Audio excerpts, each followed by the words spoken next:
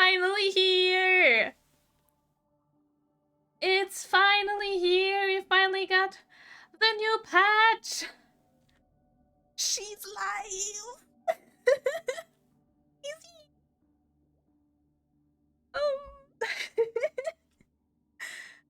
As you can probably tell, I'm totally not normal about this, which is fine. I'm so excited to finally see Robin again. Oh my god.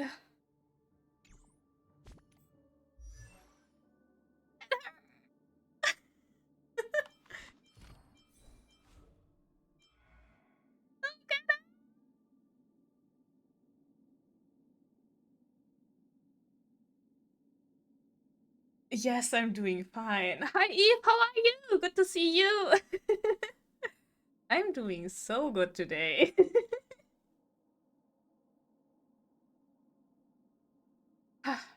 This is great. Everything about this is great. She is so beautiful. She is so amazing. She is everything. Panthers, have fun with your stream. I could look at her all day. I totally forgot to do like an intro or something like that. Anyways, hi everyone. Welcome back to the stream. Today, we are blessed by the angel and we are also going to continue the Penacony storyline. Currently we are at patch patch. We're at patch 2.2. And oh my god. What can she do?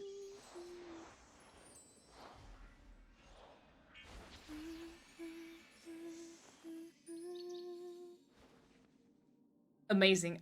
We are at patch 2.2 and we're currently at a Coney storyline. As you can see, I've already got Robin. Oh.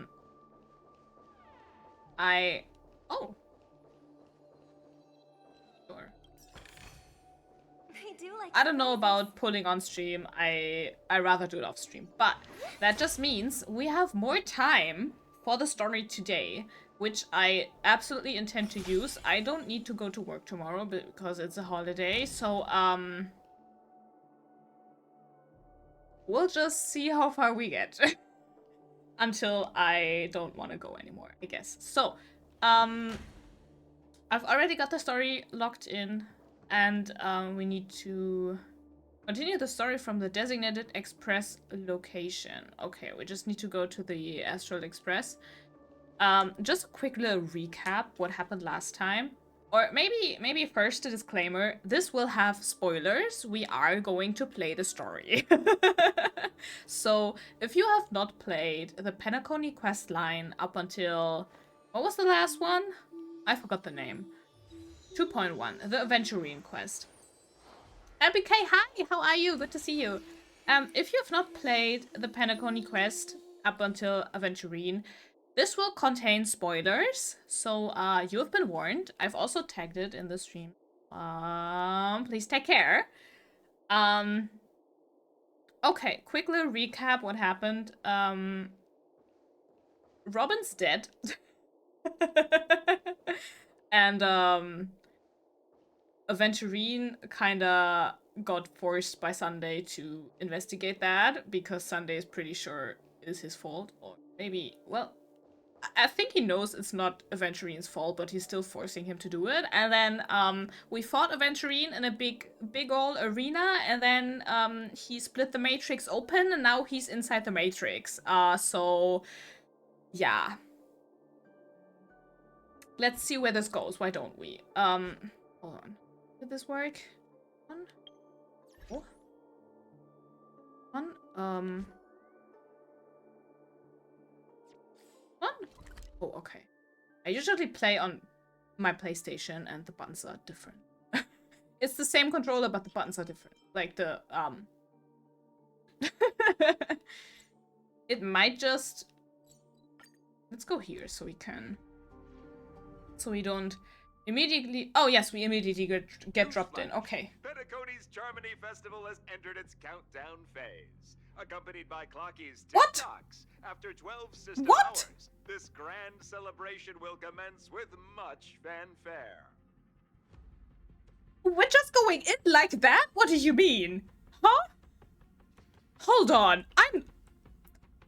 No. I will have a drink first. I'm not ready for this.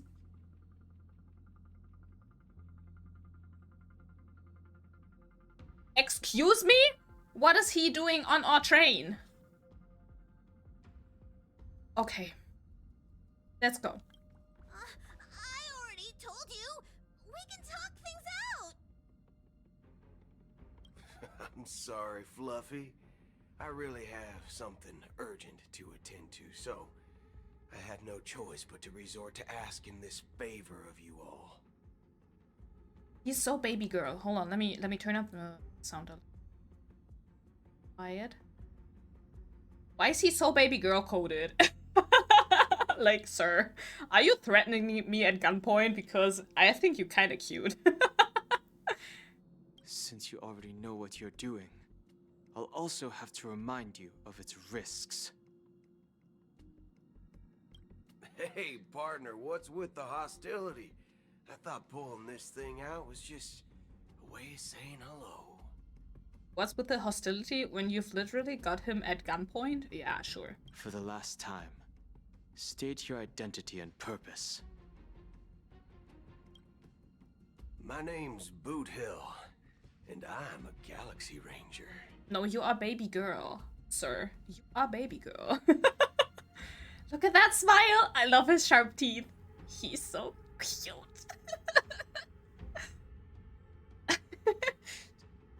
Give me just a second. I have a friend who's very smitten with Mr. Bootil right here. Let me just send them a photo real quick. It's yo man. Okay. Sorry. A Galaxy Ranger? You look like you seen a ghost. Did you think we all went extinct? Well, that's the price you pay for being off-grid for too long. The righteous heroes of the hunt would never hijack the Astral Express. I ain't hijacked anything. What, chatting with someone while holding the gun is considered a hijacking? Yes. Yes, quite literally that. It probably is. You tell him, Pom Pom.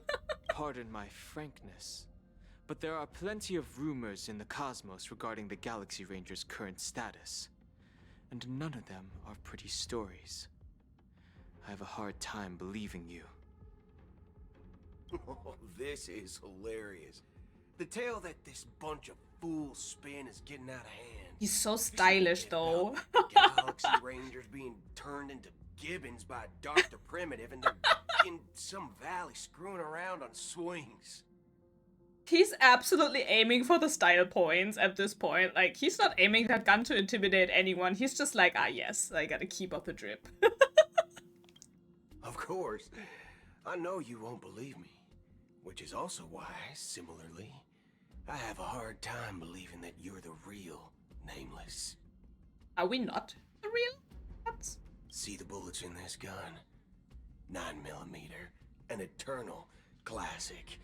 I may need the Astral Express's help right now, but if you're an imposter just like that one, then this bullet might just end up in my head. His head? Huh? I can't allow myself to be exposed to danger. That's just the way it goes. He just turns around. You all have to first prove yourselves. Huh? Where are you going? He's got a stranger with a gun aimed at him, and he just turns around. Are you gonna give him his card? Our card? This? Oh no, the nameless thing, right? It's a model fudger. The Jade Abacus of Ally and Oath. The CN Joe really gave this to you guys? Muddle fudger? Yes, right. He doesn't swear, I think. Well, he swears, but not actually. This is the Jade Abacus gifted to the Express by the Shenzhou Luofu's general, Jing Yuan. Its presence on board serves as the Shenzhou Alliance's official recognition of the Express. And they just have this lying around, chilling on a table. I mean, I guess, well. Is that enough? You tell him, Daniel. Not bad, kiddo. Oh, next step. Okay, no more gun. Look at that giant zipper. That's so stylish. And across these sprawling stars, a gentle squeeze is all it takes to rustle up a whole legion of cloud knights. Now, I reckon that'd be one fudging sight to behold. Now it's your turn. Been ages since the Galaxy Rangers had the spotlight shown on them. We ain't equipped with such fancy gadgets. But I've been around the block enough to know the way to handle these types of situations is easy as pie. Alright then. Feel free to toss any questions my way. Let's see if my answers can't turn your trust. If your gut tells you otherwise, still ain't too late to show me the door. Dude, you pointed a gun at us. We can just throw you out?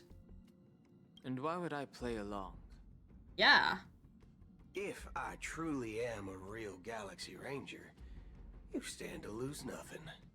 Just pointed a gun at us. What do you mean? Alright then. Tell me. What kind of organization are the Galaxy Rangers? Oh yes, smart boy. Get all those answers. All that info. Ah, my friend. This question is a hard one. I don't think I can even consider us an organization to begin with. Everyone's on their own fated path along the hunt, with their own resolute sense of righteousness and not so welcome among such so-called universal values. This reply does not instill trust, and only makes your predicament more precarious. He's just like, wrong answer. I'm guessing you're gonna ask about some form of shared faith, right? But us Galaxy Rangers don't need that sort of thing. What brings us together is a shared bottom line. Never bully the weak. Never kill the innocent. These oaths aren't some lofty beliefs, but the fundamental bottom line that one must never cross as a person. I mean, that sounds like a good guy stuff, As Galaxy I guess. Rangers, we strictly adhere to the bottom line. When someone crosses them, the hunt's vengeance will surely come knocking. And in this moment, the other crucial meaning of bottom line comes into play. As long as you don't cross it, you're free to do whatever you please. You catch my drift? Second question. Why do you seek trouble with the Astral Express? Very trustworthy. I already said that I seek no trouble. I must go to Penacony for a matter. But I don't have an invite. And I can't even enter the family's hotel doors. If only I could borrow the Nameless's identity. The entire cosmos knows you're guests of the family. Oh. But we did already have a problem with one room missing. So, like, I don't think they will let you in. Aren't the Galaxy Rangers also esteemed guests? Yeah. Oh, you've hit the nail on the head. This is why I'm here. It's fine if I tell you. The Rangers are pursuing an imposter. A son of a nice lady posing as one of us. She's on Penacony right now. Not the son of a nice lady.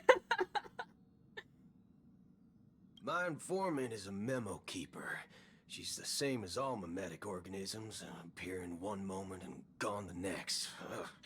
She scares the fudge out of me. Still, she gave me some vital info. That Galaxy Ranger imposter. Who is it? Is that the third question? Is it a hard question? It isn't. Just that you might not believe me. That person calls herself Acheron.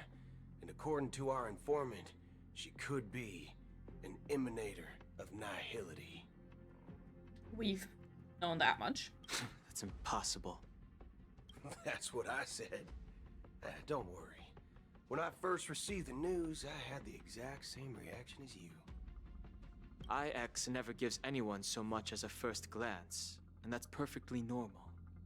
What reason would they have to bequeath strength unto mortals? Then you must know that emanators can also conceal their own identities, which, for many people, it's better that way. Otherwise, there'd be wanton bloodshed across the cosmos, or even, perhaps, turning their back on the path they're supposed to follow. I had the good fortune of running into an elation emanator. Its appearance was no different than that of those clowns. If it weren't through sheer luck that I got it drunk, I would have never known of its eminent status. Even in the purest hunt, you'll find the Xianzhou Alliance under the spotlight and Galaxy Rangers lurking in the shadows. Paths are inevitably concepts created by people and exist in planes beyond our understanding. Okay, to be fair, you know, I try, but a lot of this stuff I just don't understand. What's he saying? What is this about? What do you mean? It's fine though. It's fine. Continue talking.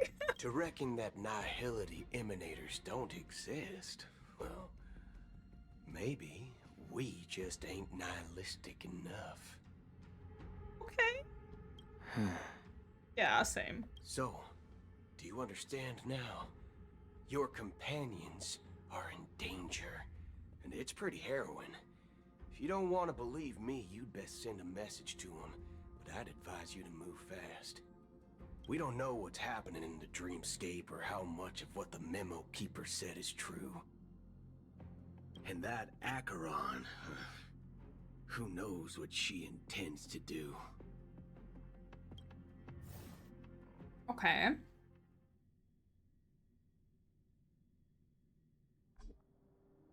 Oh. Ah, yeah, she did that. I don't intend to do anything.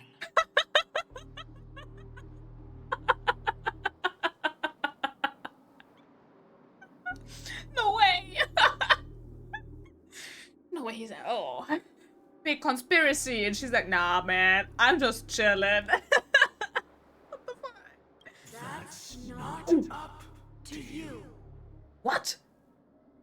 Did you know? People who come to the land of dreams for the first time, they'll subconsciously stop to reaffirm that they're still walking on solid ground. And then they will unanimously raise their heads to gaze at the sky. What's that? Be it reality or dream, staring at the sky is instinctual for humanity. Since the day that the golden hour was completed, it's always been there, watching over every single night of decadence. And surveillance? What? But now this night sky has been mercilessly severed, dyed with the mist of nihility. And this whole event happened within the course of a single slash of a blade. A single slash of a blade. Isn't really accurate. It was actually 2 blades, just that the second one was faster. Huh? That's not the point. Many guests who weren't supposed to be invited have gathered at this banquet. Even if the harmony is all-embracing, I have no choice but to show some of them the door. For the sake of Kikyomi and the peace. The planet of festivities has no place for you, a puppet of nihility. Those who live in the shadows do not bear the right to tread the illuminated stage. Speaking of living in the shadows, there's probably not much difference between us. It's only polite to reveal your true self, at least when speaking to others.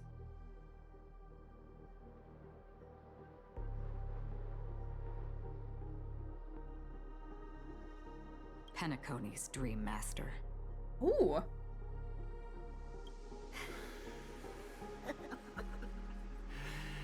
That's just another reason that you can't stay.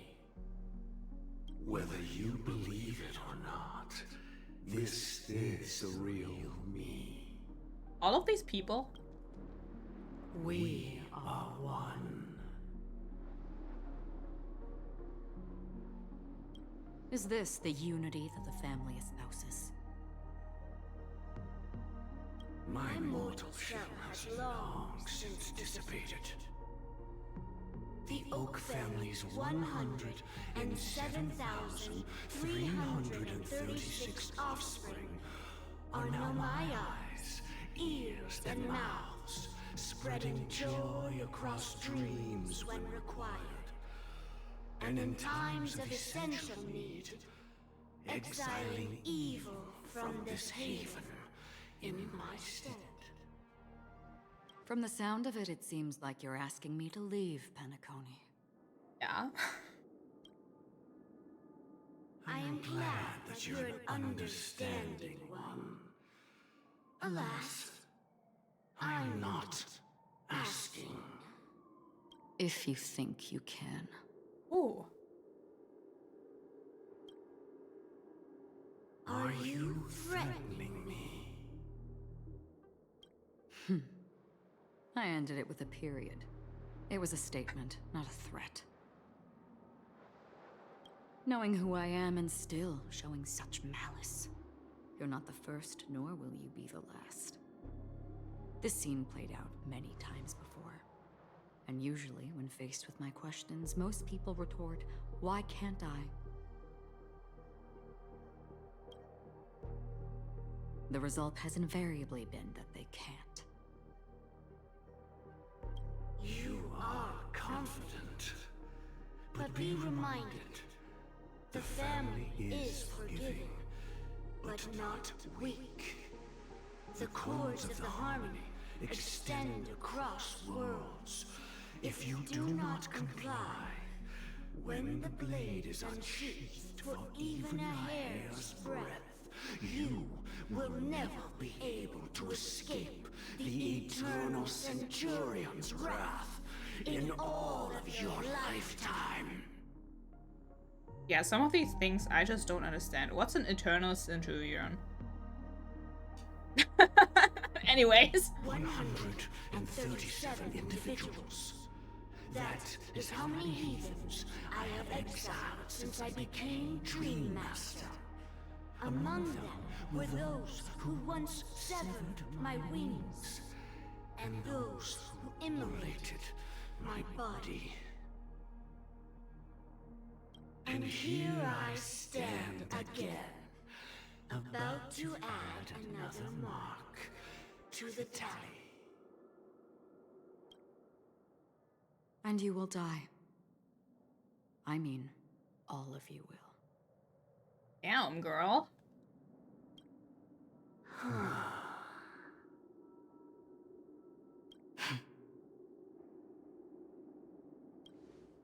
But that won't come to pass. I'll do as you ask. I'll leave. Oh. A wise choice. I wasn't aware there was a choice. To you, that surely is the only option. Please bear in mind, you and Kikyomi are of different worlds.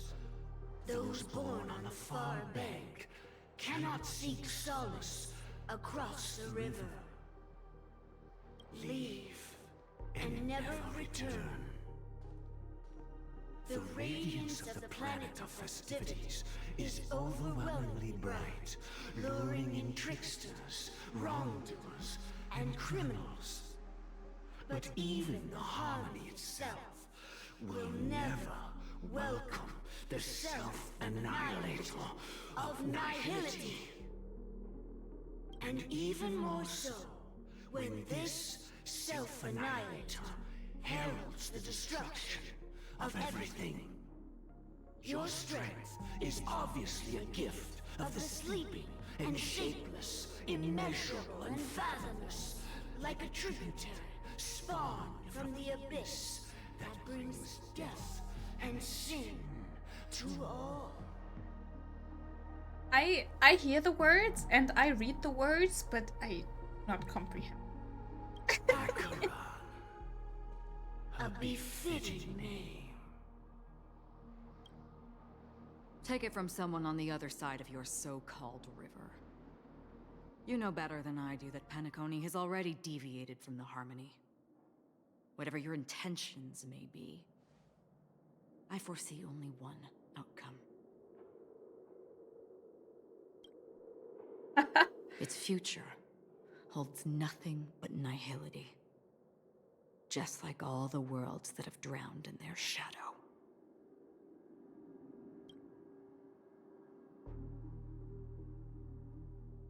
Robin's POV? What? What do you mean? What? Huh? Attention, please. The unusual event that occurred moments ago was due to a technical malfunction at Clock Studios theme park. The family has promptly responded to secure the area, and we're happy to report that there have been no injuries. Oh, I swear that was no movie shoot. So many chips fell from the sky, and I even caught one of them. But it vanished in an instant before my very eyes. Excuse me. Are you talking about the Clock Studios theme park? It's her! incident? Hmm? It's her! Yeah, what about it? Oh, Miss Robin, am I seeing things right? No need to worry. I apologize for any inconvenience caused to your delightful dream journey. What you just mentioned about the chips really piqued my interest. Would you mind providing more details about the incident? Is this Robin or is this Sparkle disguised as Robin? Oh, it was just those chips you normally see everywhere. The green ones? They fell from the sky as if it were raining. And then those chips simply disappeared. It appears to be the Dream Sim tech the Iris family has been developing. Huh? Miss Robin, you mean those chips were all part of a performance? But I really... Shh. This technology hasn't been made public yet. It was originally planned to debut at the Charmony Festival, but it seems it's been leaked. Whoever she is, Sparkle or Robin, she's good. Can you help me keep this secret? The raining chips were supposed to be part of my act. Oh, damn. Oh, I see. Then it all makes sense now. I'll do anything to help make the Charmony Festival a success. Thank you.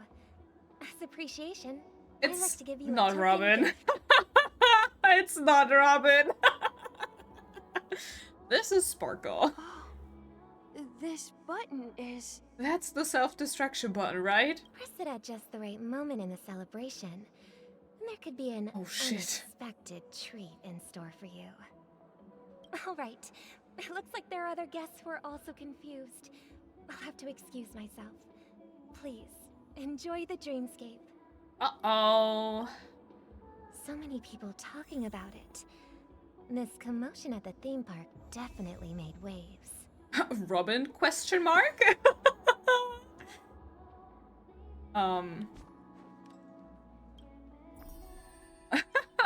The fool always rings twice. Ha, I guess who could be a fool? Oh my. I mean, this is my Robin, right? I wanna check something. Oh! Is this not my team includes Robin? Can I what? No, it looks like she's exactly the same. Okay.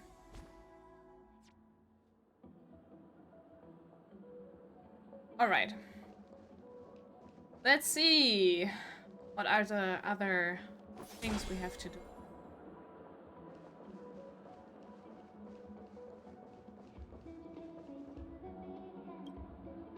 The family promised they would protect the guests within the dreamscape, but I witnessed a group of organic life forms making their way to the theme park. And soon after, a rip tore through the sky, and black rain started leaking out of the void. Whoops, was that us? The family needs to Sorry. provide a reasonable explanation, or I'll take my loved ones and return to reality. I thought the dreamscape was supposed to be a paradise. If it's not, then there's no point staying here. Be free to leave then. It appears the good sir has seen many great events. And it's true that an uninvited guest has unexpectedly entered the dreamscape. However, their target is not the ordinary guests, but the ambassadors of the IPC. The family will certainly ensure that the safety of the guests is of the highest importance. Miss Robin, I know the Bloodhound family has already sealed off the theme park and has control over the situation, but it won't resolve the problem. Imagine meeting an international superstar and you argue with her. Bro, that's not the vibe. That's not the vibe. The family can try their best to protect their reputation, but as a guest, I don't wish to gamble with my life. And Eve. But as you can see, sir, no innocent bystanders were affected in this incident. Perhaps the dreamscape is not as perfect as promised, but there's no place safer than dreams under the family's rule. I believe you know this better than I do. If this incident happened in real life, how many people would be able to walk away from it? I could stay here, but keep in mind, guests come to Penacony to enjoy the dreamscapes. They do not wish to be entangled in a conflict between the family and the IPC, so let's not have any more unnecessary incidents. Of course. With the Charmony Festival about to commence, we will spare no effort in our preparations. Rest assured. To express our apologies, the family has arranged this gift for the guests. Thank you for understanding. Oh my, this won't be good. You've had quite a bit to drink. Sure Hello. May I ask what happened here? Nothing to be worried about. There's been a small rehearsal mishap at Clock Studios theme park. Please stay calm. Hey, are you a fool? You don't even recognize Miss Robin? Who do you think you're talking to? I'm sorry. I've just been transferred to the Bloodhound family, and I'm still not too used to working on the streets. I didn't realize it was you. How do you I'm so not sorry. recognize her? She's like one of the only 2 people in the entire of Penacony with wings, and she has long blue hair. Hey, don't sweat it. Also, her song's Have a playing good in job. the background. I know how it is. How's the situation looking? Oh, we've sealed off the theme park. Most guests are used to bizarre phenomena in the dreamscape, and so far, no threats have been detected. We can expect order to be restored soon. Rest assured, Miss Robin will intensify our patrols to ensure that no incidents occur. I trust you guys. But regarding what happened in the theme park, what do you hounds think about it? It's okay. Feel free to speak your mind. Well, Well, Actually, I was there shortly after it happened. Is it true that the IPC's ambassadors came with ill intent? And that Galaxy Ranger who easily cut through the sky? Miss Robin, tell you the truth, everyone's been talking about it. The myriad factions on Penacony have already been causing unease for everyone. Thank you all for your loyalty towards the family. The planet of festivities has indeed run into some trouble. The representative from the IPC, he's trying to regain ownership of Penacony and is prepared for a hostile takeover. what? That's not what's happening. Of course, the family did not agree. The result of the failed negotiations is as you see it now. No wonder. So this Is she is the just main telling reason why the everyone a IPC different staff are story? banned from entering the dreamscape. Because these other Did they guys, apprehend the troublemaker in the end? to these other guys, she said there was a third party involved. Don't worry. Mr. Sunday is currently tracking his whereabouts, and he'll have something to show for it soon. However, given the situation, the IPC surely won't let this go easily. Therefore, we are relying on you hounds to maintain the order and stability of the dreamscape. Please be assured, Miss Robin, we take our orders seriously. We won't let those IPC cronies get away with this. Uh-oh. Uh-oh. Thank you for your hard work. If there are any other members who still feel uneasy, She's just creating please chaos. tell them on my behalf that protecting the dreamscape requires everyone's help.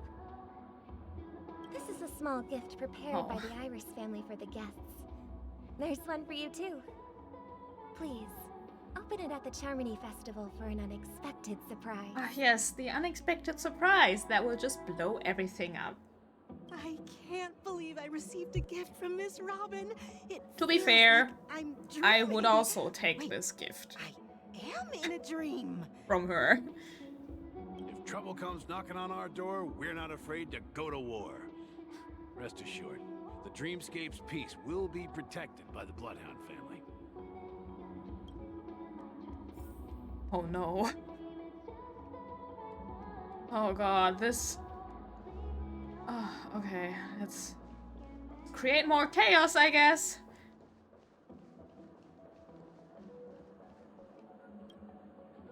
Miss Robin? That's the renowned cosmic superstar, Miss Robin! Would also lose my marbles like this. I didn't expect to meet a fan here. I'm honored. Welcome to Penacony, a world filled with wonderful dreams. I can't believe I'm actually meeting the real Robin! Or not. Shouldn't you be preparing for the Charmony Festival? Preparation is important, but the ceremony is fundamentally about sharing the Great One's harmony with everyone. If there's a chance to sing with everyone, I will not refuse. Regarding the recent mishap, I understand it negatively impacted some of our guests. As a member of the family, it's only right for me to come forward and offer my apologies to everyone. But, are you sure it was actually a mishap? Everyone saw those chips descending like rain and the red light tearing through the sky. Claiming it was merely special effects seems a bit far-fetched. Plus, I met that generous gentleman. He looked really out of it and kept talking to himself. Is this also part of the performance? Is it? Everyone, please do not panic. I believe that the family will give everyone a satisfactory answer in due time.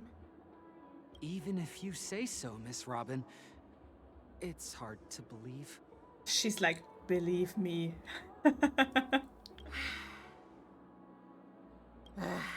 Some people just never listen, do they? It's never ending. It just goes on and on. I'm getting really tired of this. Miss Robin? Still, I suppose I should keep on helping everyone.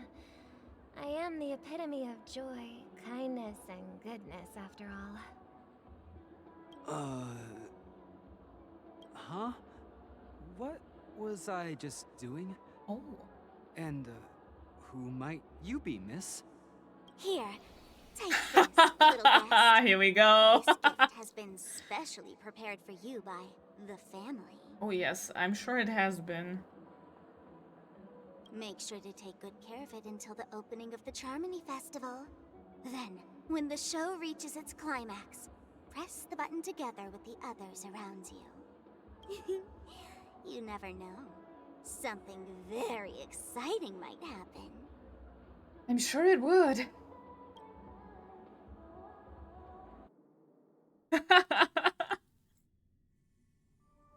Oh, this is exciting. Where it all Oh, began. what? You entered the golden hour from this place. And it is also from here where you will enter the true Penacony. It is a pleasure to journey alongside you once more. But it's time I laid bare the entire truth before you. As you might have heard, I also go by another name. Stellaron Hunter Sam. I'm fine. Sorry, I hope I haven't scared you. Just a little bit. I know you have many questions. Do you remember when we encountered death in that strange dreamscape? When I was caught by that meme?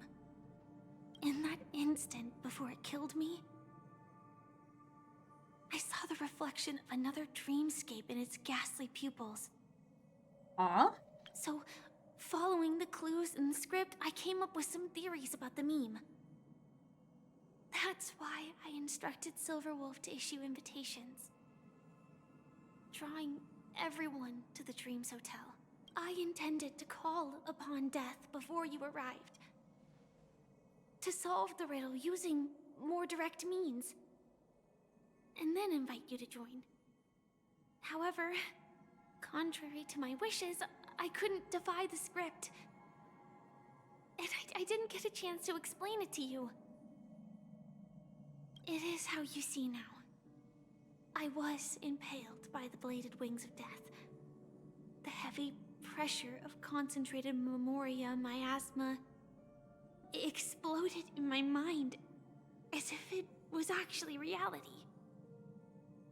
But after the momentary numbness subsided, I found that my body was absolutely unscathed. I was still alive. And it was just as I thought. I had arrived at a place starkly different from this beautiful dream. Beneath the dreamscape of Penacony lies another, more chaotic, more primal memory zone. Its name? Land of the Exiles. How do you know the name? Do you just... Is there a big sign at the entrance, or... How do you know that? And so, then I returned to the hotel in the dreamscape, hoping to tell you of its existence. Yet I could not reveal my own identity. So, I could only divert your party's attention and lure you away from the battlefield. Oh, so that was in a few seconds' time? Because she died, and then right after we fought Sam, right? And after all That's my attempts proved such a cool scene. Such a cool scene. It wasn't until not long ago, when a crimson blade of light shattered the high wall of the dream, causing you all to fall far into the abyssal depths of the dreamscape, that I was able to awaken you and your companions one by one. Is this the Matrix? And that's it. That is all that's happened so far. I'm completely confused. I know it's tough to believe all this without reservations. I just want to say, you are very close to the final answer. Just one more thing needs to be done. And then I can prove it to you. Now, let's leave this place. Please close your eyes. Okay. Take a deep breath and visualize the dreamscape's outline in your heart. And remember, You must not open your eyes at all times. I'm not opening then. 3, 2, 1. Okay. Don't be afraid. The one who has come to greet us has arrived. After a piercing screech, a thick and ferocious surge of memoria crashes into your chest, churning and ravaging.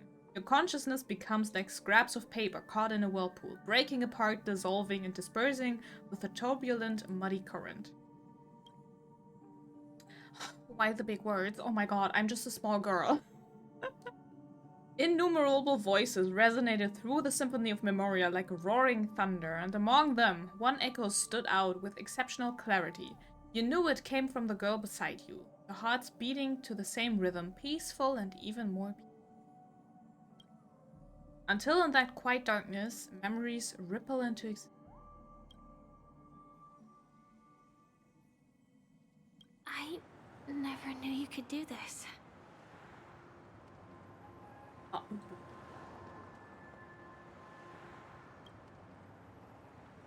The screenshot button. What? Why is Blade driving her?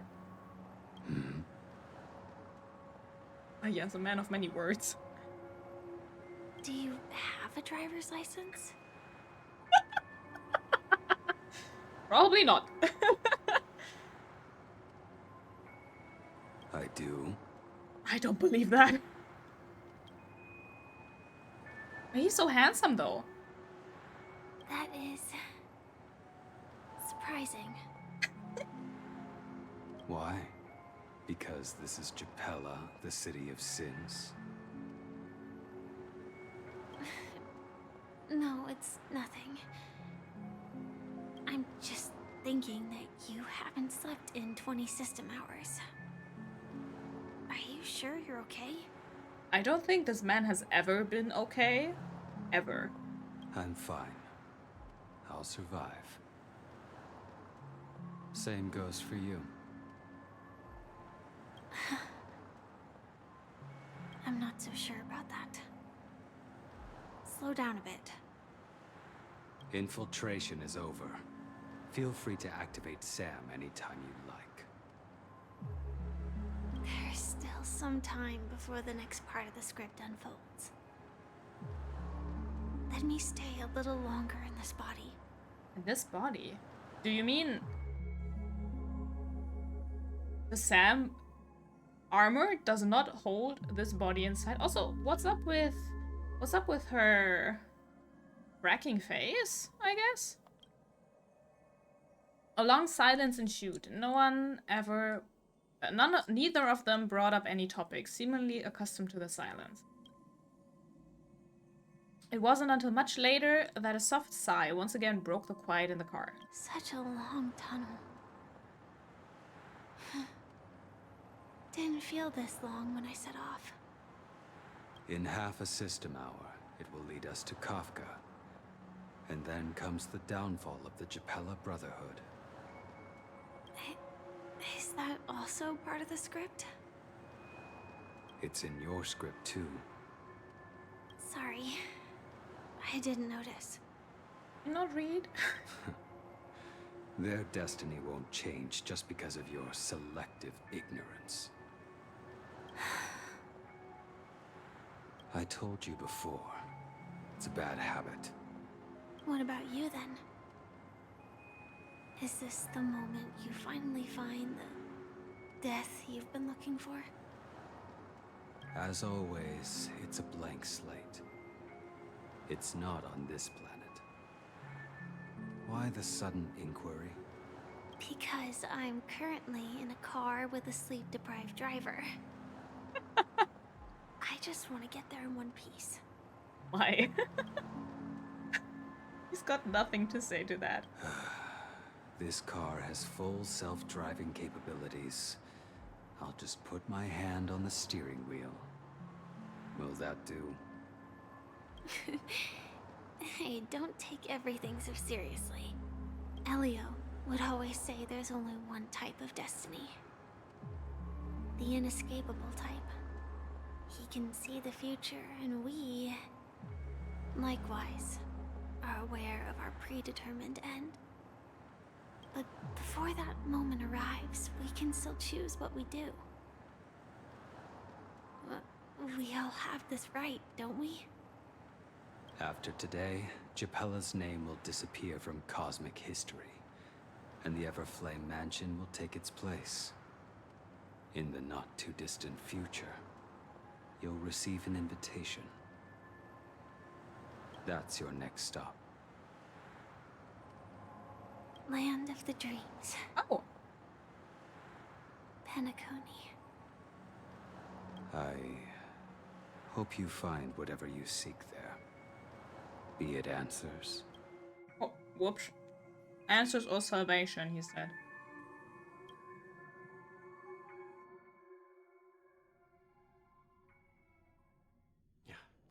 Glad to see you're safe and sound.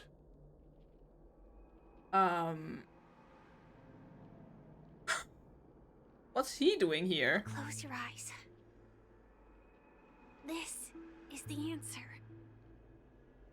Isn't it incredible?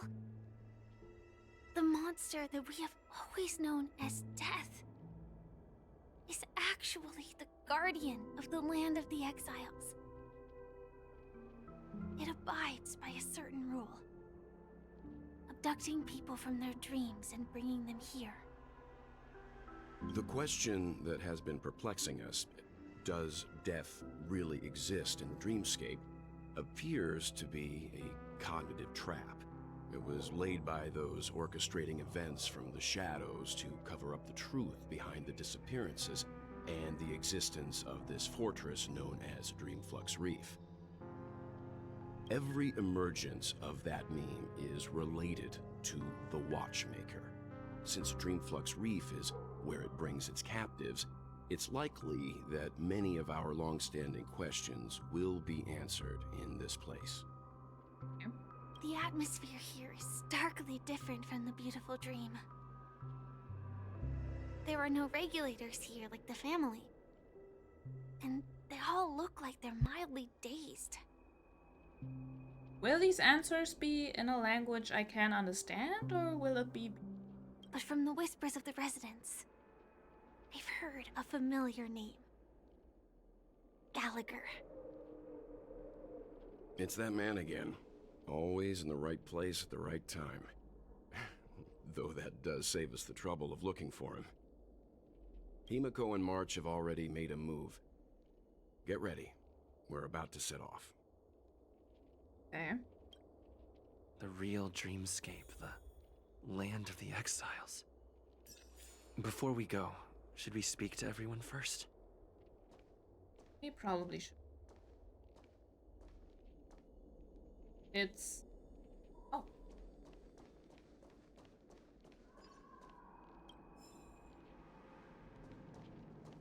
Oh. More stuff here. Ha ha ha. Don't mind me. Is this a train station? It is a train station.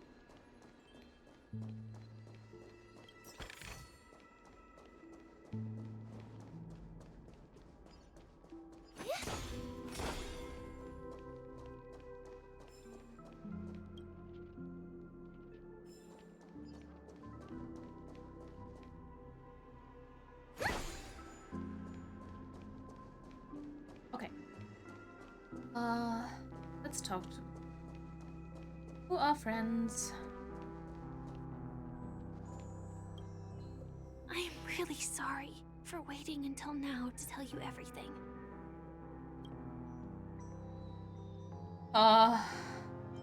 Okay, why couldn't you reveal your true Two identity? reasons. Firstly, the script. In the future that Elio saw, Sam and the Astral Express's confrontation was inevitable. I tried to break the shackles of the prophecy, but this is as far as I could go. That aside, there were also my personal motives. I wished to travel with you as Firefly. And not Sam. Huh? It's alright, I didn't take it personally. Thank you. Okay, do the Stellaron Hunters also want a piece of the legacy? Elio only gave me one instruction. Allow the Astral Express to pursue the Grand Legacy. It means that the Watchmaker's legacy holds great significance to trailblazing. And to you. Okay. Elio's scripts used to revolve and expand around certain specific Stellarons. But with your appearance, this condition has apparently ceased to be appropriate. Perhaps he also saw the impossible in the future. And who exactly is Sam? Do you still remember that medical cabin I told you about? Well, that's Sam. It belongs to the Iron Cavalry of Glamoth's Firmament Frontline. A Firefly Type 4 Tactical Heavy Assault Mech. Strategic Assault Mech, Sam. So, neither of these two, Firefly or Sam, is actually her name. It's just an alias. Medical cabin, I actually don't remember that. It is the cradle of my vitality. And the meaning of my birth. And for the longest time it was how I should have looked to the rest of the world. Okay.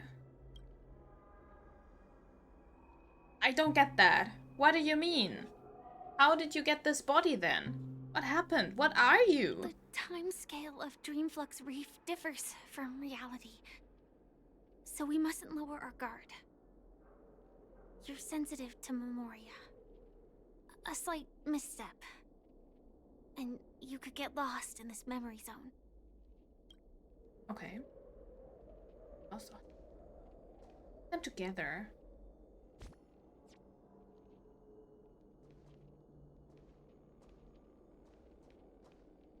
I love her dress. With the butterfly wings on them.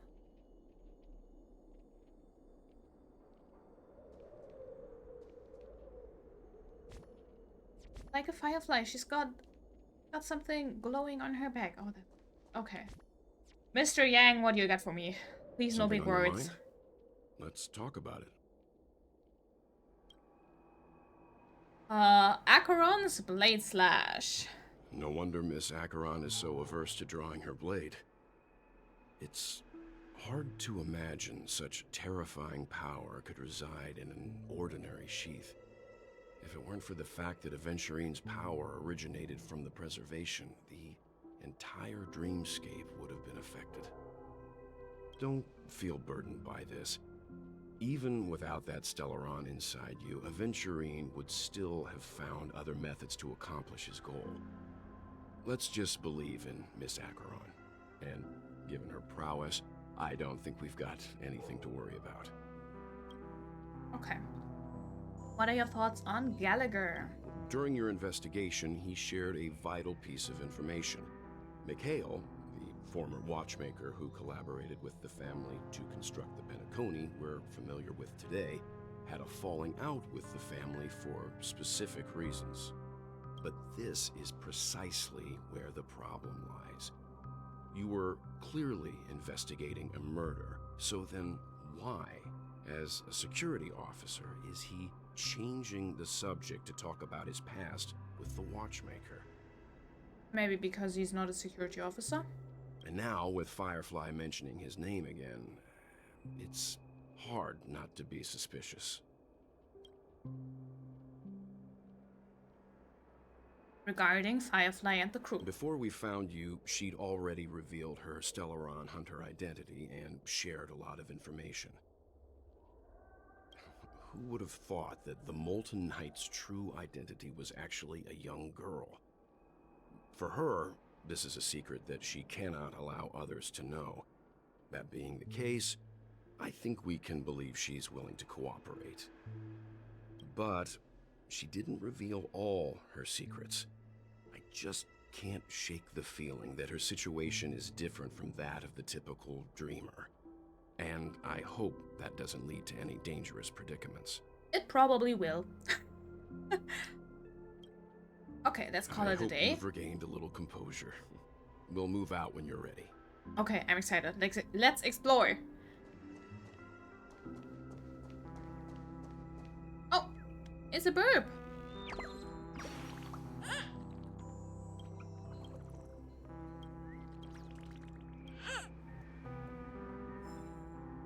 Okay. So. The light on. Oh. Look behind the door.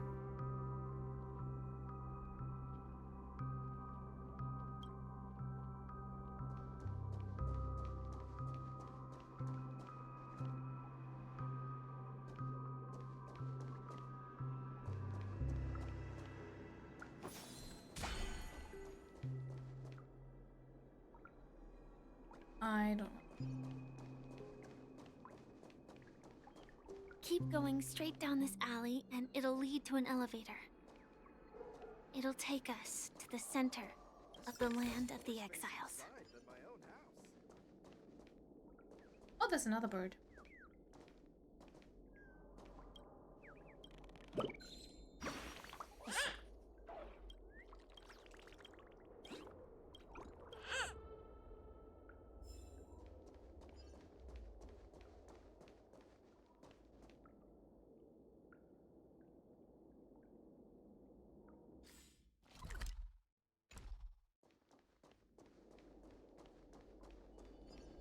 Can't let any treasure.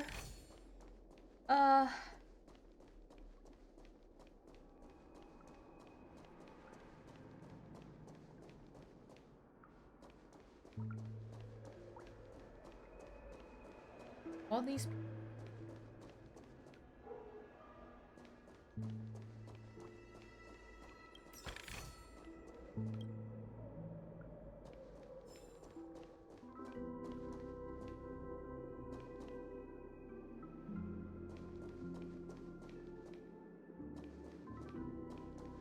What a huge clocky. Looks like the watchmaker also left his mark on Dreamflux Reef.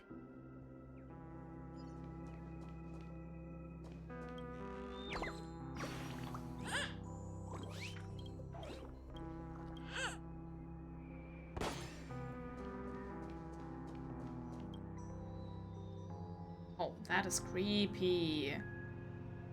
Lucky's finger is pointing towards the sky, but the skies of Dreamflux Reef are obscured by the lights of dreams. Does he want you to look up an creation of the beauty of the dreams, or is he mocking the hypocrisy? Or perhaps he's guiding you upwards in search of the secrets of this place. These words are so hard. My accent is...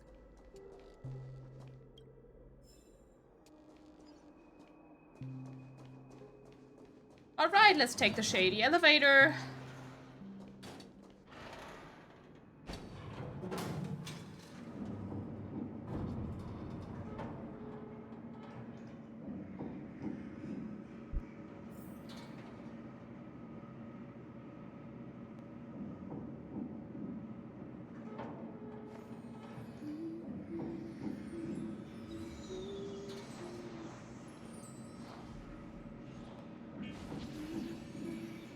Robin, you're having too good of a time. To think there's a settlement of this size within the dreamscape, and all beyond the family's reach.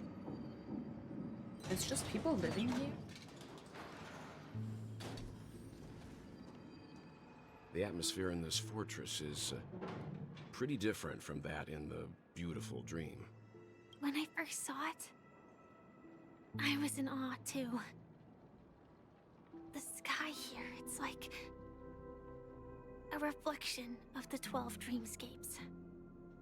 What's even more bizarre is that this place is also separated into trade and residential areas. The layout may be simple, but the facilities are very comprehensive. that there are quite a number of people living here. Here. Though both dreamscapes have distinct styles, the architectural designs are quite similar. Works of the same hand, perhaps. Hard not to speculate on the connection. Why did they build this? But there's no point in overthinking things. Let's meet up with Himiko and the others first. Take a right turn at the end of this road and you'll reach the trade district. There are more people there. And perhaps someone knows where she is. Not coming with us? The Astral Express likely needs room for some internal deliberation. In the meantime, I'll try and locate Gallagher. Sure. Let's reconnect later. Okay. Letting her go was the right decision. Further observations Misha! are needed before we decide whether to trust In the her. back. But first, there's someone I need to talk to.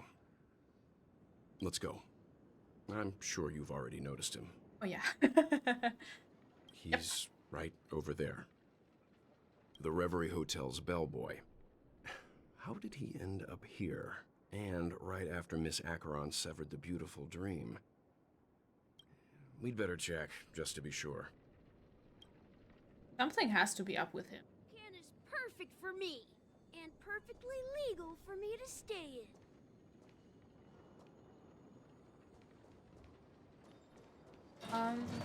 Before we go, it'll look around.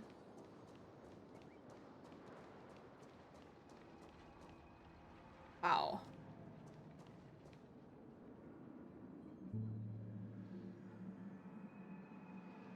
Okay.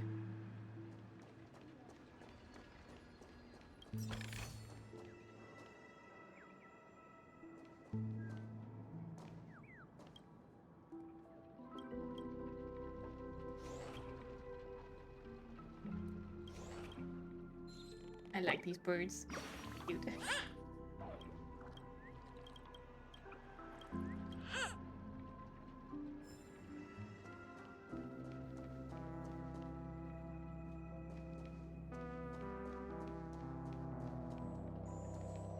The fully functional world. This is the world you get to when you die, right? You're the guest from before. We meet again! And a new friend. Forgot to introduce myself. I'm the hotel's bellboy, Misha. Hello, Misha. I'm Welt. We met in a dream. Oh.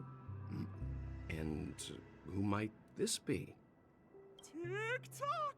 Old friend and new friend! Let's high-five!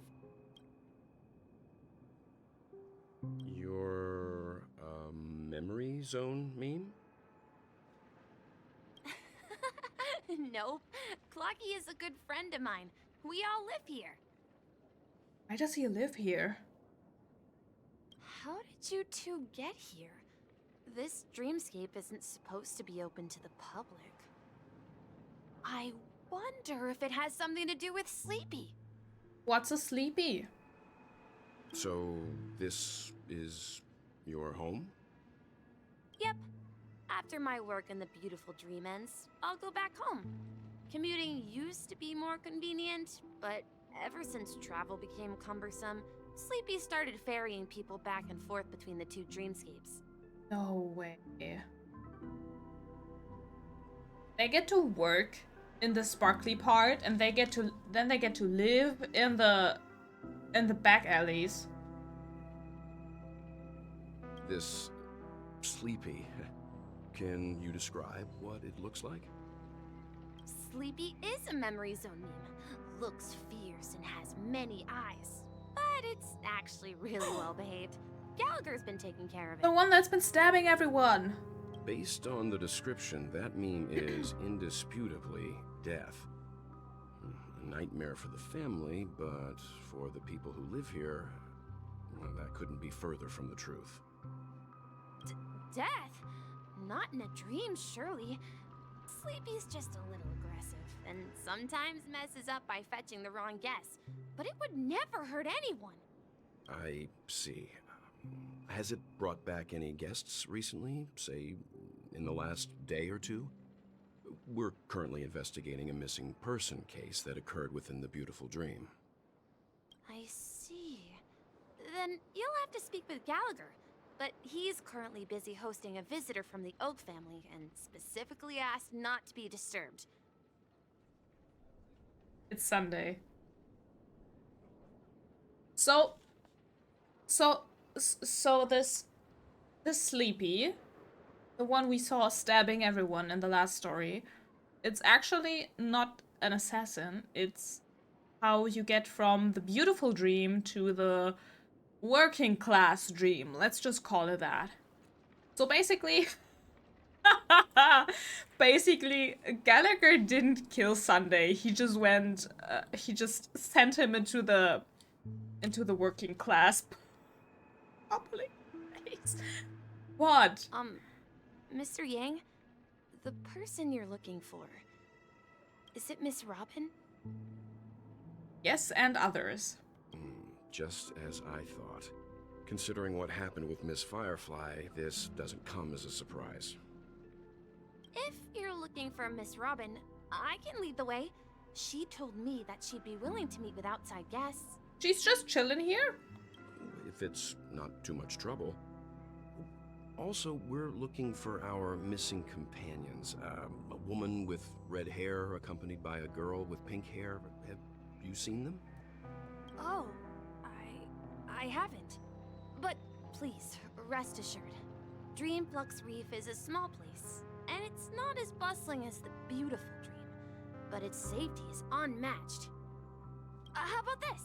Since it's your first time here in Dreamflux Reef, I'll be your guide and help you find your companions. And then we can all go visit Miss Robin together. She's gone to Mrs. Grace's to visit the children. She won't be leaving anytime soon, so there should be enough time. The children? Is this... Wait. They said there's no children in the dreamscape. What? All right then, we'll follow your plan. Right at the beginning. We now know the answer to both murder cases that have caused such commotion in Penacony. As for the intentions of the mastermind behind it all, we're still none the wiser. There's no children in Penacony. Why is there children?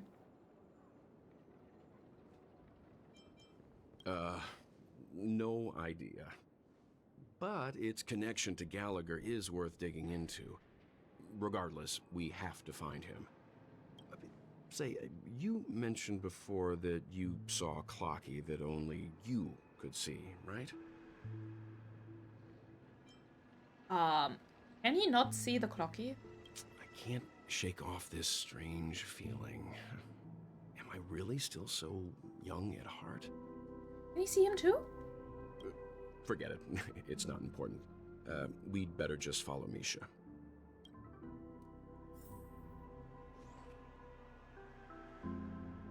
Okay. So much has been solved in just this little part of the story. No one's dead. They're all just chilling in the working class realm.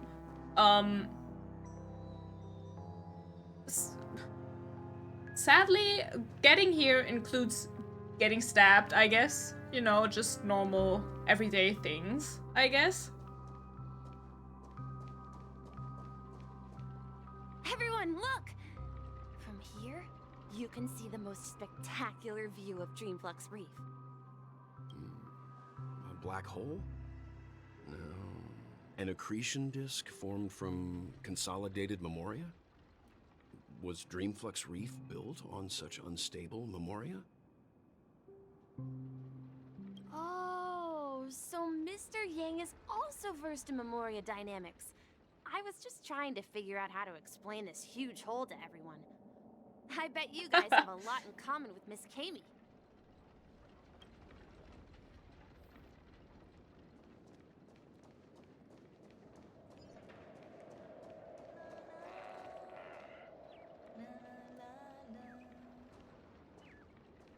Oh. children. Why is there kids here?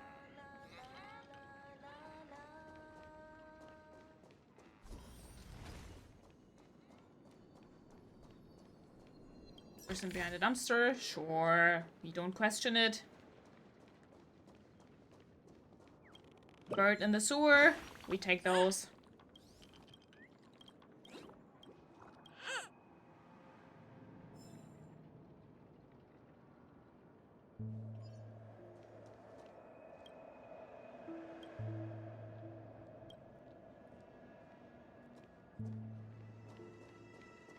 I remember when this place was all hustling and bustling. Oh, now look at it. Nothing is spared from the decay of time.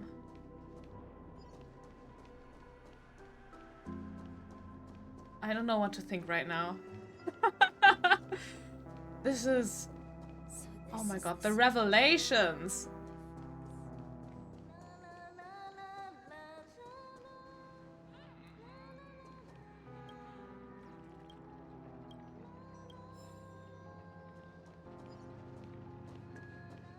Oh, right, let's... Look! There she is! Amy.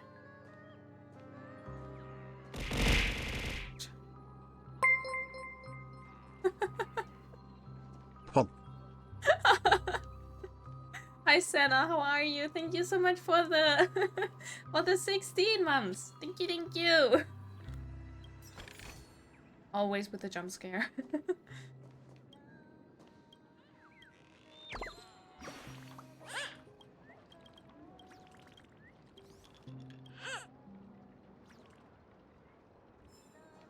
Glad to see you doing good. Me too. I have a little bit of a my back hurts. Other than that, I'm doing. So what I want to know is Robin is basically an angel, and she has a halo and wing. And there's other people like her, but they always only have a halo. Why do they not have wings? My calculations are finally done. In another 10 system hours, the above dream will swallow the dream below. My hypothesis was correct. This place will cease to exist as the dream devours everything. Who are you all, and why haven't you left yet? This place is about to disappear. Higher rank, maybe. I guess maybe kind of royal stuff.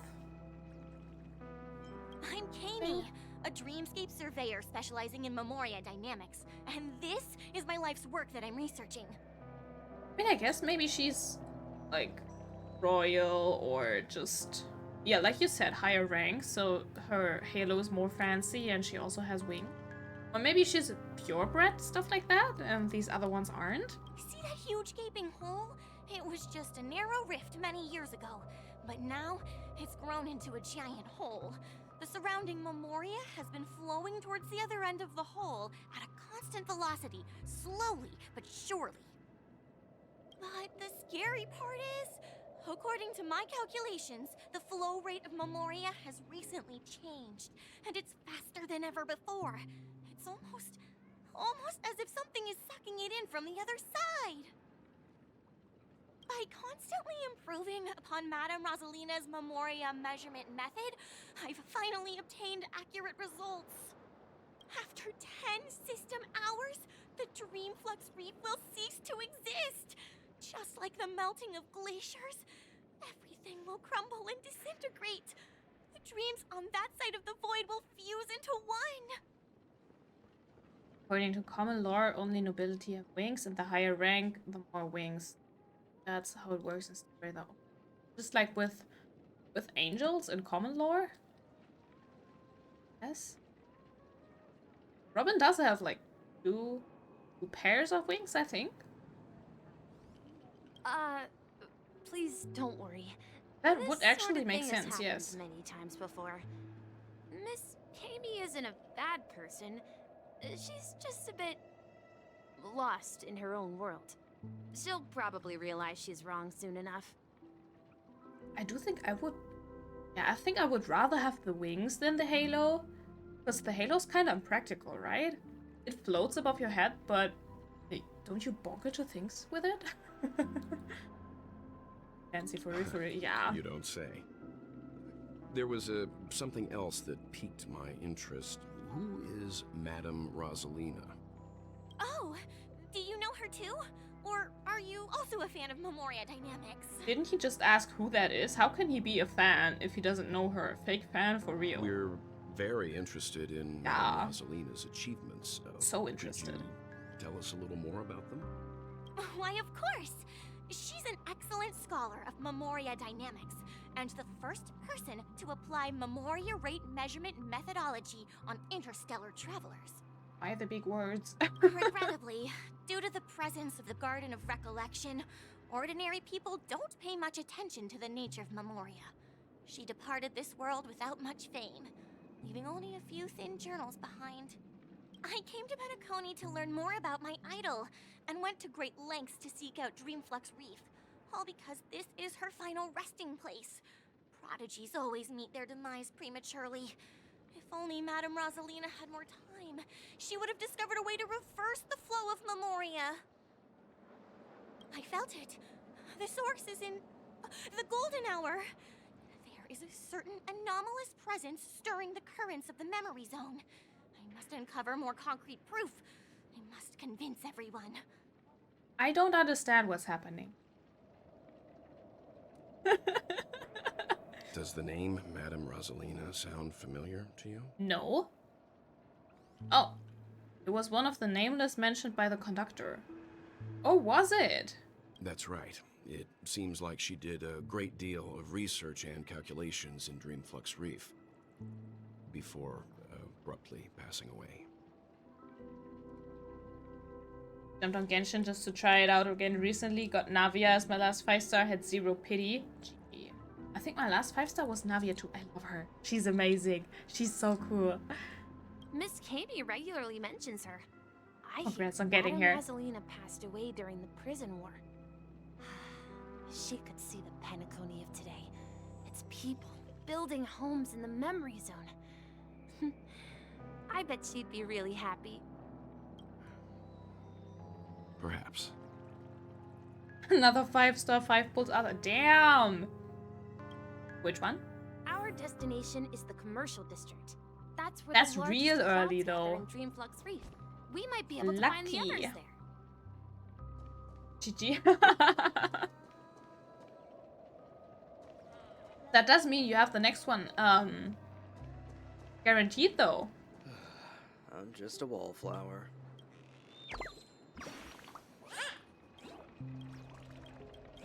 Next 50-50 is not a 50-50.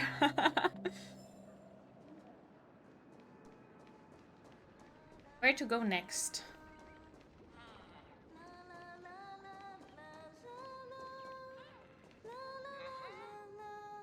This girl singing Robin's song. Pop off. Good at least. Let me go. Oh, it's March. Please, come to your senses. I'm begging you. Oh. Ghost! There's a ghost! Don't come near me! Oh Ghost. my. I'm human and so are you. Can you get a grip? How to get new character? Which one are you pulling for? Mr. Yang and Mr. Trailblazer. I've been father? waiting for you. Quickly, come help. I bumped into a member of the family on the way here. He was so scared and I just wanted to calm him down. But... Let me go! Let me go! I've only done good in my life. Why can't I rest in peace after death? But you're still alive. well, this is how it turned out. Me? A ghost? Don't make me hit you.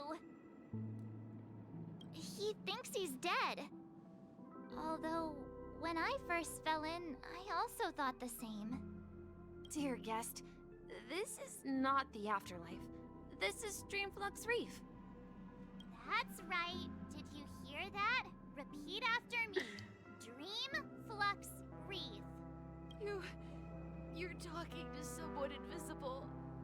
If I'm not dead, what am I?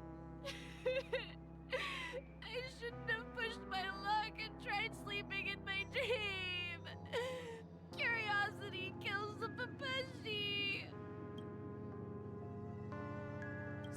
masking! You'll alert the monsters! Pulling for father, I see. Good luck, good luck. Although you don't need it anymore, right? It's just a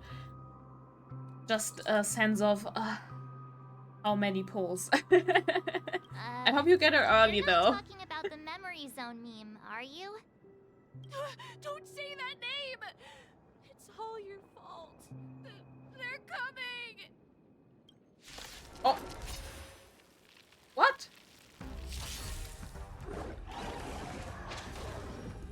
I hope for an end to strife in the world. Harmony and unison. Bust. Or maybe I'll take it all. There is no way I will not autoplay this. Knowledge, the measure of truth and falsehood. My team, my peeps are not very strong. Watch your head. But they get the job done. 0 points. I hope. Yes, they do. Okay. I'm still gonna try for a Topaz to complete the team. Ba-ba-ba-ba. He passed out. His intense negative emotions attracted the nearby memory zone memes.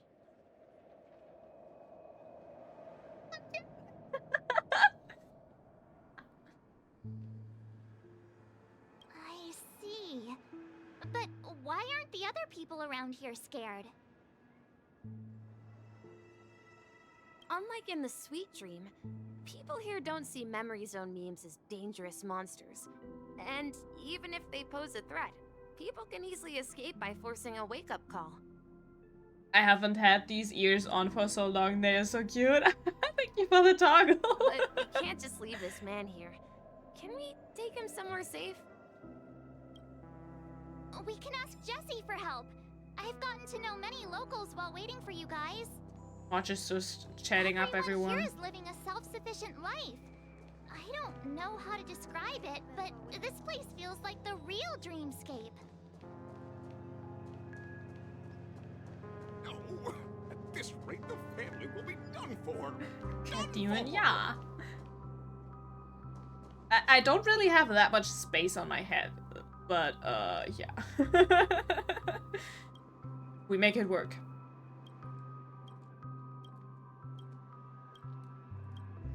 Can I buy things from a large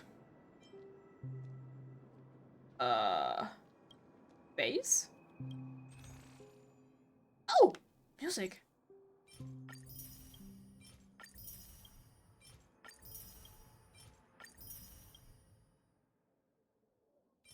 This?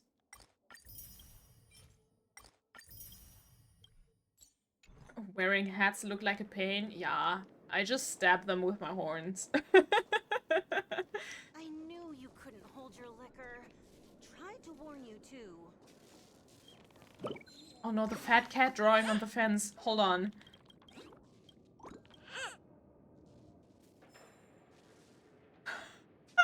Look at that. So cute. Gosh. Let's do this one. There. Abandon all. Oh.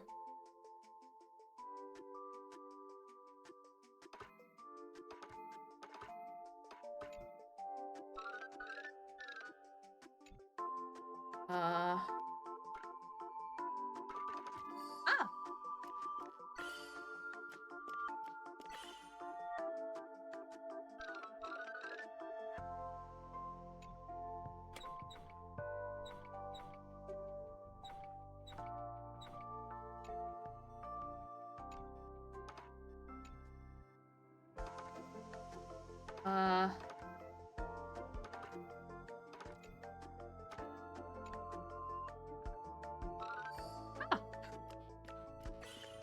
Oh gosh, one more.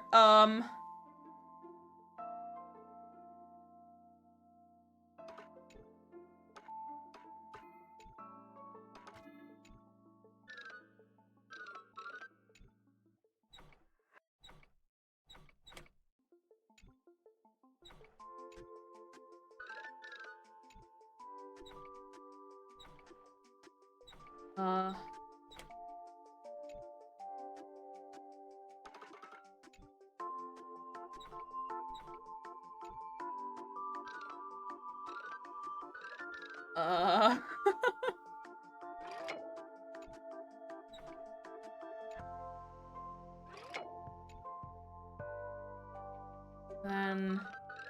Aha! Yes! Ah, yes, big brain, big brain. Oh my god. If this was... if there was one more, I don't know if I could have made.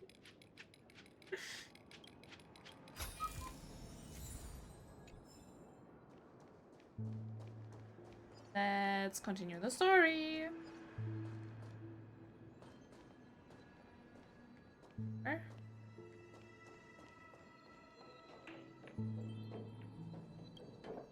Evening, Jessie.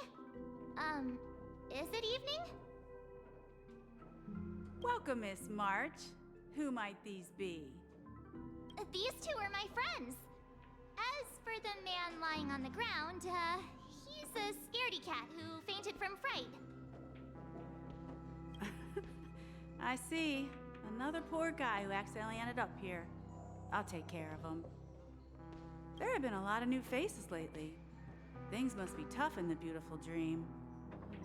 The few remaining havens of freedom in Asdana will soon face trouble. Do such things often happen here? Not really, but they're becoming more frequent now. Guess it's one of the signs of the Sweet Dreams collapse. This man has had quite the shock. Could you help me find a Halovian lady, March? Her songs can heal mental wounds. A Halovian lady? That must be Robin. She's also here in Dreamflux Reef. Huh? Robin? But I thought she... Oh, right. If Firefly is here safe and sound, then it means Robin must be okay too. Misha is about to take us to her to find out what happened. But before that, let's meet up with Himiko. You were with her earlier, right? We met some stowaways in the residential area. Most of them came from neighboring star systems. I heard that places like Dreamflux Reef are scattered throughout the memory zone of Asdana, like islands in the ocean. They existed before the family arrived. That could also explain why Sunday doesn't know about this. He thought his sister was dead, but she was just chilling. I also heard that when Dreamflux Reef took shape, it was the center of all dreamscapes in Penacony. If that's true, it's no wonder there are so many similarities between this place and the Sweet Dream. Himiko must be gathering information. Let's hurry up and get going.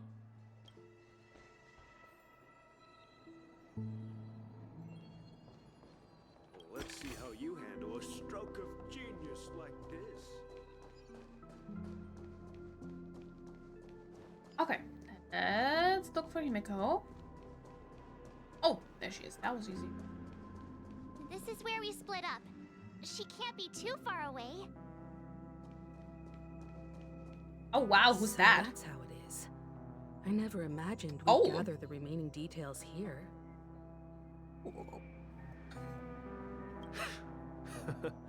To borrow Gallagher's catchphrase, what an unpredictable twist of fate. Himiko, here they are. Ah, perfect timing. Now that everyone's here, I'd like to introduce everyone to Micah, who's partly in charge of the Land of the Exiles. Micah, these are my companions. It's a pleasure to meet the Nameless. Oh right, I forgot we're famous. You know us? Yes, March, we're famous. I've been keeping an eye on you since the day you arrived in Penacony. We would have met under more appropriate circumstances if Dreamflux Reef hadn't been isolated from the 12 dreamscapes. Please, allow me to formally introduce myself. I'm Micah, the Gravekeeper of Dreamflux Reef. Grave? Gravekeeper? Life in Dreamflux Reef is pretty liberating.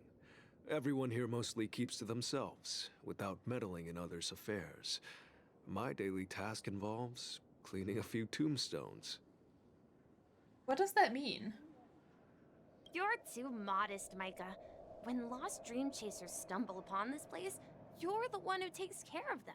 guiding them back to the sweet dream, or showing them how to survive the wild dream chaos. So, guardian of sorts. Were you talking to me, Mr. Yang? Hmm?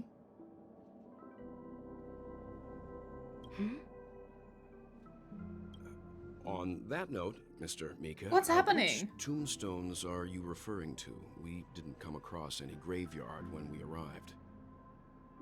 They're actually just symbolic stones. But since you're curious, Mr. Yang, I'll take you there.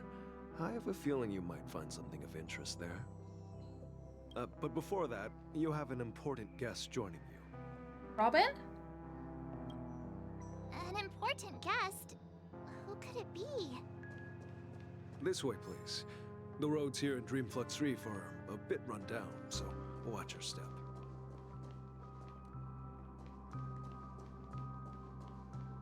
We're taking the back alley. The back alleys.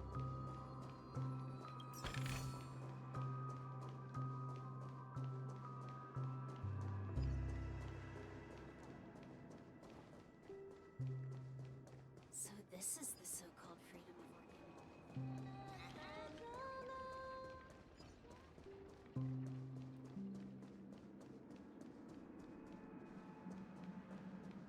There she is! This is wacky.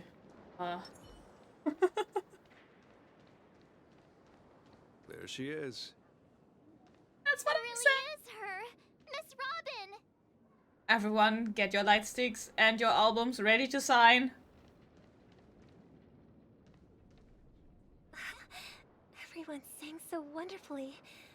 It's not often that I tried this music style, but I've gained some valuable insights from it. Oh, I can't thank you enough, Robin. Well, these kids have made incredible progress in only a few days. It was nothing, Grace. I merely taught them how to sing. It was you who brought hope into their lives. So perfect. Life must be quite difficult for them in reality, I imagine. That's right. Whenever it's time to say goodbye to these kids, they're reluctant to leave. But I've explored every corner of Dreamflux Reef, talked to everyone I met, and they all told me the same thing. This shattered dream is not worth clinging to. It seems you truly are a child of the Harmony. Emma and Andy are orphans I took under my wing. Carol there, with her blind eyes, used to work at a nutrition center in the outer ring of Penacony. And as for Gary, he's been living with autism since he was a child. They're not old enough to enter the sweet dream managed by the family. Autism mentioned? What? If we compare people to birds, these kids are like fledglings with impaired wings. But in this dream, well, they can fly freely. Even if they stumble along the way, well, they're still relying on their own strength. And me, an old lady with no legs. Well, without this dream, I couldn't even walk toward them. I'm glad that you found a new life here in Penacony. It's just... Don't worry, Robin. Dreams have their significance, but they aren't everything. Both the children and I understand this. No matter how long we fly through this dream, we will one day return to reality. But you know what? Emma and Gary aren't plagued by their insecurities anymore. No, and Carol is learning how to cope with her blindness. And Andy is livelier than ever. Well, even I've become more optimistic. You see, in dreams, we learn how to live. Once we return to reality, we learn how to survive. I don't know what to feel right now. And should our feathers be damaged, then we share our wings with one another. There's no need to covet an illusory sky in dreams, because we have the right and the ability to fly towards a broader horizon. It's a relief to see you safe and sound, Miss Robin. That's a lot to unpack. They just have disabled children chilling here? Like taking care of orphans?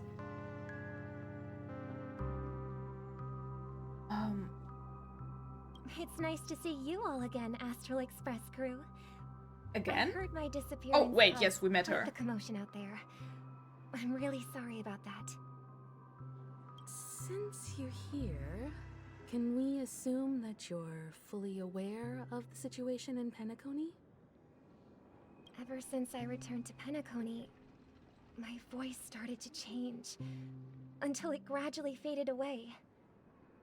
At first, I thought it was a temporary ailment, perhaps due to having been away too long. I thought maybe it just takes some time for my body to acclimate to the high concentration of Memoria and Asdana. I don't know. But now it seems the root of the problem goes way beyond me. There are elements around me that don't align with the harmony. Losing my voice is just one of the signs of the Sweet Dreams collapse. The Sweet Dreams collapse. That memo keeper mentioned the same thing. So it's real. While I was away from Penacony, the boundaries of the 12 dreamscapes kept expanding outward. But whenever I mentioned the anomalies in my dreams, all the family heads refused to talk about it. Only my brother was willing to respond. Later, I discovered the secret letters from the IPC ambassador, which further convinced me that there are hidden secrets beneath the surface of Penacony. So, following the clues in the Oak family's dossiers, I found my way here. So no one assassinated her. She just tried to find her way in here to save Penacony? The land of the exiles, concealed by the family under the guise of death. A dream within a dream, where Penacony's past is buried. Hearing you speak, it sounds as if your voice has made somewhat of a recovery. I hate to admit it, but the harmony in this place resonates more broadly than within the Sweet Dream. Oh. It's regrettable, but the family has experienced betrayal. The traitor, or traitors, abandoned their original principles and, using the name of harmony, exploited people's weaknesses to turn Penacony into the planet of festivities, trapping everyone in the illusion of the Sweet Dream. Matrix? This is not the strong defending the weak. The angry eyebrows. But rather the strong exploiting the weak. A world without equality won't ever be favored by the harmony. And naturally, those voices blessed by them have lost the ability to sing. Could there be another force influencing the family's shift in philosophy, Miss Robin? So why is Sunday not? Is he not blessed by harmony? Considering what happened with Acheron, it's difficult to conceive of another entity within the realm of the harmony capable of influencing everyone. Unless a power surpassing that of an emanator is involved. I'd heard about what happened to the Xianzhou Alliance. But as far as I'm aware, the family hasn't faced any such external interventions. Who knows?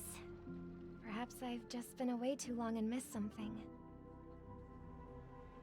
Regardless, I cannot accept my home is moving towards the very opposite of what the harmony represents, while still claiming to uphold it.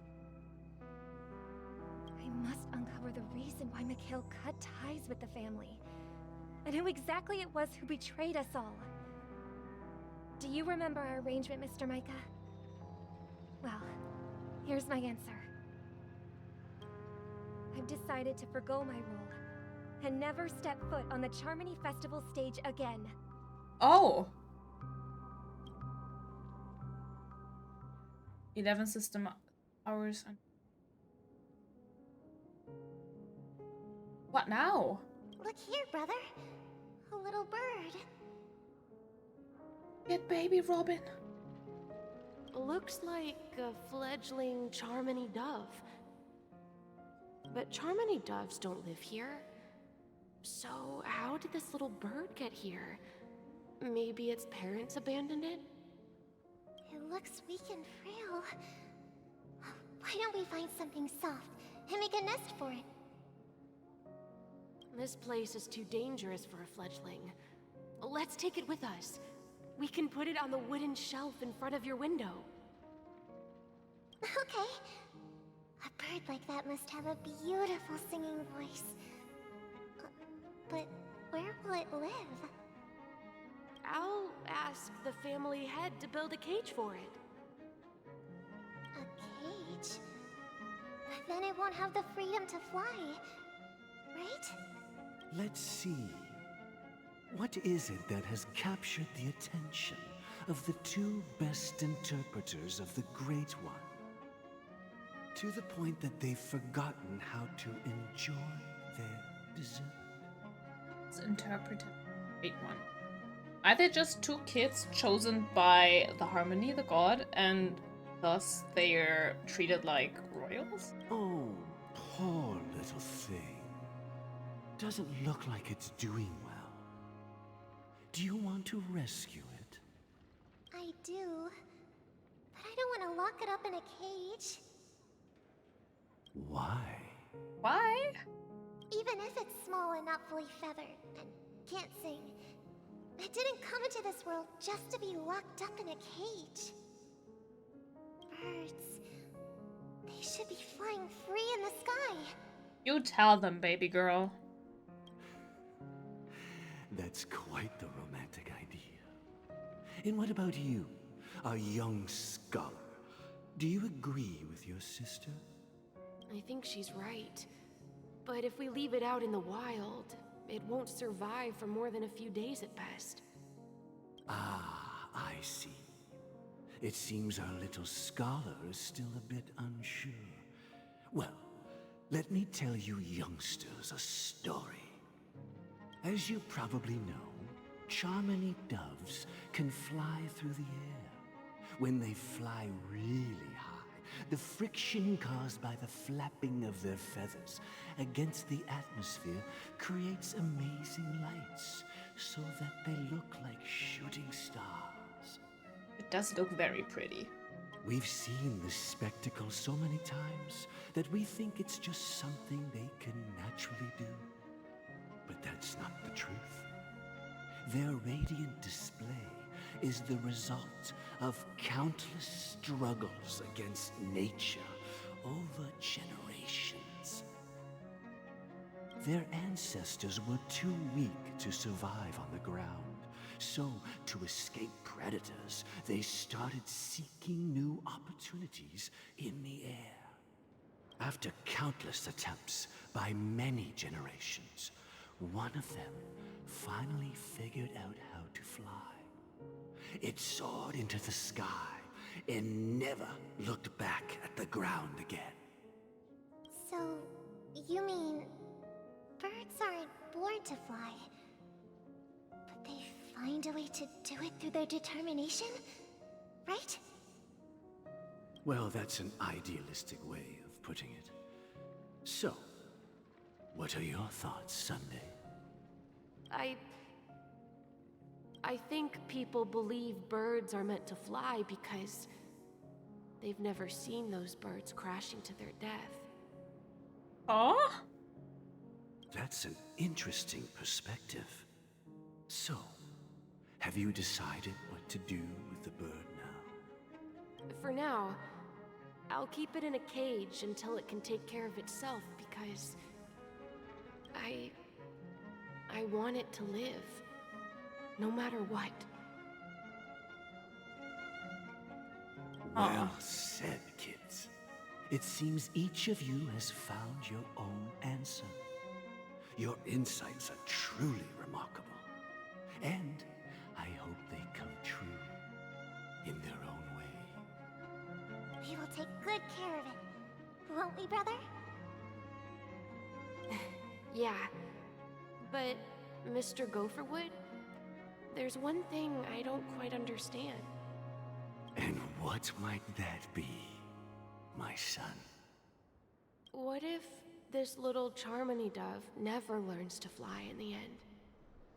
I mean, if there are fledglings in this world that can never fly throughout their lives, should we let them go back to the sky? Only to see them crash to the ground and die? What are these philosophical questions? Also, who's Gopher Wood? Talking in your sleep, birdie? Time to wake up. Oh.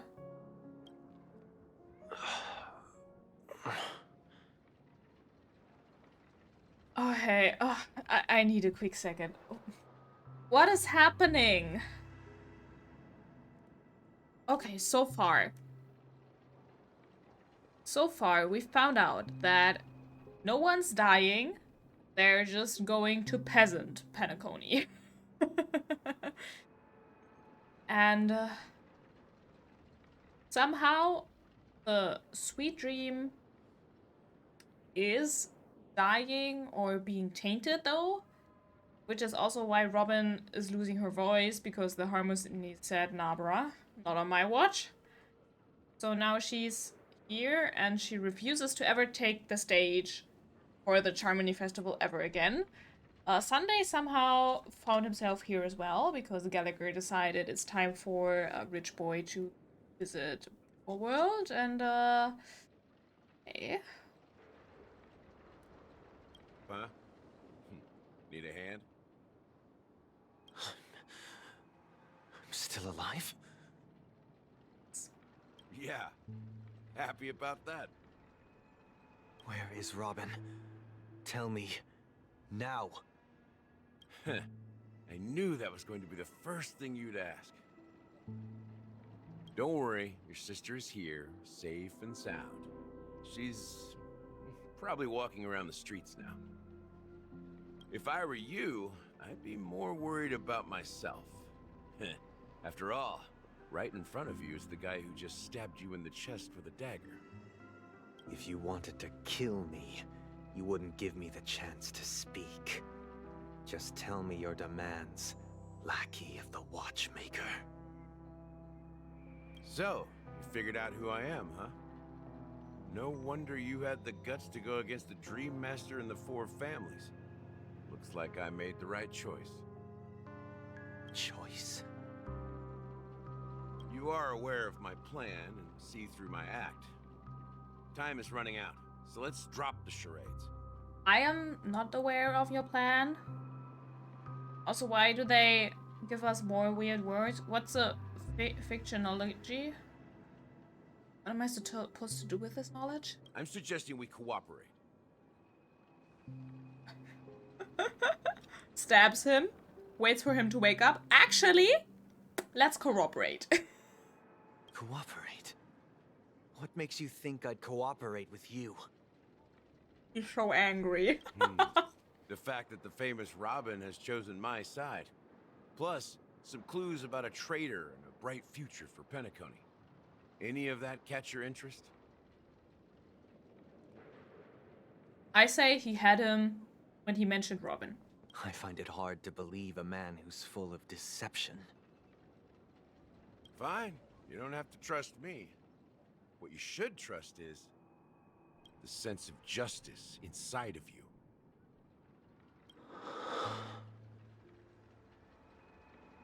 Show me Robin first. Show the goods. All right, as you wish. Here she is. And here we are with the whole Trevor group. Huh? Oh, no. We're not. What's your trick this time? Just kidding. I mean, this lady will lead us to Robin, right? Oh, he's just winging it. And the crew, too. There are too many people who you owe an explanation. That'd be great. Please follow me, Honorable Oak Family Head. Now, all the actors are on the stage. Moments later. This is the monument I mentioned earlier. The names inscribed on it should be familiar to all of you. Oh, should they? Rosalina and Tiernan. How many pulls? I didn't count.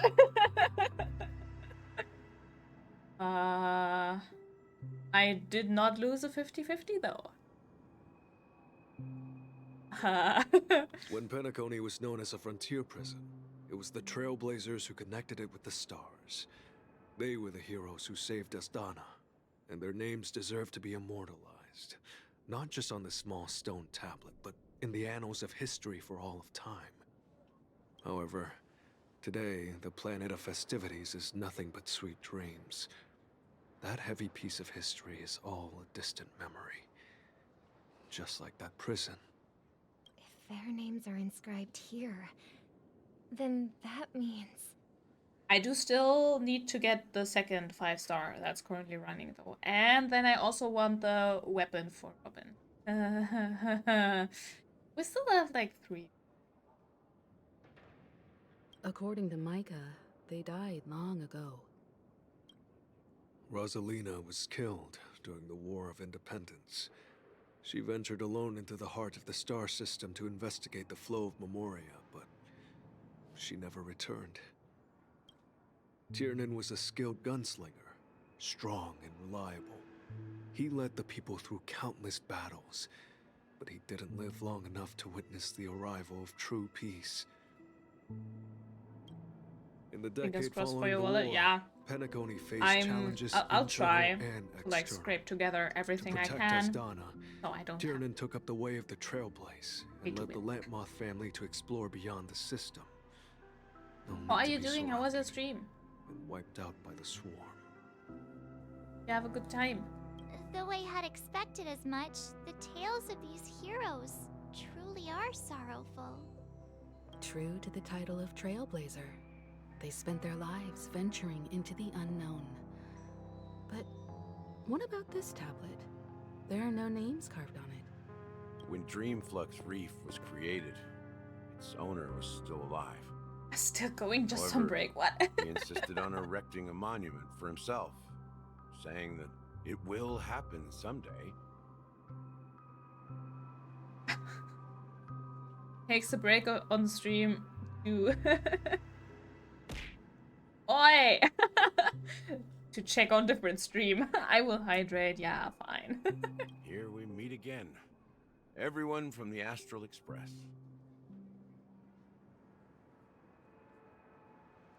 Sunday is tiny next to Gallagher. Look at that, man. Look at that. Hold on, I'm in the way. Look at those honkers.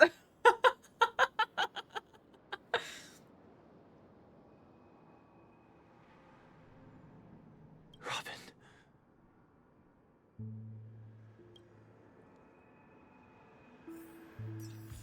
Oh. Oh god, oh, I was dealing with ratio. Oh my gosh, it's the siblings!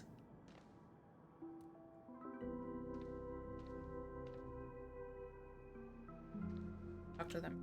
Brother. There's no need for words. You're safe, and that's all that matters. Can you just like hug?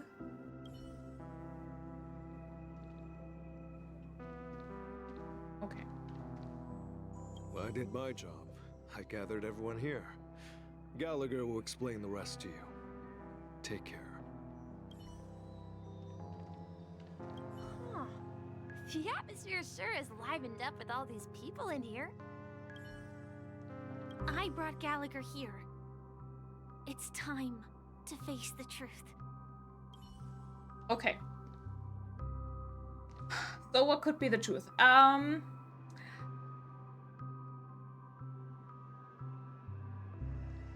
They are trying to find the traitor. None of these people here is the traitor. We must all work together to find the traitor. Also, Aventurine Ware. We must find the traitor to stop the dream, the real dream, from crumbling, I guess, or to save Penacony.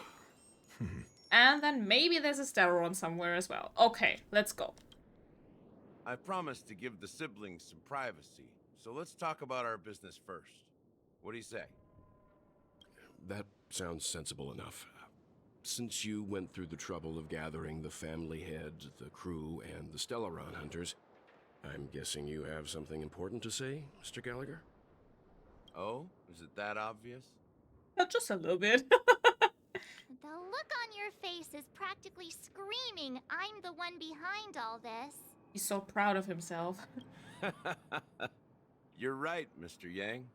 It is indeed time to come clean on everything. The siblings already know what they need to, and they've made their choice. But you, Nameless, arrived a bit late. So it's only fair that I answer your questions. Before we begin, let me reintroduce myself. I'm the founder of Dreamflux Reef, the deputy of the Watchmaker, and the one who sent out that invitation. Oh. As Gallagher, the history fictionologist, I humbly extend my greetings to you all.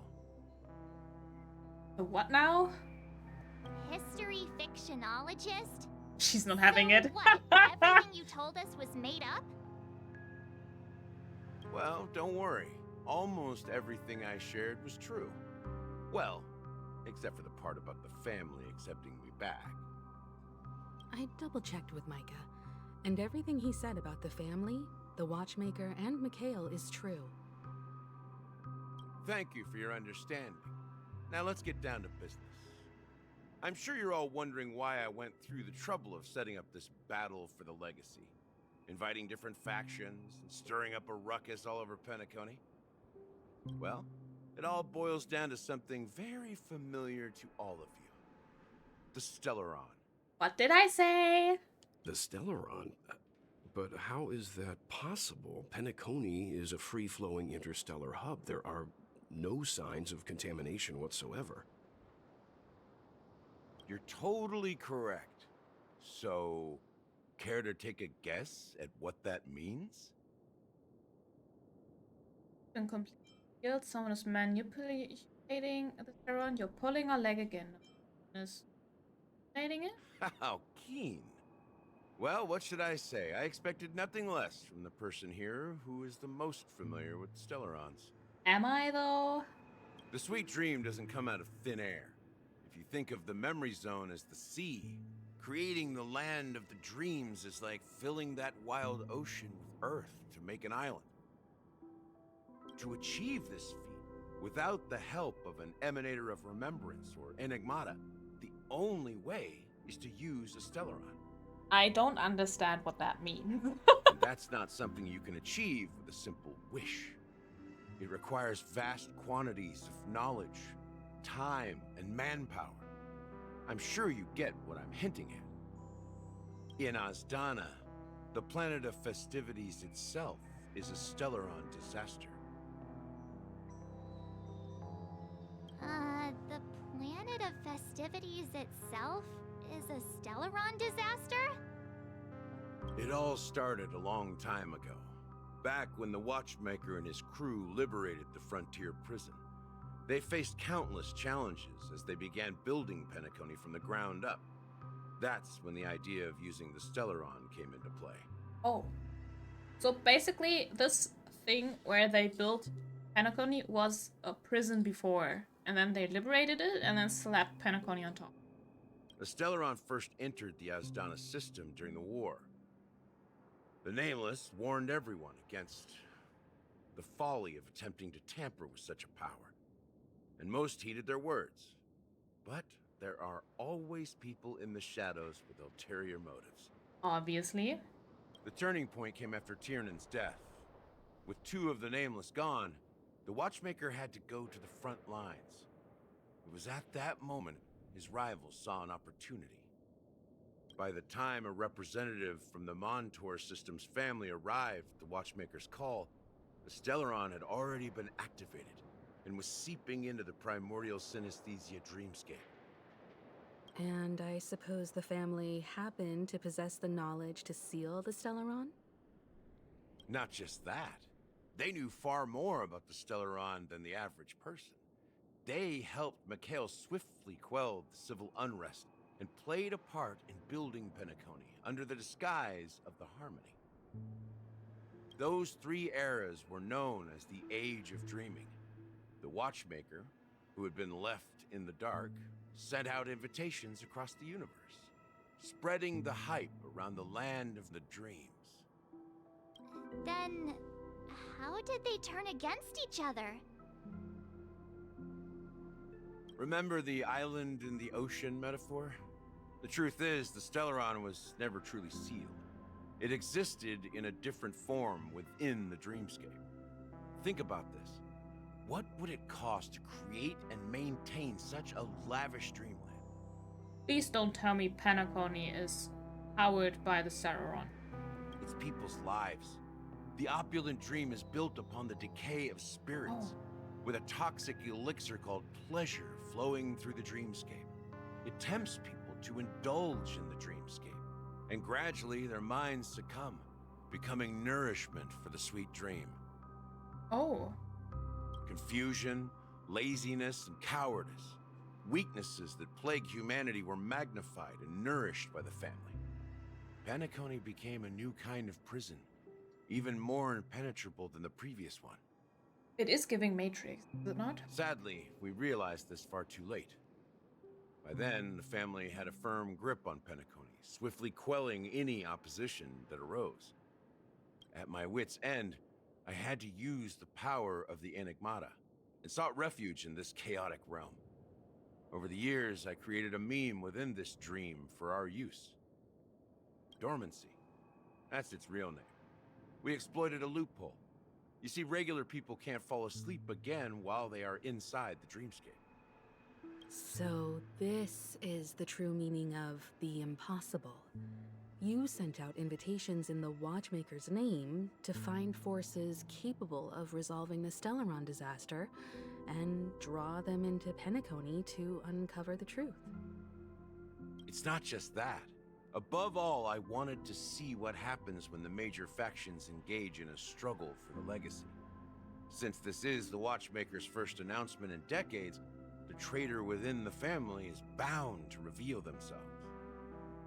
Yep. So, the legacy is just a facade. If you want to consider the Stellaron as the legacy, I'm totally fine with that. If that's the case, where is the Stellaron now? That's a question for Mr. Wings. Mr. Wings! The Stellaron is still under the family's control, and as the head of the Oak family, I'm sure he holds all the answers. Mr. Wings. Okay, what say you, Mr. Wings? Are you done talking? So, will you tell us where the Stellaron is?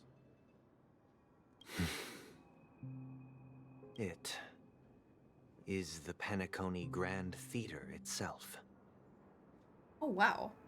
As I suspected, it's the embodiment of the family. The edifice that first materialized within the sweet dream. That's what turned Penacony into its current state. As for the person who employed its power, it is in fact Mr. Gopherwood, the current Dream Master. That's the person who was talking to Small, Sunday and Robin, right? Well, that was easier than I thought. Did you conduct your own investigation already? Correct. When I was trying to track down the person who murdered my sister, apart from you, Gopherwood was my second suspect. Confronting me first turned out to be a smart move on your part. I didn't have other options. The Dream Master has been elusive, and even the heads of the families can hardly get an audience with him. Oh, that's the person Acheron was talking to right in the beginning. Moreover, Mr. Gopherwood has been kind to my sister and me. And I didn't want it all to end like this. What do you mean by that? To be honest, my brother and I are also victims of the cancer of all worlds. We grew up as orphans, and were adopted by the family when they came to help. Mr. Gopherwood recognized our potential and brought us to Penacony. They are babies. Oh my god.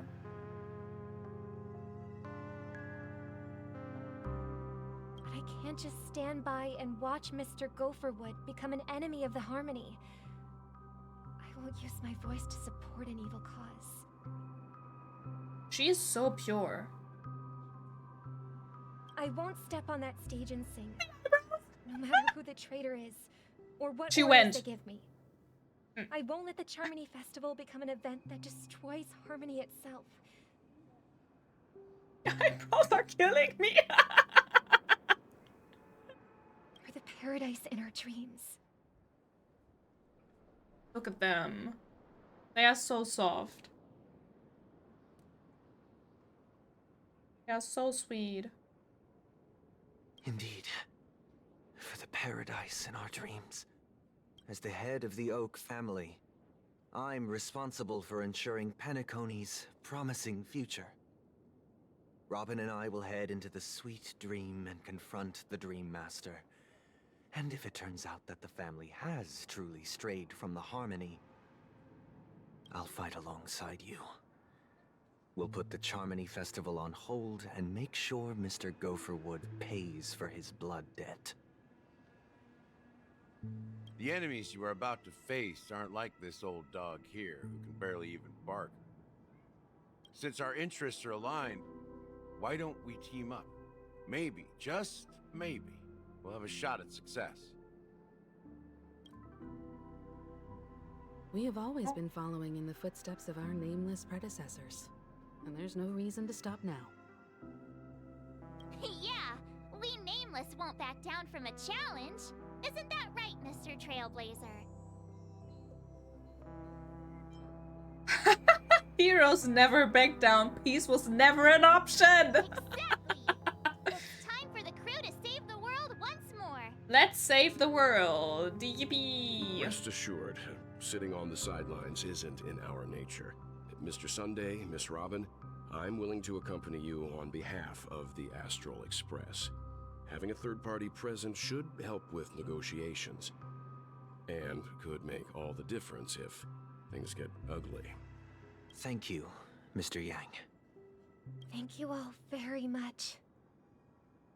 The Charmony Festival is about to start, and time is against us. We must hasten. Everyone, let's gather over here. We still need to make some preparations. The Public Enemy. The quest name. Okay, that was a lot to unpack. I need something to drink.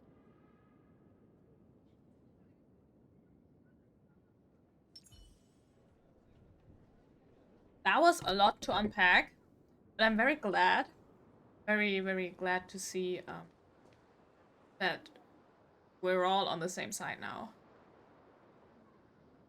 I kinda hated seeing Sunday so against us. I wanna like him, and I feel like he can be likable. He's just very... He's trying his best to do the right thing, but it's hard. Right thing.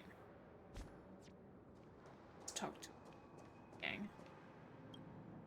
I may have been quick to step up to the plate, but confronting the Dream Master could be a very dangerous affair. Huh? Even you're saying that, Mr. Yang? How powerful is that Dream Master? He's the leader of the families of Penacony, and he has the entire power of the Harmony behind him. Not to mention the Stellaron in his possession. We must proceed with great caution. Maybe you can just stay behind this time, Mr. Yang? No, that won't do. Even if we count Robin as an ally, something felt off about Mr. Sunday just now. Although, I can't quite put my finger on it. I have to make sure he won't turn against us when things start to get dicey. Maybe I spoke too soon. You're still carrying the keepsake the IPC envoy gave you, right? May I borrow it for a moment?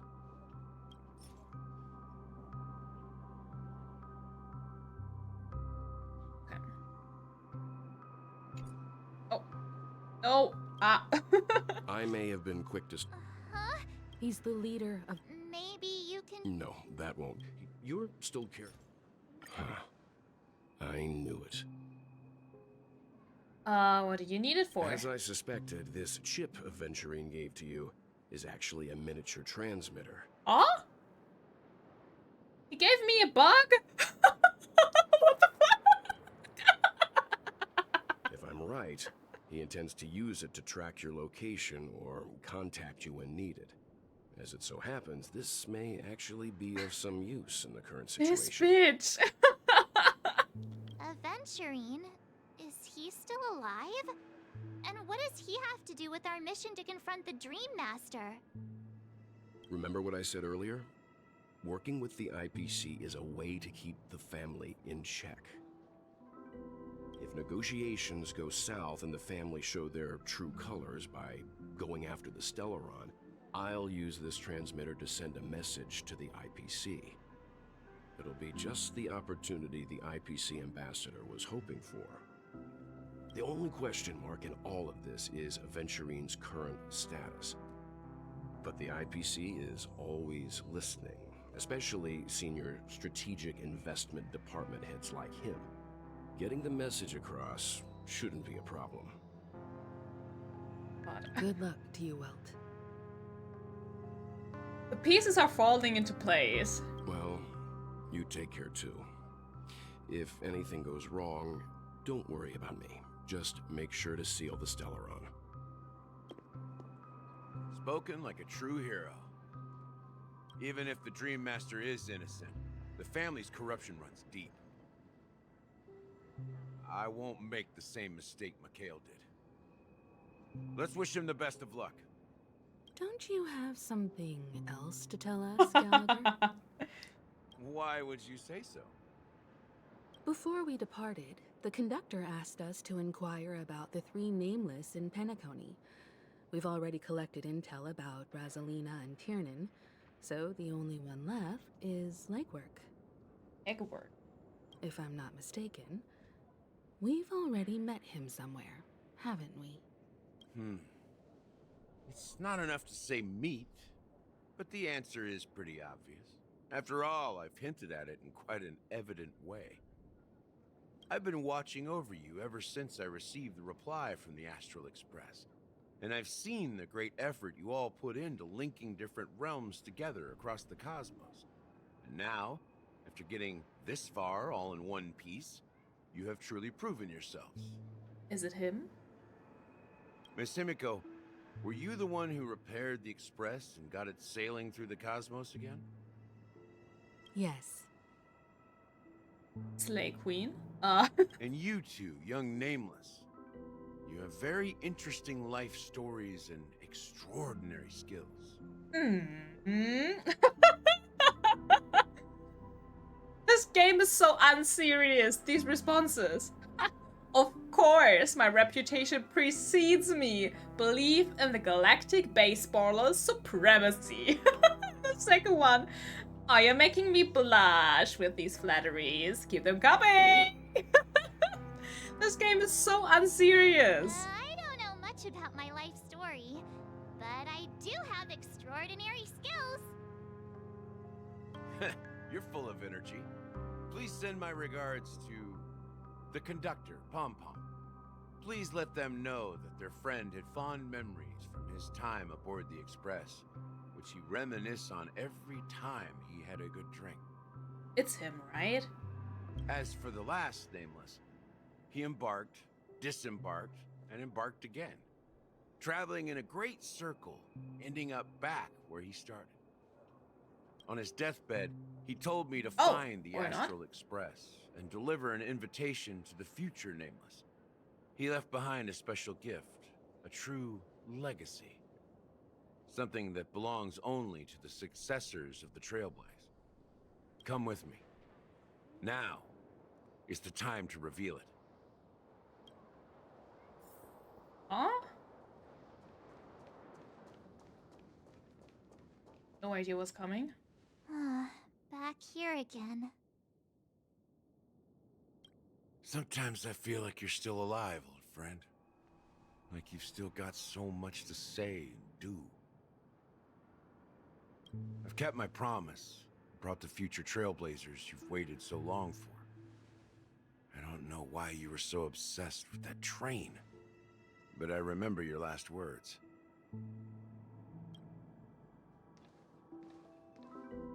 Don't let us down, old man.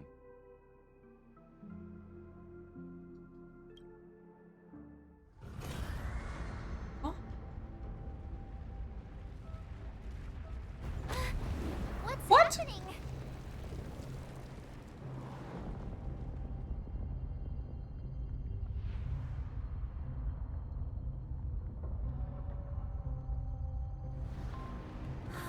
What's happening? Is that the Aeon? That's the Harmony, right? Or is it? No, hold on. No, Go that's ahead. the... His resting place lies in the garden. Oh my god, that looked like the Harmony Aeon. Upside down. The first and last nameless of Penacony. Mikhail Char Legward, the watchmaker.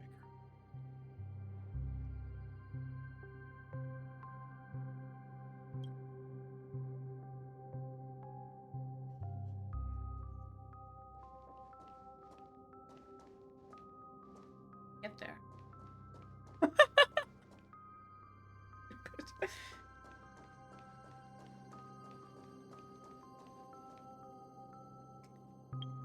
I gotta check this first. Where do I check the bang?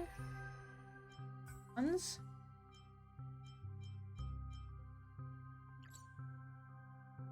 You not have a photo? Don't have. Ah. Fine. They look kind of like this, upside down. Like, you know what? I'll just stop talking.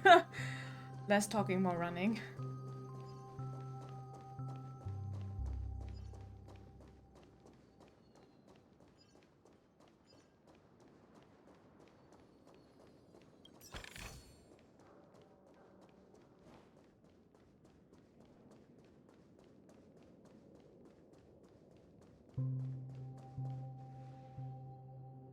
That is so funky.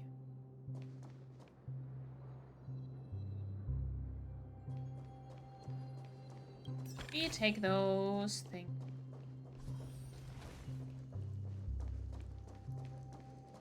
Wait, he's here? Wait, what? On the side. Is there someone... Or is he dead? No, that's Aventurine, right? I think that's Aventurine.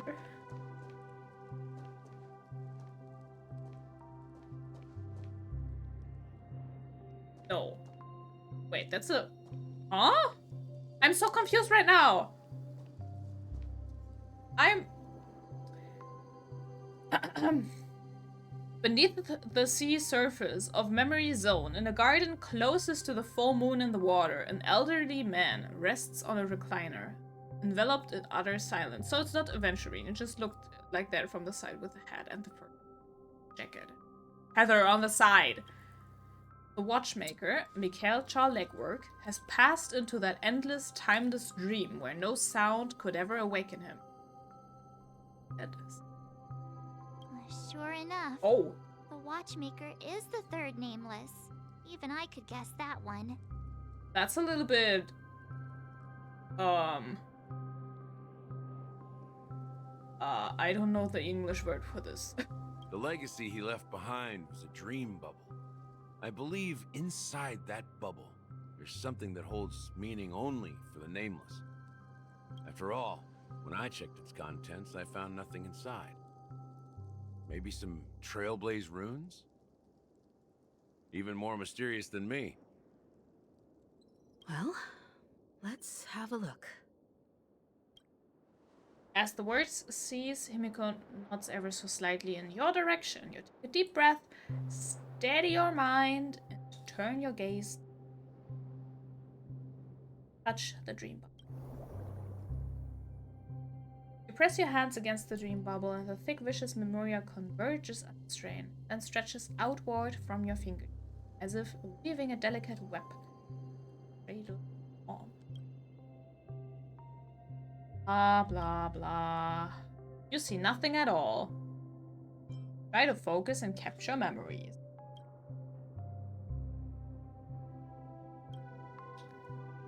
Darkness. Okay, we get nothing. There is nothing, and nothing is there. This is but an empty dream bubble. Wait, what's going on? Seriously? There's nothing inside this dream bubble? How could a dream bubble be empty? Just as I suspected. That old man always had this strange belief in the nameless and the trailblaze, and I never understood where he got that confidence from. Especially since he never managed to get in touch with the Express while he was alive. I could never figure out what was going on in that old man's head. But this empty dream bubble is so typical of him. He was always full of weird fantasies and incomprehensible romanticism. That mischievous old man. Well, I didn't expect him to leave anything concrete behind anyway. There has to be something, right? Don't think that's the case, Gallagher. I'm sure Mikhail has left us the most precious thing of all. Don't start getting all philosophical on me, all right? Just as Mikhail believes in the nameless of the future, we unconditionally believe in the nameless of the past. How could they leave with regrets for the future when they were ready to dedicate their lives to the land they loved? There must be something contained in this dream bubble. It's just we haven't figured it out yet. You also have faith in the Watchmaker, don't you, Gallagher? That's beautifully said. Well, I'm a follower of the Enigmata. My philosophy forbids me to have faith in anything. That's why I understand what faith means in the path of Trailblaze. And I also want to know what he left behind. I'll leave it to you guys then. Can I borrow your pet? I need to make a trip back to Golden Hour and check something at the Dreamscape sales store. Aw. It's for Mikhail, and for the future of Penacony. She's just going shopping. Motel! What? 10 system hours. Welcome to the Reverie Hotel. How may I help you? Wait, motel! No way! Greetings. We're the Nameless from the Astral Express, and we'd like to check in. You're so bad at lying. The Astral Express? But I thought... Yes, my companion's already checked in. My name is Dan Hung, and I believe my personal information is recorded in your system. I see, but your companion said you wouldn't be coming due to a change of plans. Now the plans have changed again. And you are... Oh? What's he gonna say? Pom-pom? Me? I'm Pom Pom, a new nameless who's also with the Astral Express. No! He's my fellow trailblazer. We responded to the family's invitation before he boarded the express, so he wasn't registered in your system. Is it possible to accommodate him as well? Oh, I see. Another one of the Nameless had a similar situation. Seems like a lot of people are joining the Trailblaze these days. Yeah, what a coincidence. Since there's a precedent, it shouldn't be a problem. Just give me a second to contact your companions. Oh.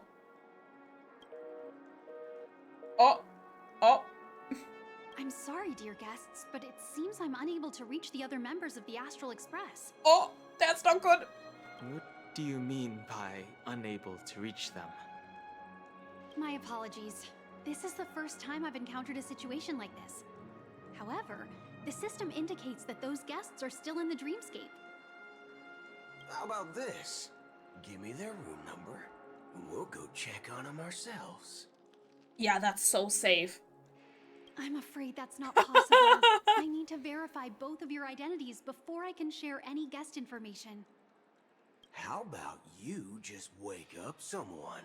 Let's say, Welt? I'm sorry, but there are strict rules regarding forced awakening. It cannot be done without the proper clearance. Oh, but since Himiko is going to go back, they might be able to reach her. So nothing works, huh? What's your solution then? Are you saying we sleep here? He's going full Karen. Stop! Please be patient. We need to contact your companions in order to confirm your identities.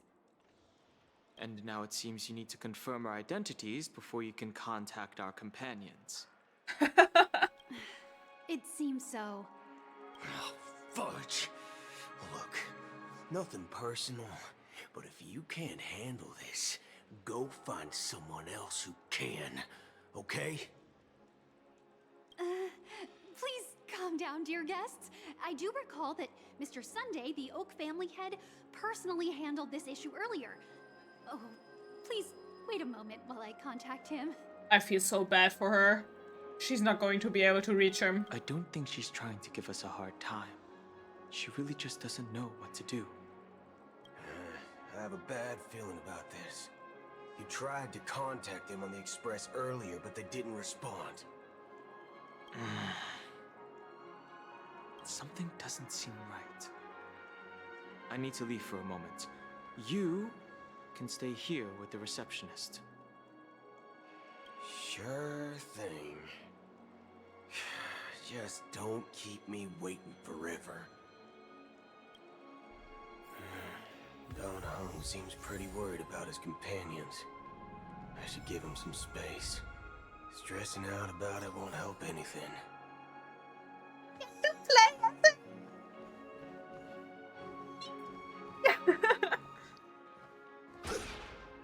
Oh, damn.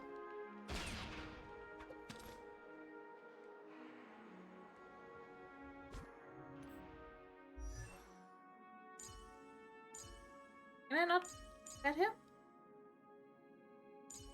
I cannot? Ah. Fine. You have a second eye.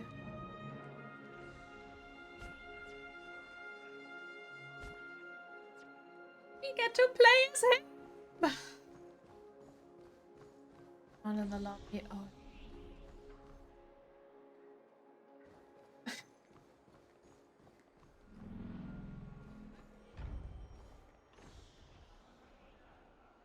I think I'll take a quick break. I can feed the cats. And then we'll continue playing as Mr. Boothill. Yeah. Yeah. I'll just be like 5 minutes, something like that. I'll be right back. See you in a bit.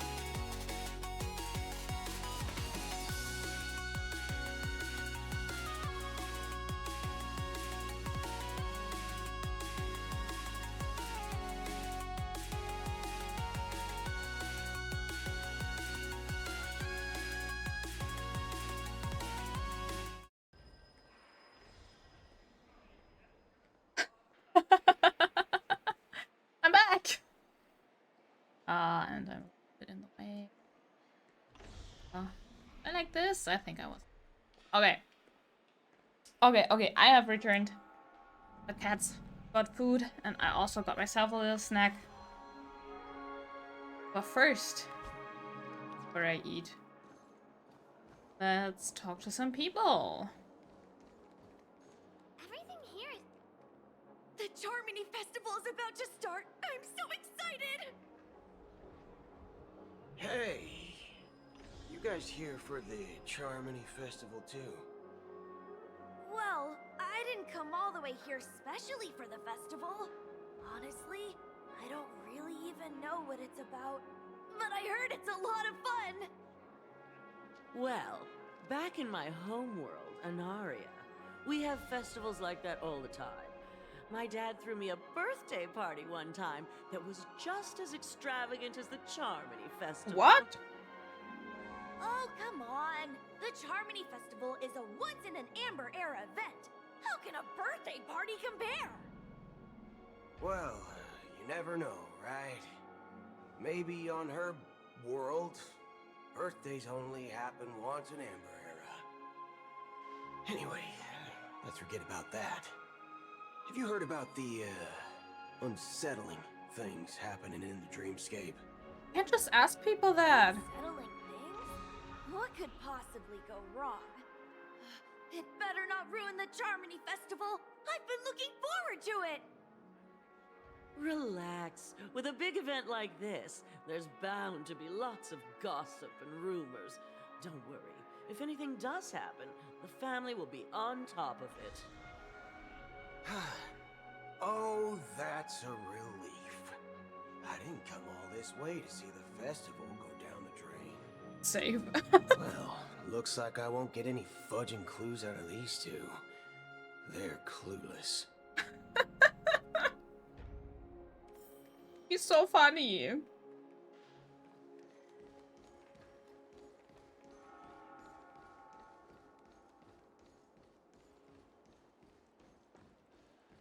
Face recognition fit. Greetings. I'm Cody of the Bloodhound family, head of security for the hotel. How may I assist you? Hello. So, there's something I wanted to ask about. I've been hearing some unsettling rumors about certain incidents that might affect the Charmony Festival. Do you think there's anything to be worried about? I've traveled all the way from the Hayai Federation, and I don't want my trip to be ruined. What do you mean? Wait. You haven't heard? I'm not sure where you heard those rumors, but they're completely baseless.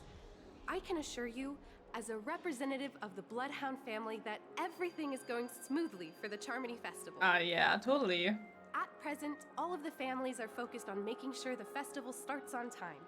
Even the Dream Master himself has arrived. So don't worry, your trip won't be in vain. Oh. That's a relief to hear. The Dream Master. She doesn't appear to be acting. So, it seems that even the hotel staff are out of the loop. The interior dialogue, it's so unserious. Back already? Hasn't she returned yet? Nope. I'm starting to wonder.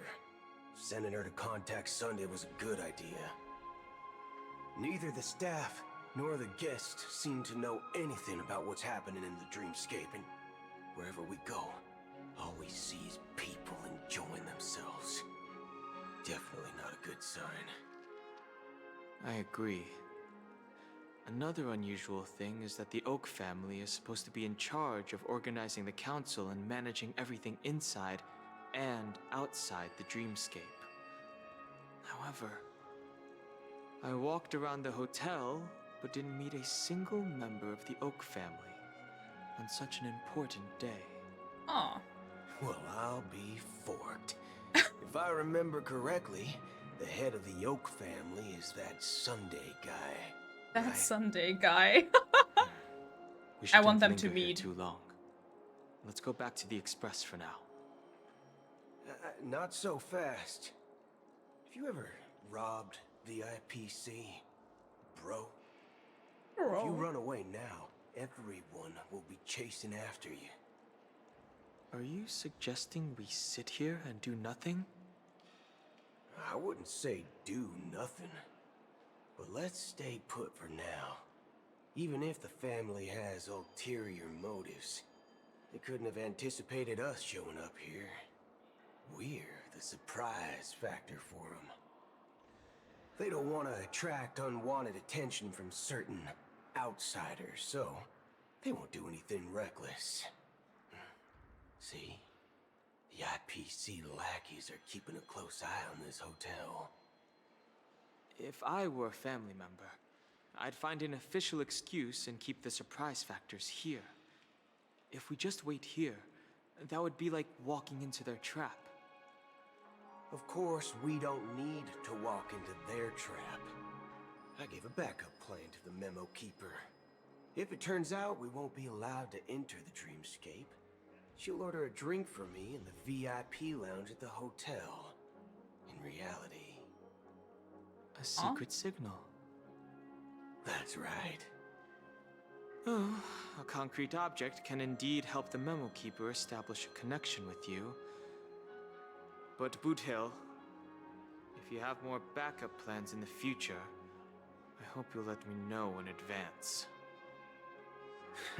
I'm sorry, but it's one of my quirks. I have too many unreliable friends. And if I reveal that I have backup plans, things can go awry. And that would leave all backup plans completely useless. How do we get into the VIP lounge? This is where my street smarts come into play. Use your street smarts. In quotation marks. Let's use those street smarts. Dennis! You're the lobby manager, right? Yes, I am. How may I assist you? We're the Nameless from the Astral Express. We wanted to check in, but there's something wrong with your system. The lady at the front desk said she would contact the manager, but now she's nowhere to be found. This is not street smart. It's just being a Karen. Food or water. What the fork, man? Is this how the family What the fork? treats its guests? Is this your idea of street smarts? Starting an altercation? Yes, it is. It's called standing up for your rights. It's called being a cunt. I apologize for the inconvenience. Please wait while we try to contact Mr. Sunday. I'll arrange 2 premium seats in the VIP lounge so you can rest there while you wait. But if it works? See? Just like that. Just don't call yourself Nameless next time. Wow, this bar's something else. Certainly worthy of the planet of festivities.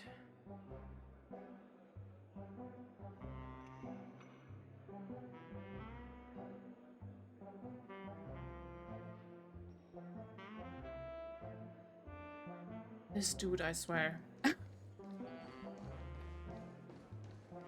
One peach soul glad? Shaken? Not so. Good evening, gentlemen. Hey, I have an order for a bottle of Hasdana's White Oak. Can you help us find it? Hasdana's White Oak? I think there might be a misunderstanding.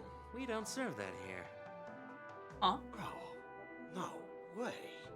Are you sure you're not mistaken? If someone had reserved such a beverage, I would definitely remember it. It sells for hundreds of thousands of credits per bottle, after all. I couldn't afford to cover for such an item if it were broken or lost. That's strange. Well, could it be that the memo keeper couldn't afford it? I don't think so. Then what should we do now? Oh, no need to rush. Let's grab some drinks first. Maybe I arrived too early and she hasn't come yet. Is she playing us? I don't think so. Let's see what kind of juice malts you all have here. Well, give me a glass of Henham Valley, 40 years. I'll have it neat. No ice. Wow, that's the most expensive one on the list. You have a taste for the finer things. It's on the house, anyway. Is it? What can I get for you? Anything you recommend is fine. Then I would recommend today's special, Glass Village. It's classic Soul Glad mixed with Laboom juice. It's refreshing and suits your cool demeanor. Just 1 minute. Flavor. Dynamite barbecue with rocket fuel. Ooh, really hits the spot. Truly the finest sherry cask-aged malt juice in the cosmos. Did he just drink juice? Dynamite barbecue with rocket fuel. Is that really something that humans enjoy? Does he look human? Hey, this guy doesn't know anything at all. As long as you're satisfied, dear guests, please enjoy. Let's give the memo keeper another half-system hour. If she doesn't show up, we'll need to come up with a new plan. In the meantime, let's take stock of the situation. What do you think? The situation is unclear. Something must have happened on the planet of festivities, but the public is unaware of it. Someone in a position of power within the family must be covering it up.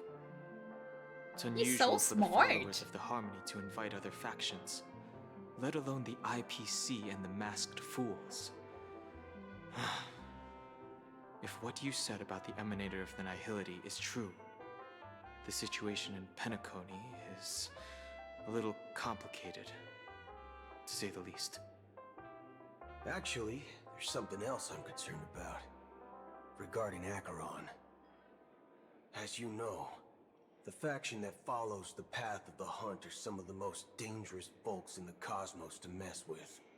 He's talking about himself. Who in the right mind would impersonate the Xianzhou Alliance or the Galaxy Rangers? It's like asking for a death wish. Isn't there a saying among the Xianzhou people that the Rainbow Sect lets their Lux Arrow do all the beating? Talking. Do all the talking. Well, you know what I mean. Even though the Galaxy Rangers have been out of sight for years, we've been keeping an eye on this region. Even the dumbest criminals know better than to mess with the Annihilation Gang, much less the Rangers. But that Acheron lady, she doesn't seem like a lunatic at all. On the contrary, she's highly logical and organized. She knows exactly when to hold back and when to strike without mercy. And you believe that someone like her would have an ulterior motive for impersonating a Galaxy Ranger? I'm not entirely sure, but I do have my suspicions. Maybe she knows a Galaxy Ranger, or perhaps she's trying to lure us out for some reason, which I can't figure out. Anyway, what worries me more are the anomalies within the family. They've summoned followers from various paths for the festival. No matter how generous such a gesture is, this move seems highly unusual. Unless the invitations weren't sent by them. If that's the case, it's even more intriguing that the family insists on organizing the Charmony Festival, despite the chaos. Maybe it's Shipei the Harmony pulling the strings. You find it beyond human understanding because it wasn't arranged by humans at all. People do stupid things out of irrational impulses. They abandon their principles when self-interest is involved. They believe in things they know they shouldn't, and fudge. break their own rules. But The eons swearing. don't. The not They quite stick to their swearing. determined path and never turn Really back, gets to me. even if they reach a dead end. You think Shippei's will is behind all this? It may not necessarily be Shippei, but there's definitely some higher entity involved. I know it may sound pessimistic, but if human free will were reliable, why would we even need Galaxy Rangers? I still don't know what It's the much Galaxy simpler when Rangers you are boil for. it down to the eons and paths. Like how Lon always follows the path of the hunt, or how the Express stays true to the Trailblaze despite Akavilli's disappearance. But in my opinion, Akavilli's fall holds significance for the Nameless. Oh, so you're saying the Nameless now have to take responsibility for their own choices because their absolutely right leader is gone? Exactly. I believe the purpose of the journey isn't just about following a path that's always considered absolutely right. It's more about doing your best to choose the right path for yourself among countless possibilities, even with limited insight and judgment. I don't know what you've been through, but I agree that people must take responsibility for their choices, because no one else can do it for them. That's why the Galaxy Rangers need to uncover the imposter and figure out her true intentions. We have so many different things going on I have a currently. backup plan if the Memo Keeper doesn't show up. This is my final backup plan. Backup plan for the backup plan for the backup plan. You sure have a lot of cards up your sleeve. Well, going back to my old career would make things a lot easier. Old career? By the way, when you were walking around the hotel, did you happen to see any important looking guests? What's your plan? Gonna do? It's simple. We just grab some hostages and use them as bargaining chips with the family. Or maybe we can even take their identities. Maybe we don't do that? No need for that. We'll return to the Express now. Yeah, that's better. Wait, are you getting scared? Draw your weapon. Let's make a big scene. No, no, no, no, no, no, no. We don't do that. Are you leaving, esteemed guests? Would you like to cancel that As Donna's White Oak you just ordered? Huh? As Donna's White Oak? But didn't you just say... Ha ha. Looks like you are a bit intoxicated, esteemed guests. You ordered a bottle of As Donna's White Oak just a moment ago. Looks like your Memo Keeper friend has finally arrived. Oh, right. Sorry, my memory's not the best. You know, too many modifications and all. Anyway, let me check. Well, fork me. It says Donna's White Oak, all right. Fork me. And there's a note. I'll be waiting for you on the Astral Express. Sure. No mistake. That's her message to you. She knew the hotel wasn't safe, so she suggested we find another place. Well, looks like we took a detour, but now it's back to the Astral Express. So, what are we waiting for? Let's go. Let's go back to the train. This feels like a novel. 2 guests just boarded saying they were looking for Boot Hill. Two? So I told them to wait in the parlor car. 2. Black Swan and... Oh, just in time. 2 guests? Yeah. Yeah, 2. Look, we welcome all passengers on the Astral Express, but sneaking in like that, you have no regard for etiquette. What do you mean her too? She's the one we're expecting. Who else is there? My apologies, conductor. It was an oversight on my part. I assumed you were already acquainted with the garden. Given the chaotic situation in Penacony, the Nameless are the only ones we can truly trust right now. You are the Memo Keeper. Pleased to meet you, Dan Hung. I've seen you in others' memories. And as for Boot Hill, this is our first face-to-face meeting. I hope you enjoyed that bottle of Astana's White Oak. You sure have a refined taste. Did we take it, or did we just leave it? Finally, Memo Keeper. Well, let's cut to the chase. Spill everything you know. She's not going to do that. Absolutely no way. That's precisely what I intend to do. But before that, please allow me to introduce myself. My name is Black Swan, and I serve the Garden of Recollection as a Memo Keeper. No way. As for Acheron's story, she will tell it herself? I'm sure she knows it better than I do. Greetings. I'm Acheron. Oh my. What? You Garden of Recollection shirtbag! You betrayed me! Not the shirt bag. I apologize, but she did that at my request. Due to certain reasons, I have been exiled by the family. Thankfully, this Memo Keeper came to my aid and helped me escape their surveillance unnoticed.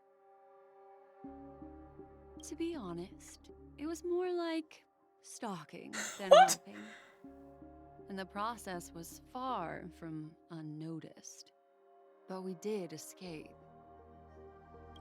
I asked her to guide me to a place beyond the family's reach and to contact a few trustworthy individuals, namely all of you. Trustworthy? Son of a nice lady. You think I'm dumb or something? Actually? Yeah? Just a little bit? How about this? I'll put a few bullet holes in Once your head again. and see what secrets spill Bro. out. Then, we can talk about trust. Bro. It don't work like that with her. It doesn't have to be like that. I'm willing to answer all your questions, but not right now. If my cover hadn't been blown, we might have had more time, but at the moment, we don't have any other options. No other options? What do you mean? This is the only way I can ensure everyone's safety. I kindly request an immediate warp jump out of the Astana star system. Oh.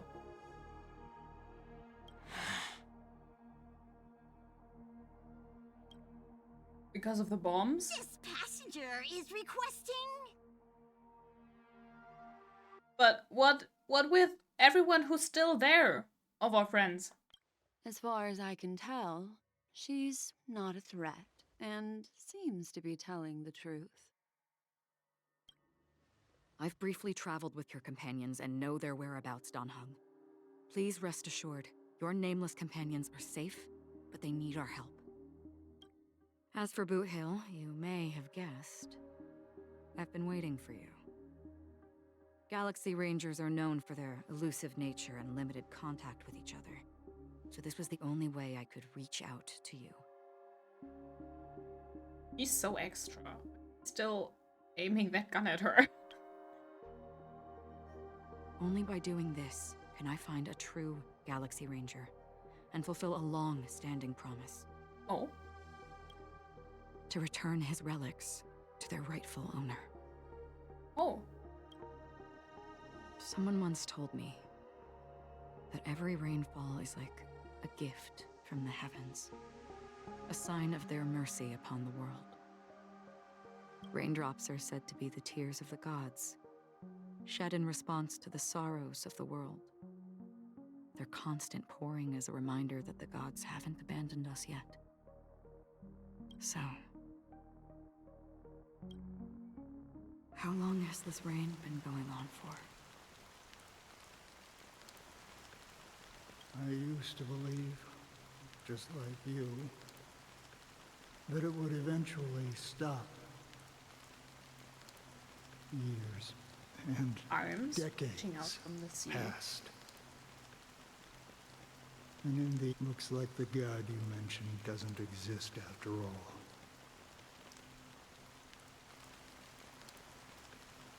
As he spoke, the old man's gaze remained fixed on the distance. Amidst the fine drizzle of black rain, countless shadowy hands emerged, shrouded in an eternal mist, reaching out. Well, let me share a story with you. Mortals who walk the paths are like sailors on a vast ocean, leaving behind a trail that creates countless ripples of possibilities. These ripples last longer than the fleeting lifetimes of humans. And for some, their presence leaves such a strong mark that it's reflected in the waves. Like those shadows on the ocean. The rain sound is so nice. Sin-thirsters, the obsessions of the Pathstriders, they emerge from the depths of IX, seeing themselves as masters of their own destiny, unknowingly repeated the actions of their past lives.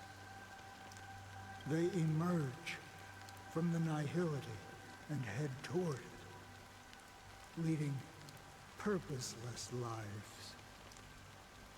However, these hollow phantoms, I am once again sorry to say I don't understand most of they were this. once my dear companions. Oh, this I understand.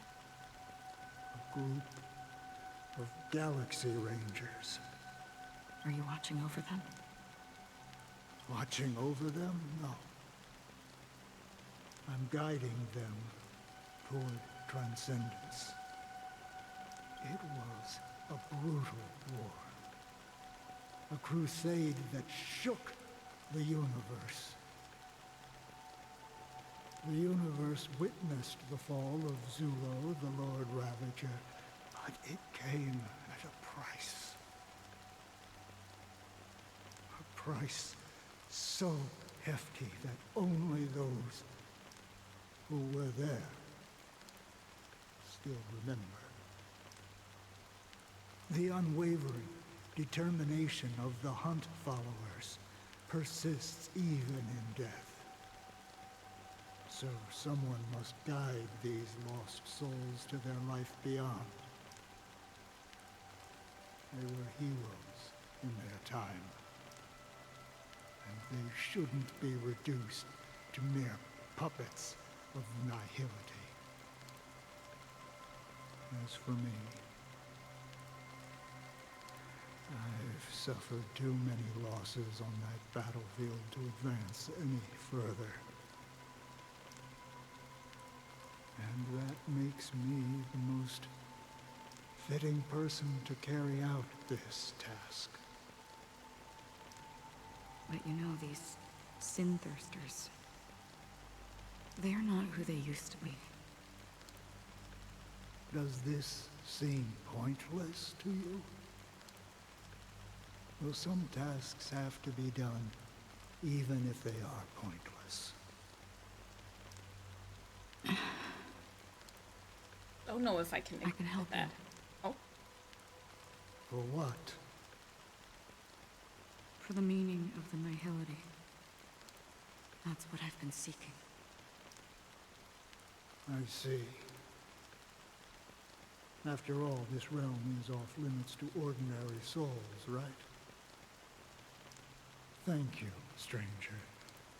I wish that you find what you seek. Before we part ways, I have one more question. It is true that their my cats are actions fighting. and even their entire lives may seem pointless from our perspective. But if, and it's just an if this is what the departed ones expected, should we try to change it? A good question. And a profound one. I don't know the answer.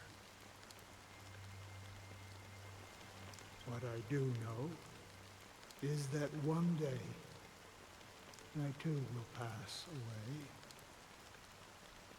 And when I bid farewell to this world, someone will stand at my grave and place a bouquet of flowers on it. Robin POV. Or Robin? 9 hours until. When I appeared as a child, my speech, mindset, and soul reflected immaturity and innocence. As I grew into adulthood, I left behind my childlike side. This is a roller coaster. I absolutely do not understand what that Acheron segment just was. I humbly request your blessings, esteemed advocate of Shipe. Come to me, my kinship. I have sought their presence with us. The sect? As you wish. I have faithfully served the Alfalfa family for nearly a decade, promoting the path of the harmony to the best of my ability. However, I made a mistake yesterday. While I was preparing dinner for the family head, I accidentally dropped a prepared dish on the floor. Okay, and? Out of laziness, I lied and claimed that everything was ready. Although the head has dismissed me as punishment, it has been tough to sleep with the guilt still gnawing at me, as I worried that the seeds of evilness may have taken root in my soul. Lied. I see. So, I confess to you now to seek atonement for my sins. Do you sincerely repent and vow to change your ways? Yes. Have you examined your soul and confessed all your sins? Hi. Oh. Yes. Are you willing to accept the process of atonement? What now? Yes. Very well. Show your dedication and goodwill to the family, and you shall be reinstated among them. Now, please, leave in peace.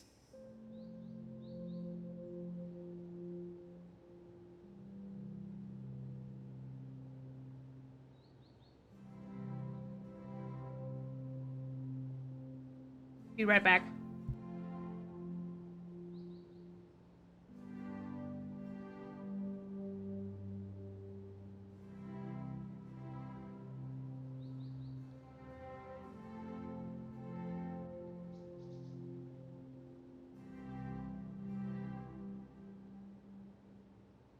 Okay.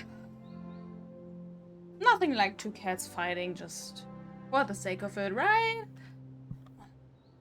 Let's stop now. Oh, praise Shipe. And thank you, esteemed advocate. Next, please step forward. I wholeheartedly confess to you. Please, pardon my sins. Rest assured, I have implored their presence to be with us. As long as you are sincere, absolution will be granted. Oh, great. You know, I arrived in Penacony as a stowaway. I sold everything to get a ticket. My house, my land, and my 2 children. Excuse me, your children? I see. Please, go on. My children were starving. And I hoped they'd have a chance at survival if they became slaves here.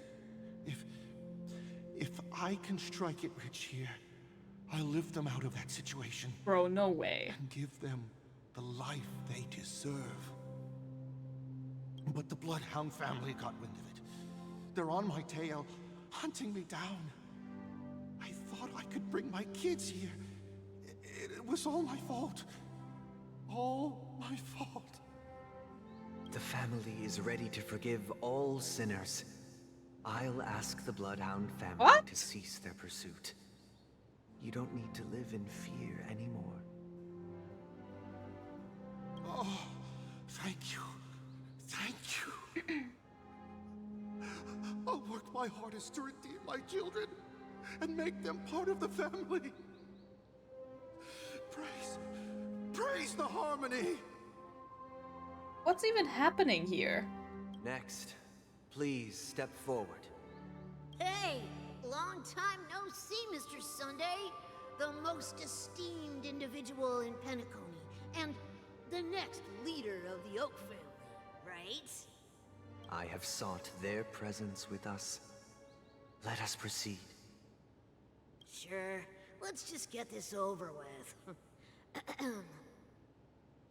I have sinned, please forgive me. I wasted half a pizza at breakfast, and a bottle of Soul Glad. That's it, nothing more. Can we wrap this up? I've got a Robo-Ball game to catch, you know? What's happening? Do you seek to atone for your sins through good deeds? My sins? Starting to sound like a saint, huh? Well, let me tell you something. Neither the family nor you have the right to judge me. Why are you here then? This is obviously a place where people who believe speak to Sunny. Why is this person here? You think nobody knows what your precious family has done? About the watchmaker? Huh? Don't kid yourself, Featherbrain. Those dream chasers might be fooled by your act, but don't fool yourself. Before you start spouting off your holy verses, answer me this. Where does the power of the Oak family come from? And your power? What makes you think you can sit there all high and mighty, looking down on everyone else? Well, I've spent enough time in confession today to enter the Harmony's paradise, right? Then I'll take my leave. Good luck with your election, and, don't make me regret my investments in you. I don't understand.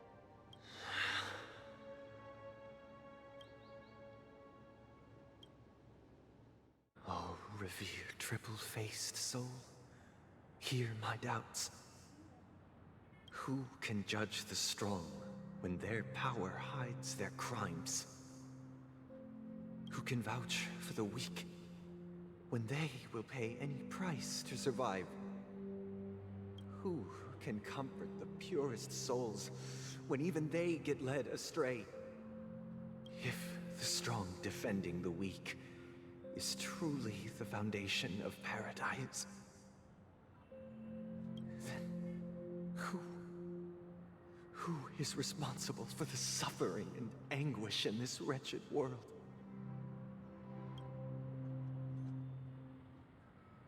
Brother? Brother? Brother, are you all right? I don't think so. I'm fine. I've been working long hours, and I just made a trip to Dreamflux Reef and back. So, I'm a bit out of sorts.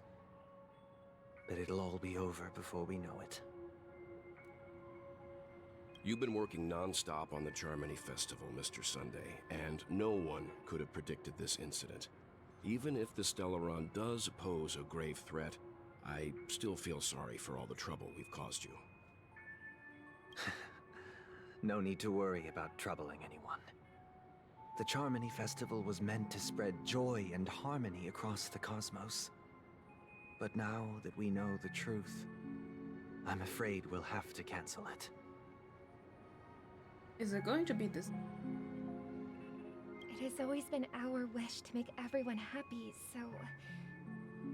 we'll do our best to explain everything to the Dream Master. I'm sure he'll understand. I don't think so, baby girl. I don't think so. Even if the negotiation does not go smoothly, I'll refuse to go on stage. Without the Chord Master, the Harmonious Choir would not arrive, and the Charmony Festival would be just a grand performance, and nothing more. I'm relieved to see your determination. You know, since arriving in Penacony, we haven't had any contact with this Dream Master himself. I'd heard of the heads of the 5 major lineages, but the Dream Master is a mystery to me. The Dream Master rarely grants an audience, even for us. But, given the urgency of the situation, he's agreed to meet us in person. Perhaps you'll be the first guest to meet the Dream Master in years, Mr. Yang. Let's hope we can reach a consensus that satisfies everyone. Indeed. Let us hope so. It's about time. We'll have to get ready for the meeting. I apologize for any inconvenience caused by the urgency. Don't worry. I'll be waiting here. Let's see here. It's Mr. Sunday! Hey, come over here! Looks like someone needs help. Let's go check it out. Oh, are we this nice? We have this much time that we can just talk to random people on the street? Mr. Sunday. Hey there! Okay, see the moon in the sky? It's about the size of the cap on my Soul Glad bottle. I'm sure. If I just reached out my hand, I could grab the moon, couldn't I? The moon? You mean the Grand Theater? Yeah. Look at me. I've been away from home for too long. I must be missing that moon. But it's no big deal. The Grand Theater here looks much better than the moon back home. It's just magnificent. They told me not to sell everything I had just to come to Penacony. How short-sighted. Is it? Selling everything you had? Why would you go to such lengths? Why? Can't you see? Life back home is miserable. It's not really living at all. It's better to be here at Penacony. No pain, no worries about tomorrow, just sweet dreams.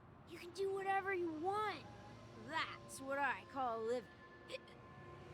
Yeah, now this is the life.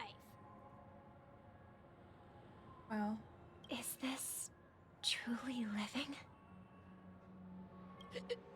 Huh? What did you say, young lady? I didn't quite catch that. Oh, it's nothing, sir. You see, the traffic on Glock's Avenue can be dangerous. How about I ask a Bloodhound family member to escort you to Ideen Park over there, so you can continue enjoying your sweet dream?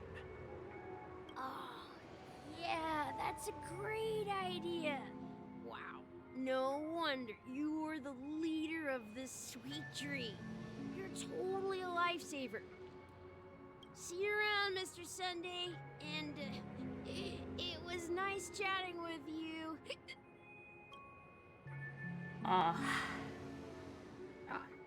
What's up, sister? This is the land of the dreams. But why do they live like this? The man we ran into, he doesn't seem happy at all. Even though sweet dreams are nice, they're just illusions. But for him, they're the only way to survive, even if it means giving up on reality. That's not really living at all. It is not. I suppose you have a point. But, in my opinion, that's how most people live their lives. Why do you say that?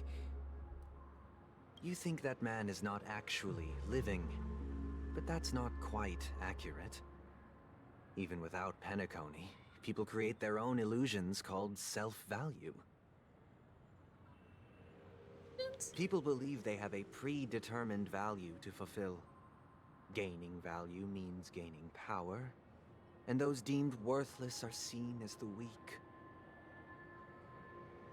However, value doesn't come out of thin air, and there's a limit to it. To accumulate value, people have to take from others, so the weak get exploited and oppressed. Are you suggesting that this is not how things should be? Exactly. But, ironically, people don't think there's anything wrong with it, because they uphold the illusory notion of self-value, and even the weak believe in it. The survival of the fittest. That's where all the tragedies in the world come from. People come to the sweet dream in Penacony to escape from that reality and find solace. No tragedies exist here, only happiness, although in its nascent form. Isn't that the same paradise we yearn for in our dreams? Perhaps that man is just an exception. Let's not jump to conclusions. We should experience the dreamscape ourselves, just as I did at Dreamflux Reef. Sounds a little bit like Seeing they is have believing. I'll accompany you. different The Dream Master ideas hasn't shown of up what yet, it should be like. so we have some time for a stroll. Okay.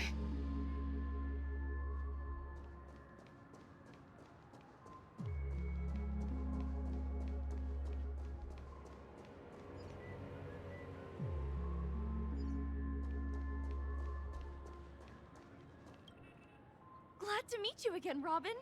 How are the preparations for the Charmony Festival coming along? We're all so excited about it. It's going smoothly. Thanks for making the trip to join the festival. You're too kind, Robin. It's a pleasure to have guests from all over the universe celebrating day and night. I can't stand being lonely or bored, so this jubilant dreamscape is perfect for me. But if this went on forever, would it get boring too? Nah, not at all. Who would get tired of having so much fun? Every day, you get to wear fancy clothes, explore all sorts of dream bubbles, indulge in delicious food without gaining weight, and you never get old or sick. As long as you can afford a room, this place is the ultimate paradise. Truly the perfect dream. You know that only a few things can be brought back from the dreamscape to reality, right? That's exactly why I don't plan on bringing anything back. Just enjoying the dream itself is good enough for me. I mean, I'm not one of those long-living species. I only have around 60 or 70 years in this lifetime, and there's so much to worry about. Being happy here is pure bliss. Only in this sweet dream can I truly feel like I'm in control of my life and fate. Who would want to go back to reality after experiencing this bliss? Ah. I see. This is... I genuinely wish you all the happiness in the world. And I wish you a fantastic performance, Robin! I'm off to the Blue Hour for the ball. See you later.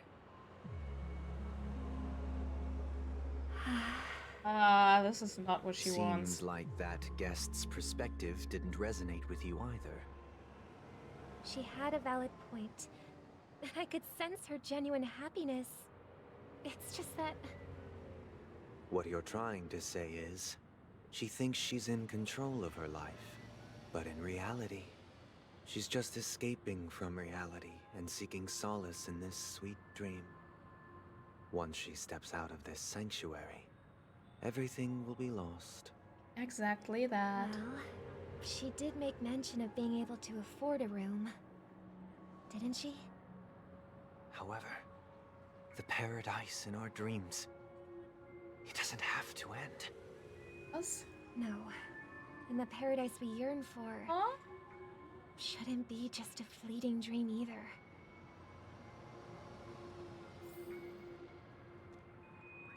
What are they planning?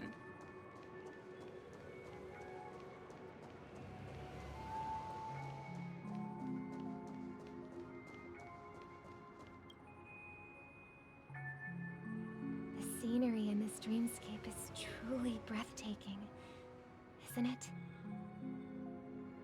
Imagine you're just chilling. Oh, Suddenly, the Can't believe leader I'm meeting you in person here. of this What an honor. thing you're staying on, and You're right. his sister, the Even biggest though time idol to have stands ever still in existed, this stand dreamscape, next to you and it chat you always up. feels fresh. I find something new every time. A philosophical mind. I hope I'm not intruding. Oh, not at all. Now, with little time left, I yearn for meaningful conversations, especially with someone as esteemed as you. Do you mind if we chat? It's my pleasure. No need to be formal. Just speak your mind. You said, with little time left. Please, forgive me for being blunt. But is that why you came to Penacony? Yeah. I was part of a war, and while escaping from the Sarkosian mothership, I got exposed to some radioactive materials. And then, all my comrades died, and my hometown was wiped out by neutron bombardments. I couldn't bear to live with everything I knew gone. That's when I heard about a possible solution here, so I came. How heart-wrenching. I hope the family has been able to help you. They have, and I'm truly grateful for that. They provided me with a comfortable room, the most advanced life support devices in the cosmos, and a stellar team of caregivers. My physical body is now in the dream pool, sustained by life support.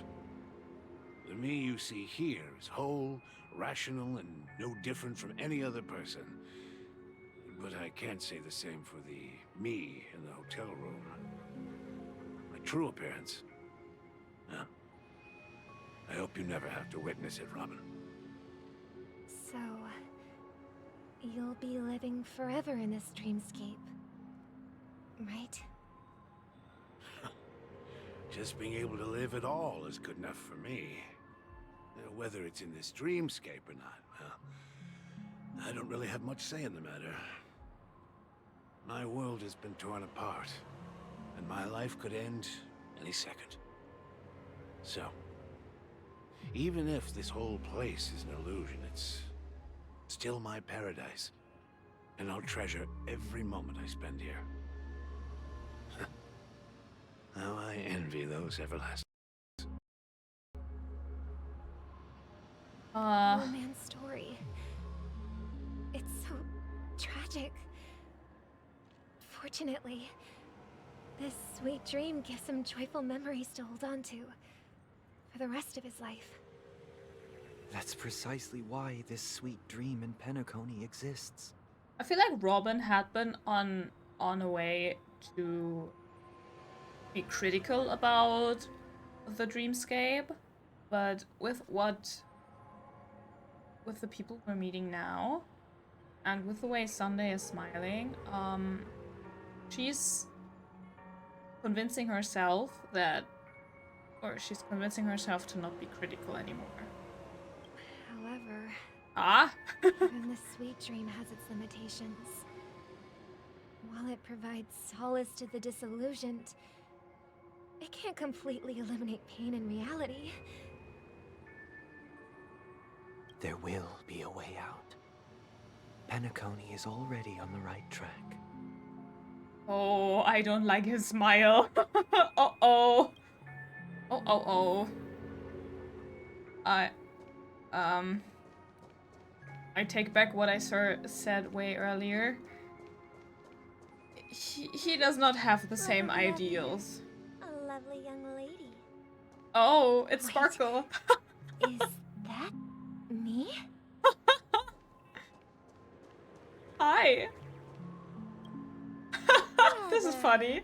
What a surprise to see you again. Show yourself. Your trick won't work on us. I've heard that a skilled mass fool received an invitation too. That must be you, right? Did you enjoy yourself? Barely. The people here are way too gullible. A little bait is all it takes for them to bite. And they run away at the slightest hint of danger. In other words, they're naive and cowardly. Now that you've had your fill, it'd be wise to leave before it's too late. The music of the harmony doesn't tolerate discord. What? Now that you have the real Robin, I'm useless? Oh, how disheartening. I've done so much for the family. You should be thanking me, because if it weren't for me cleaning up this mess, Penacony would still be in shambles. Don't you think? That was a personal request from the head of the Iris family, and it has nothing to do with us. Step aside and stop causing trouble for the Charmony Festival. Aren't we going to cancel the festival anyways? The Charmony Festival? You think you can scare me? You think I have no idea what you're planning? I don't care what you're thinking, Chicken Wing Boy. Chicken Wing Boy! But I'm pretty sure our lovely Robin won't be appearing on stage. After all, you're well aware of what a sorry state this dreamscape is in under the banner of harmony. Penacony, the land of the dreams. Is this truly the paradise you desire? Stop it. Oh, Chicken Wing Boy. What's the rush, Chicken Wing Boy? Did I get to you? Our paradise is none of your concern, masked fool. Leave now, or the family won't tolerate you anymore. All right. I'll go. But Robin, I suggest you seriously consider this.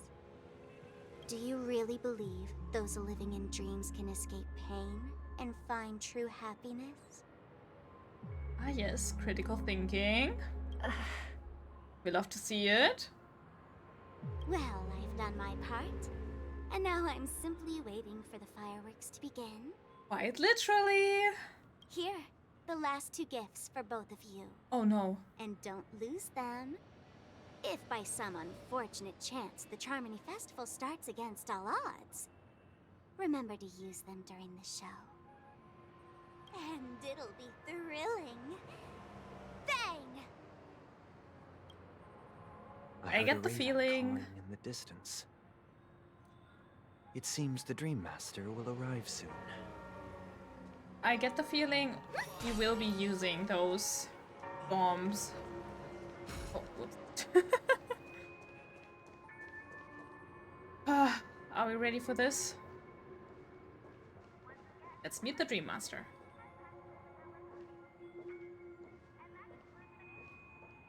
Let's wait here for the Dream Master to arrive. Okay. By the way, brother, I heard you no longer have a sweet tooth. Back when we were kids, you used to steal my desserts. Seems like a lot has changed during my absence. What exactly happened? Well, someone has to stay awake even in this sweet dream. But that someone doesn't have to be you, or anyone in particular. You're carrying too much on your shoulders, brother. The paradise in our dreams. It shouldn't be like this. Penacony is nothing more than a dream. It can't erase the worries and pain of reality, or bring true happiness. It only offers an escape from reality. Nothing more. Remember the old man we met earlier? Without this dream, he might have completely lost himself. That might be true, but even without Penacony, he could have chosen another path. As far as I know, the Intelligentsia Guild has been promoting their rehabilitation techniques for a long time now. That path may have been more ordinary and challenging, but now he is receiving hospice care in a comatose state, and his fate is sealed. Is Penacony granting these people a future? Or is it taking it away from them? Oh. Well, don't forget this. Not everyone really has a future. Just because you don't doesn't mean other people can't. I really get the cult leader feeling from him. And she's trying to think for herself, but he doesn't really let her. The future for humanity is like the sky for birds. People mistakenly believe that flight is inherent to birds because they've never witnessed those birds crashing to their death. Not this again. Do you remember how we took in that little Charmony dove when we were young? Yeah. We took care of it. Provided food and water, groomed its feathers. And later, when I decided to leave Penacony, I opened the cage and set it free. Well, I didn't mention what happened to it in my letters because I didn't want to upset you. Shortly after you left, it crashed to its death right in front of your window. I had surmised as much. I knew you wouldn't have avoided mentioning the bird for no reason. Despite that unfortunate outcome, I still believe it was the right decision. Birds aren't meant to spend their lives in cages. They belong in the sky, even if they can't fly.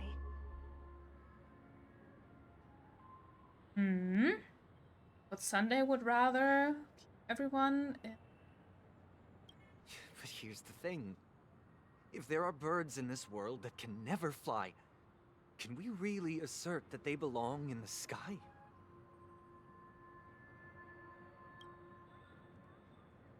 Are you implying that the same goes for humans too?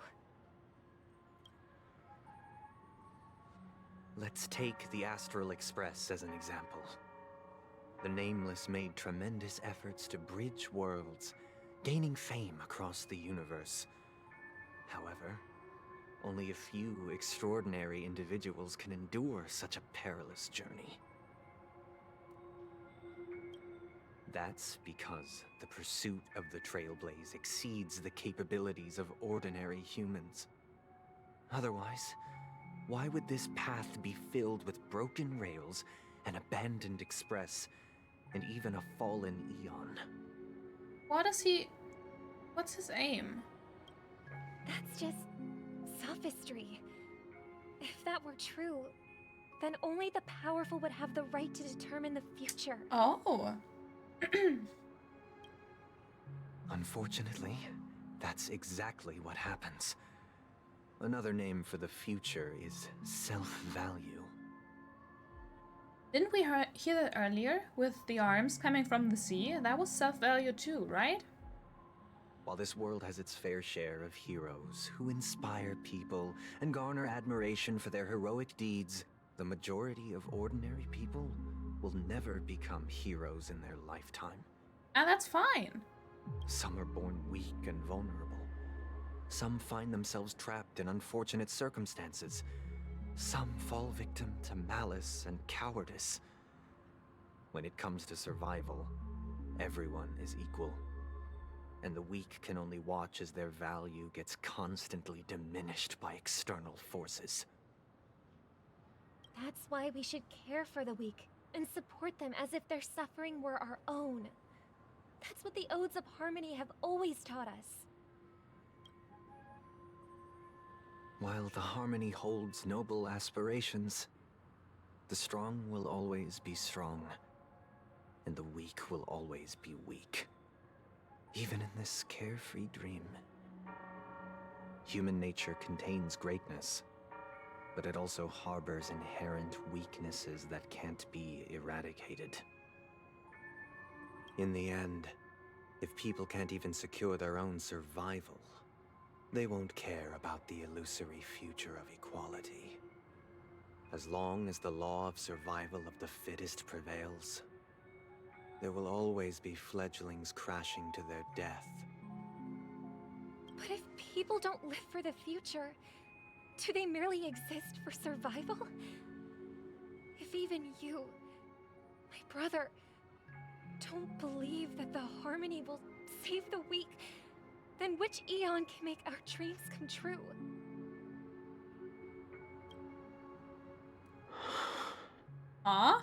Sir? People often forget that when the first bird took flight, the entire world envisioned a future where no more fledglings would ever crash to their death. Are you reading, sister? What are you reading? Mr. Gopherwood gave me a picture book. It's about the story of the harmonic strings. If I could become a chord master, I'd like to summon Dominicus, the harmonious choir. I want to sing with everyone and spread our wishes so that all can feel happiness and joy. Uh-oh. I see. Then I would summon the harmonious choir too. Don't you have a wish of your own, brother? Of course I do. It's just that it includes your wish and everyone else's. I long for a true paradise where everyone can find peace. Then let's build a stage there and invite everyone to our performance so that both our wishes come true through the power of the harmonious choir. It's a deal then. Yeah, it's a deal. But how can I become a chord master? Maybe you'll have to become a star first. Huh?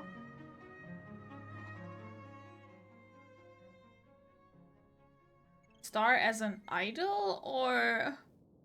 You're back sooner than I thought. Any results? Yes. And now, it's up to us to forge ahead. Since he's already carried out his last wish, my final mission is complete. But pardon me if I sound curt. It's good to have determination. The path Mikhail left for you is not an easy one to tread.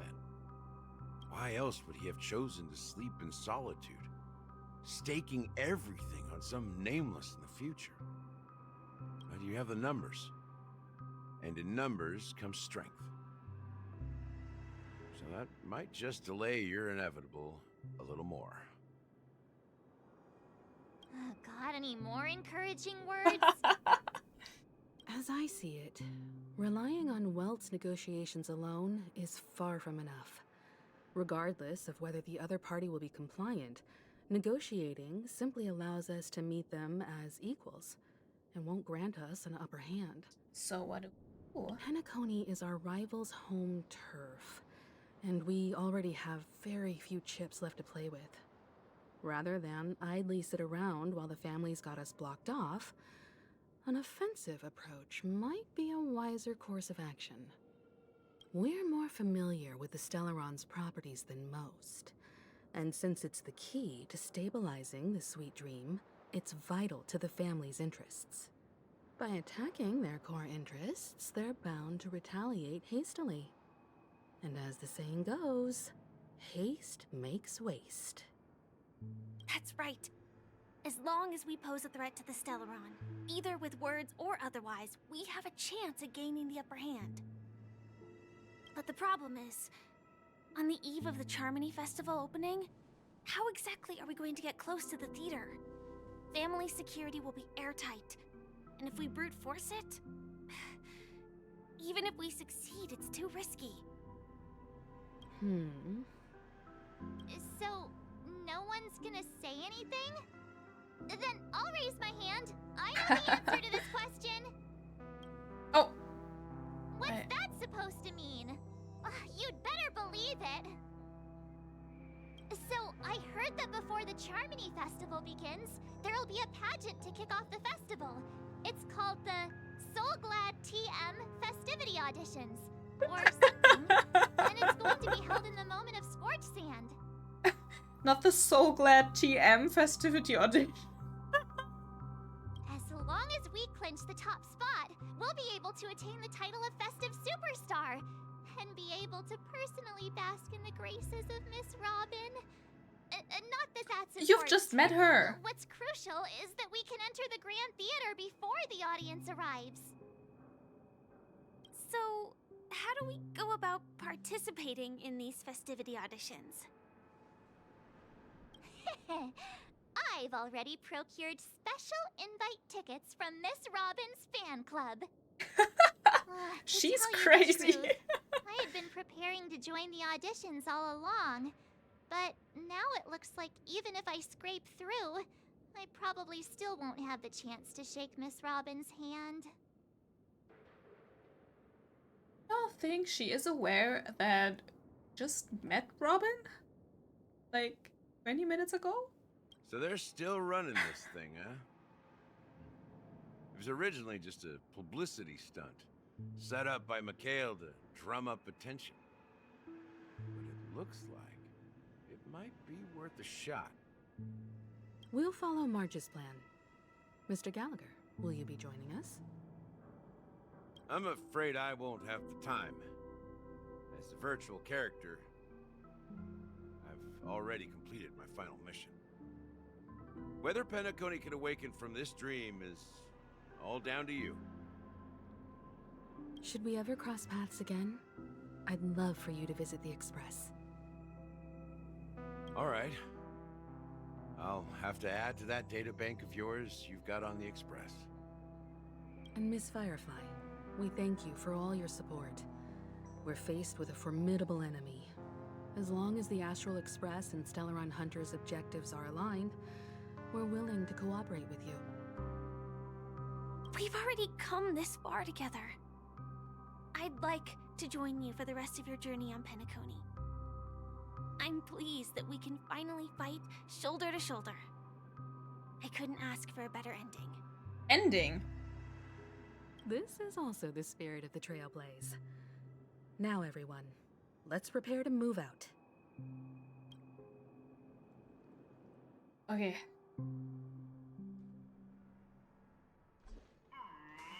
Oh. I don't even get a pause.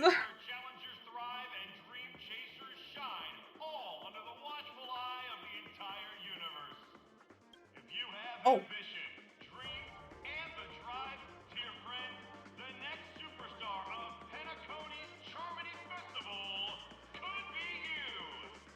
Oh, wow, they've really outdone themselves. Oh, I'm starting to get excited. The music is so good. Is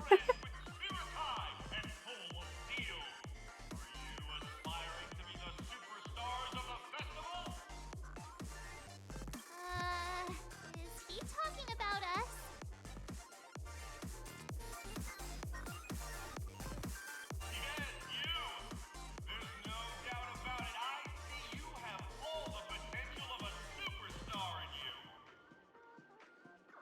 Excuse me, you four. What are you hoping to get out of all this? That's a secret. As the last group of contestants, how confident are you in overcoming all of the challenges? Yes. Would you be open to a brief exclusive interview with us? It'll be quick. No. Your journey is long and fraught with peril, yet under a sky blanketed by banners, you vie for the crown. Exactly. The sword and rose! Protect the beauty! The beauty! Magnificent and majestic! A knight's head is hard as steel. Brother Lance's focus is stubborn as a heel. We don't all have to be winners, but if we don't have fun, we'd all be sinners. People are pouring in. Kinda feels like all sorts of baddies are showing up. Baddies. Let's get in there quickly and enter the competition. Ladies and gentlemen, please make way. Make way. Coming towards us now is one of Penacony's top 10 wealthiest tycoons and the soul-glad business empire's founder, Mr. Ideen. From the Ideen tokens. Allow me to introduce myself. The dude. I'm the director of Soulglad's factory, Ideen Lida. My four friends, introduce yourselves to the audience across That the waifu Himeko? Yeah. The redhead one. Oh my god, I love the song. Hello, everybody. I'm Himeko, a nameless from the Astral Express, and these are my companions. It's her. Don't you guys need to hide your identities? Whoops. Can't hide it anyways. Penacony is plastered with our posters. And because the Astral Express is so well known, the family won't dare to make any rash moves.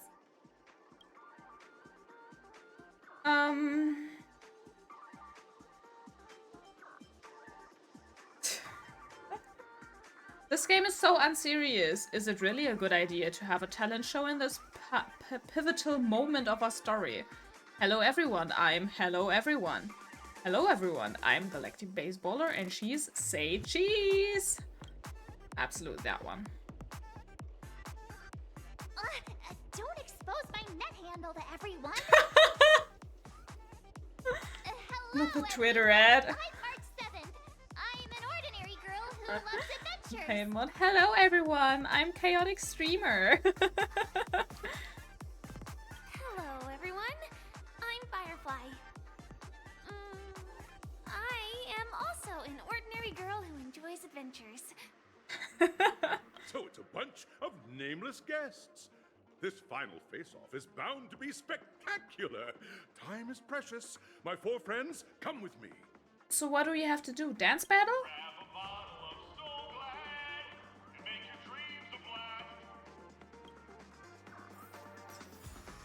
Pass through the audition plaza and prepare to make your entrance. What do I have to do? The song is so good.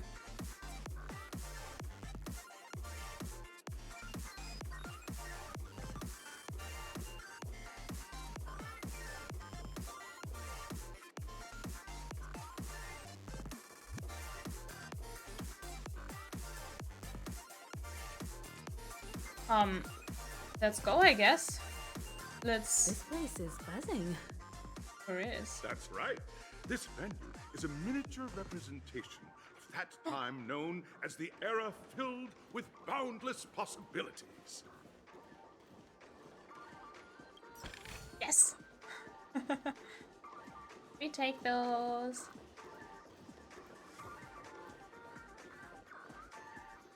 Okay. So let's see what we have to do.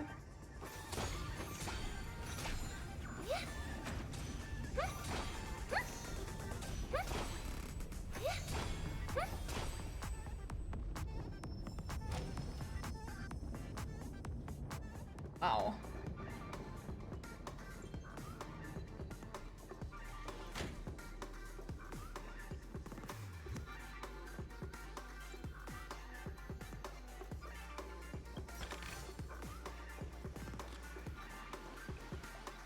Oh, I wanted to pick up that stuff. Fine. Nameless, your arrival reminds me of the grand occasion when Penacony was first established. I was still a young, bright-eyed lad back then, lured here by the watchmaker's ads, full of zeal and ready to make my first fortune in life. Once, during a particularly grueling day, I passed out and was resuscitated by a drink from Mr. Sousa. That sweet taste has since been etched in my mind, and that was what Is drove this me all to just create a the very Soul large Glad that we all know and love. advertisement event? The dream-chasing era was truly a wondrous time. Oh, I miss those days, and the watchmaker. Scorched Sand Hall is my homage to that time of boundless possibilities. I wholeheartedly hope you make it to the finish and emerge as the next superstars of Penacony. Now then, is there anything you'd like to say before the competition officially begins?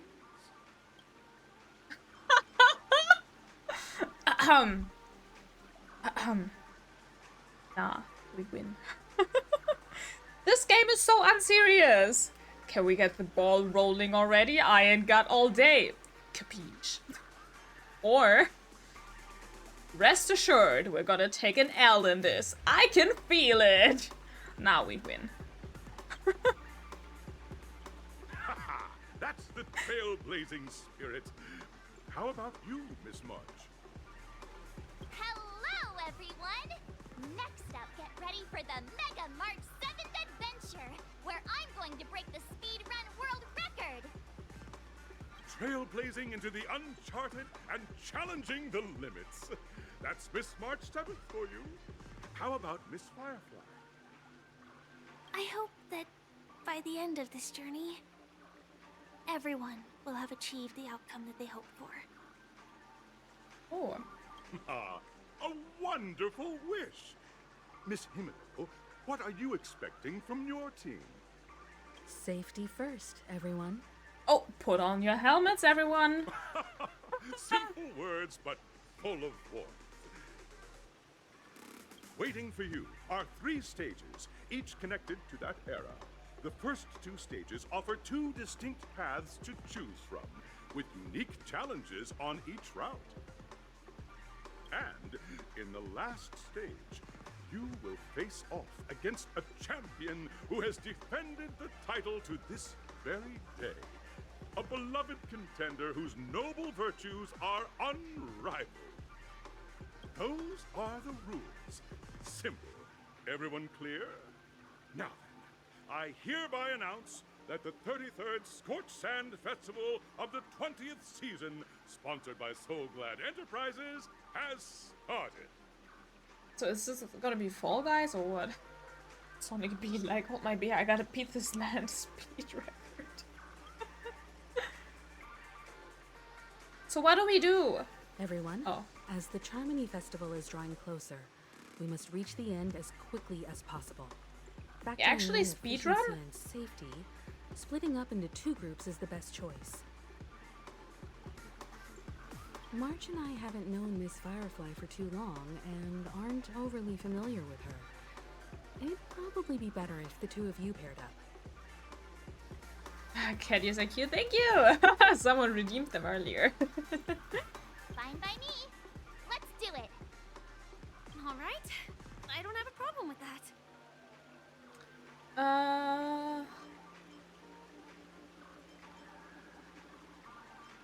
Let's do this. I still don't know what to do. Let's not waste time.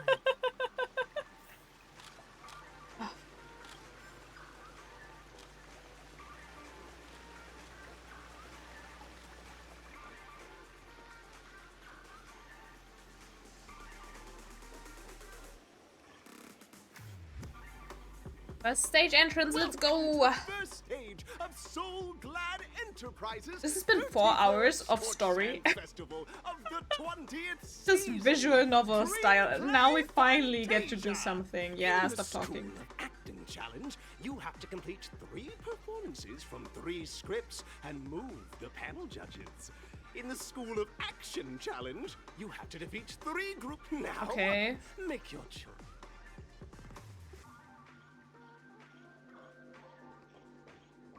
Act area. So either I fight or I direct a movie?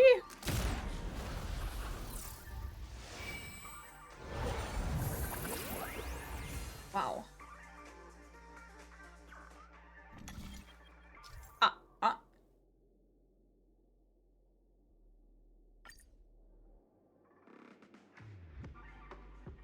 Ah, no way.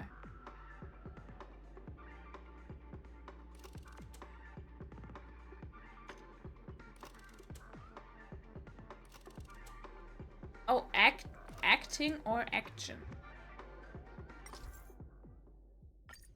What do we want to do? Do I have to do both? I want to do acting. Do acting. The stage of dreams for those who dare to dream. Welcome to the School of Acting Stage. Competitors, allow me to introduce the rules of this challenge to you. There are 3 stages up ahead. On each, you will find an outline of a script. These 3 scripts were written by the legendary filmmaker, The Watchmaker, and depict various stories from Penacony's era of pioneering. Your task is to bring those moments to life, find the right words, and act convincingly to make the judges feel the script's intended emotions. Oh, I wish you a successful performance. Also, a bit of trivia. The record score for this stage is held by a participant with fiery red hair. His exceptional performance brought even the strictest judge to tears. It's like he wasn't even acting at all. There is no way we will be able to beat Argenti. There's simply no way. We are running out of time, so let's get... Alrighty. Let's act.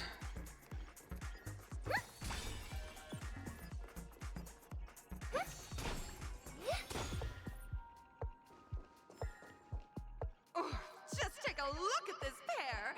Such stark quality. Since you've come as a pair, I'll prep a 2-person scene for you. You two, are you ready? I don't think so. Let's do this. Envision that you both, driven by the spirit of exploration, are arriving at the land of dreams that is Penacony for the first time. But instead of lush lands, you find yourselves amidst swirling sands and desolation, far from the paradise the Watchmaker described.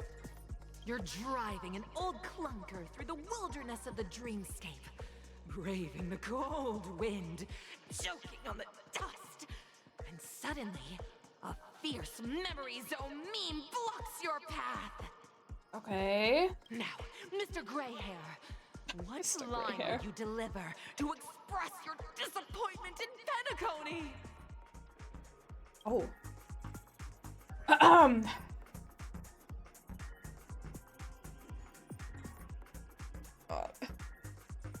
What would we say? Great! I love living on the wild side! Oh, that's not disappointment. A brutish creature. Quick, let's run it over. That is very Argenti. Or what in tarnation is this hellhole? The Watchmaker is a big fat liar. Let's do the middle thing. Do you usually express disappointment this way? Yeah. Watchmaker is a big fat liar? Very good. Now, though you're disappointed, I see. I your can't screen fail. partner is conversely very enthusiastic. Now, young lady, you will say... This is great! I love living on the wild side! She's doing great. Very good, very intense. And then we cut to the story's next scene. You find a job mending the rails, but the days are long and your endurance can't keep up, and you finally collapse in the endless expanse of desert. God, I hate desert. Suddenly, sweet rain falls from the sky, wetting your lips and rousing your spirits.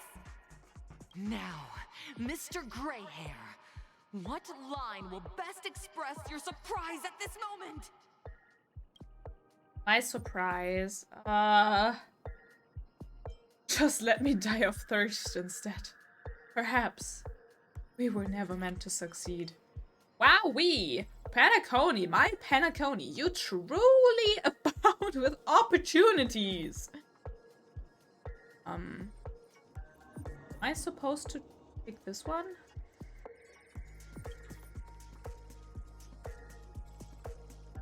But at this moment, your partner yet gazes into the sky, both her eyes closed. The raindrops fall, blurring her vision, and she tragically says, Perhaps we were never meant to succeed. Right? Right. Fantastic! Oh my gosh, Both of this you lady. have an incredibly solid foundation in dialogue delivery. However, lines aren't everything in a performance. Please continue this story on the second stage. Up next, you'll be challenged with a body language test. Body language? I hope these tests won't take too long.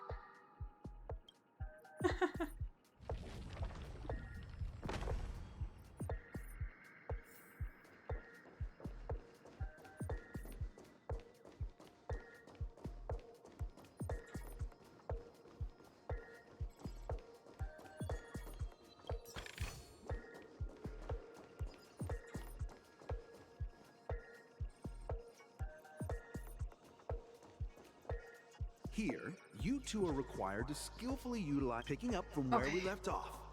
A heavy downpour saves you both stranded in the desert. This rain quenches the anger in your heart. You look to your companion, now completely devoid of fighting spirit, wanting to comfort her. At this moment, what should you do to make her laugh? Make her laugh. Pat her head. Tell a dad joke. Stand up and prepare to move out. Roll about in the sand. No, we're absolutely telling the dad joke. The test now is about body language. Ah. I don't think dialogue is allowed here. Then we are going to roll about in the sand. Yuck. What? She's a strange one. Right answer. Your companion sees you rolling about in the sand and thinks about the arduous obstacles along this journey. She can't help but let loose a laugh, rekindling hope in her heart. And so this girl... I'm gonna get back on my feet and keep moving forward. A tug at the heartstrings!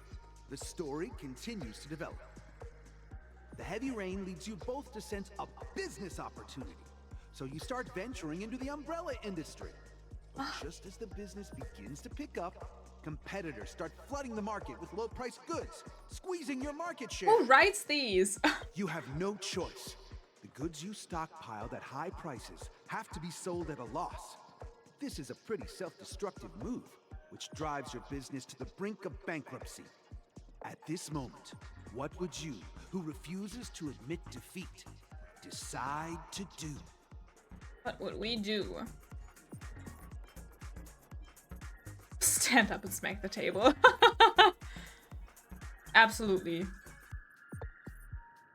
Slam the table and rise up. They think you'll back down? Impossible. Dream chasers can be knocked down, but never knocked out. Fantastic. But it's a pity your friend does not agree. Seeing that you're up to your eyeballs in debt, she sees nothing but despair in her future. And then...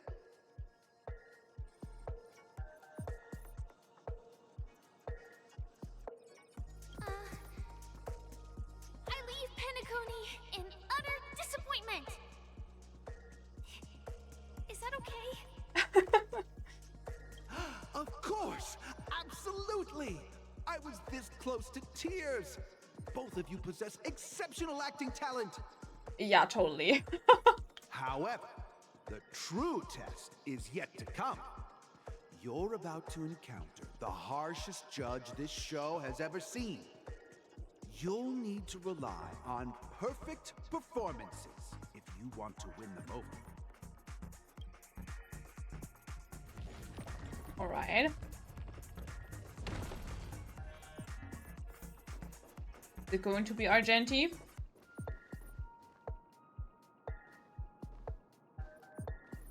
Oh no, it's just a lady.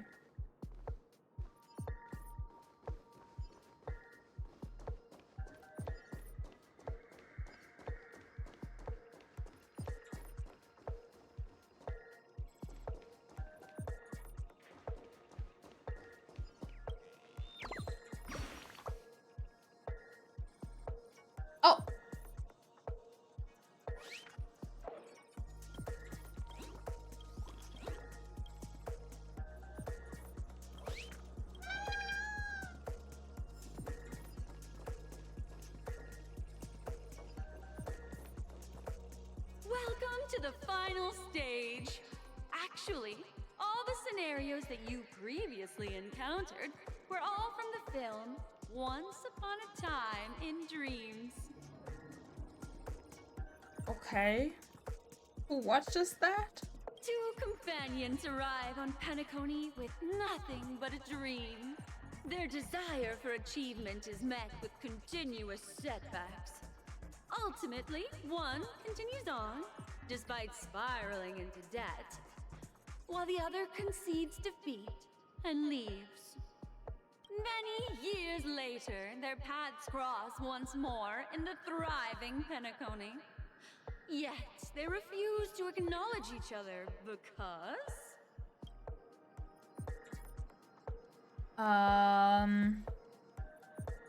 I became a big shot, but she ended up... Dude.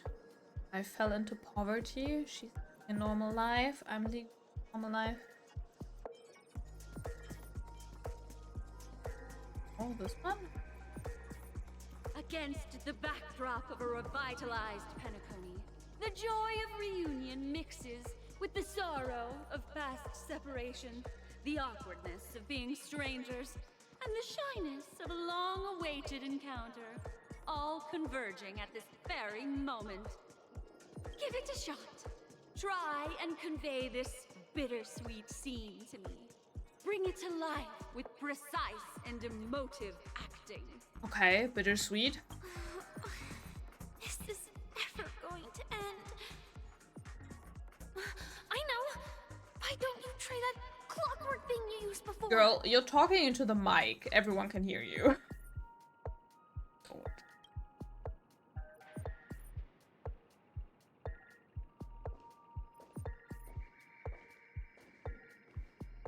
Your performance is flawed.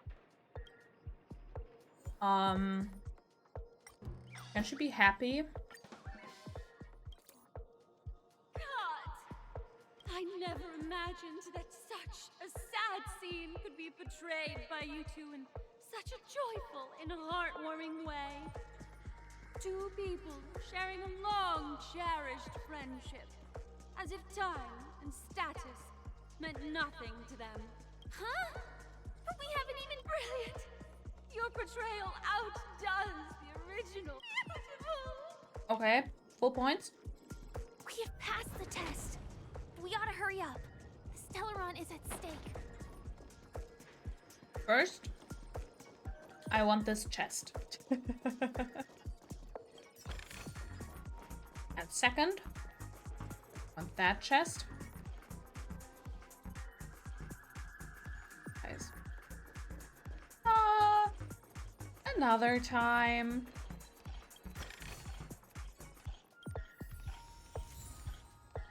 Business like show business.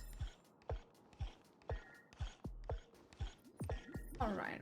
Do I have to fight Congrats to both of after you for all? clearing the stage. Look at the time. Blah, blah, blah, blah, Red-haired blah, blah, blah, blah. contestant. Who is that exactly? Argenti, and he needed more time because he would not shut up. You'll find out eventually, but only if you clear the next test first.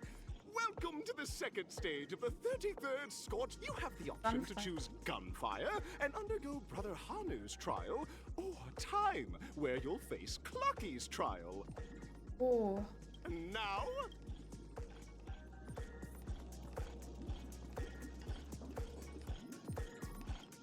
Which do we want to do? Loki might be quicker.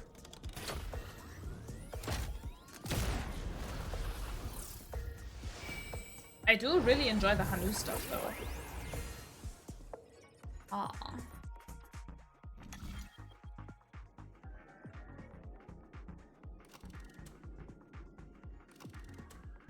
I think I want to do Clocky.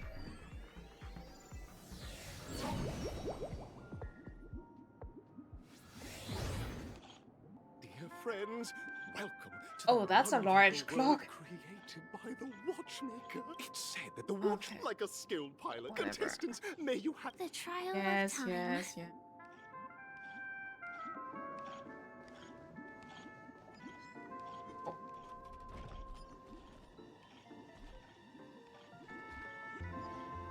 another time. Am I just a failed experiment?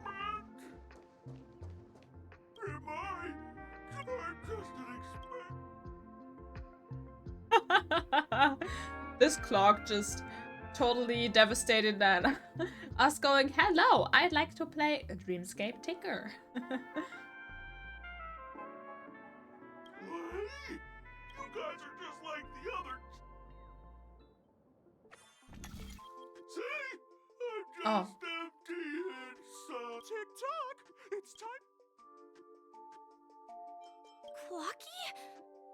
In Dreamville. Ike, you see. Ike, please. Oh, dear.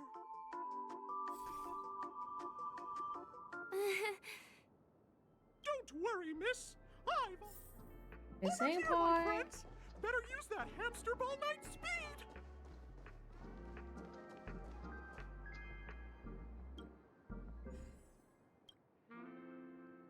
This part.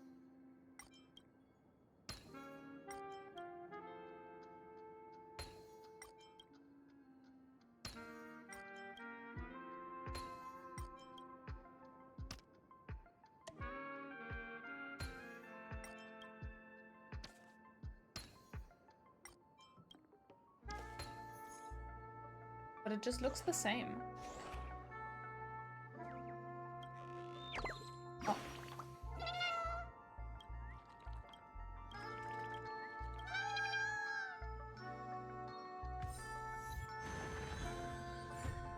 Oh.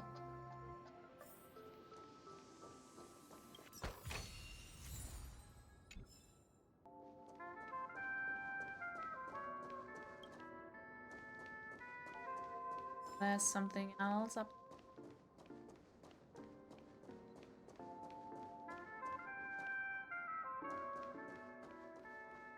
I do assume there will be a third trial after this. You just have a look how extensive.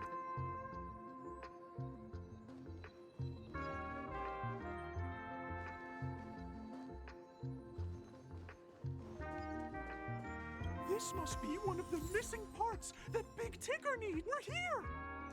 There's a missing part on the opposite side. But how do we get over there? There's also a dream side left here by a Dreamweaver. We're running out of time. We'll have to use it if necessary. These are funky. Oh. That easy? It's Mickey Mouse. Yeah.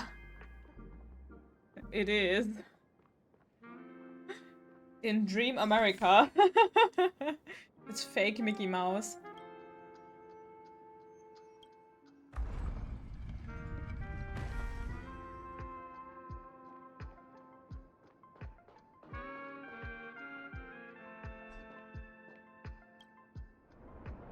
We made it. This is so funky.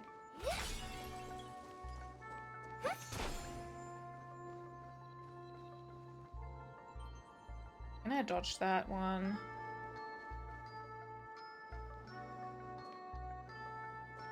Help! Help! Tweet! I'm about to end up as a roast dinner! Tweet! No. Tick-tock! Do I hear someone calling out for help?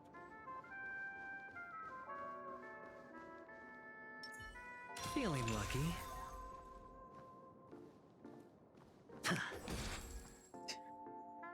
Fine. Oh dear! Is that a roasted bird? Dangerous. Oh damn, the music. Resonate all Still. together.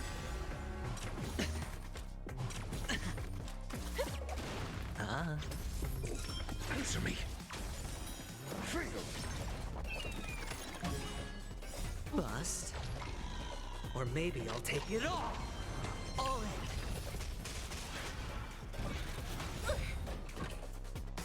Stars echo. Welcome to my Happy New Year!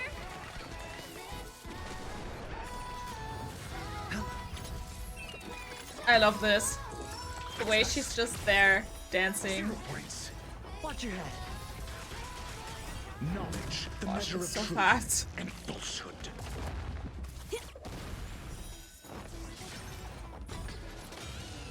Oh. I just wanted to pause. So, As if victory were ever in doubt. but I guess we finished already. These sounds are so Inner cute. self-fragment belonging to the Sweet Dreams troupe? This is just too surreal.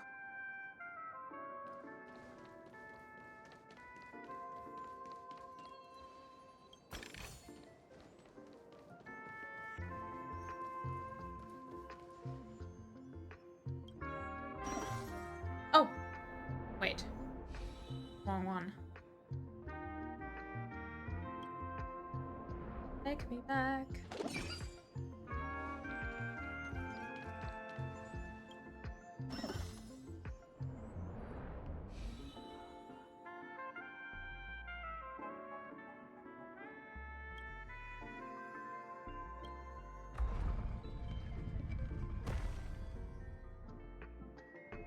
Uh.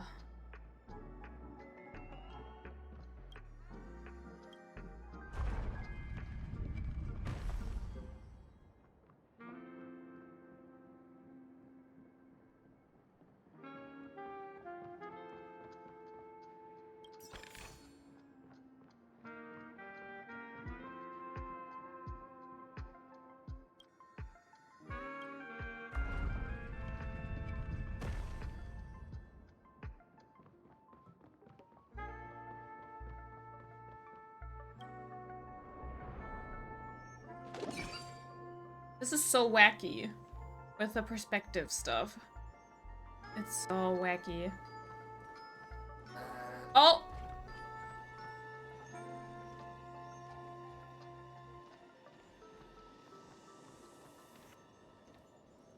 Wait, can't I just... For the theater of the mediocre. Hehe.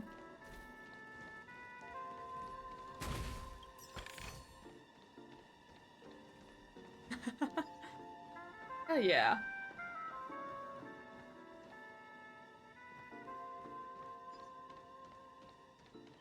We've gathered all the missing parts. Let's hurry back. We don't want to keep Big Ticker waiting.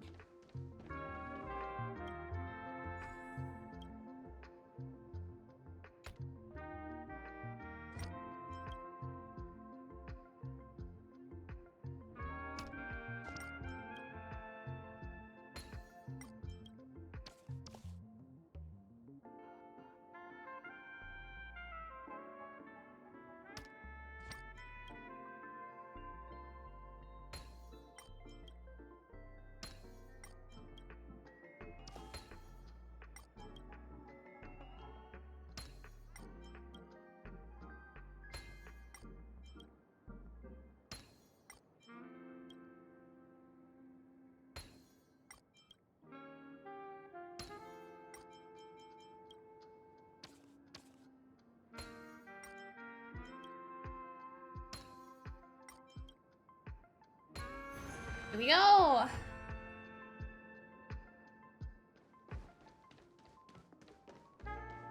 Let's hurry back to Fake Mickey.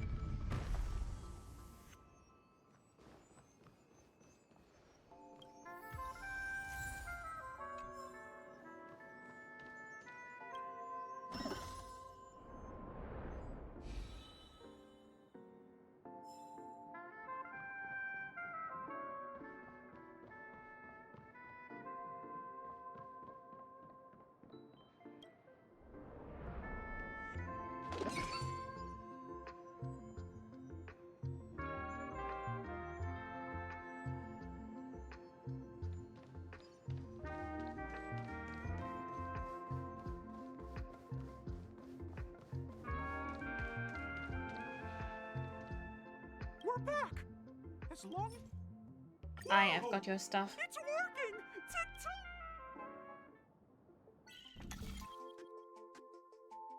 Okay. Now let's use all this brain power. All of it at once. I cannot be stopped.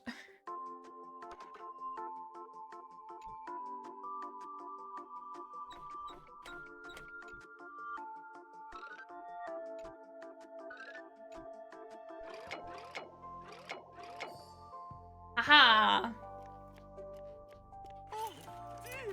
Oh. What's going on in here? Your inner self is a mess!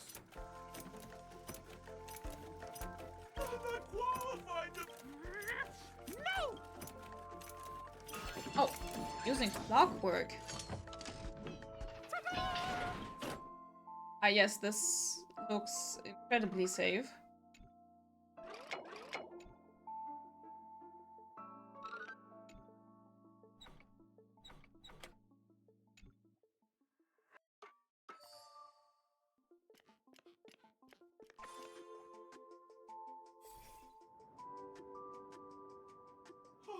Thank you, Clocky. Amazing, we did the thing. No problem at all. My friends, you still have other important things. Go forth, my friend. It's all done. Victory's in sight. Let's head to the final stage.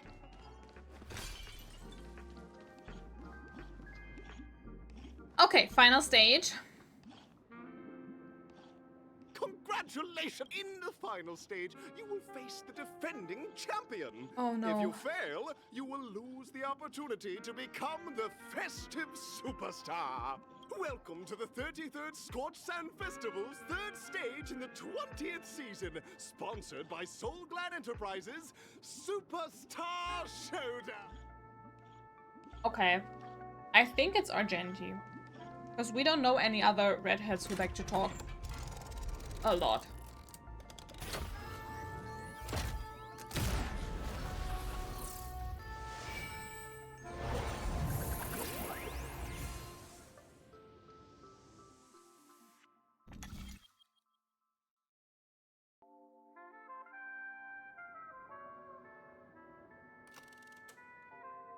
Now 2, now 1.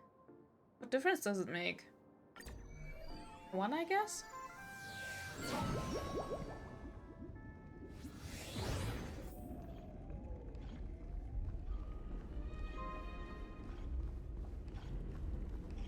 Ah, yeah, it's a joint team. Can I change my team? Did I change my team?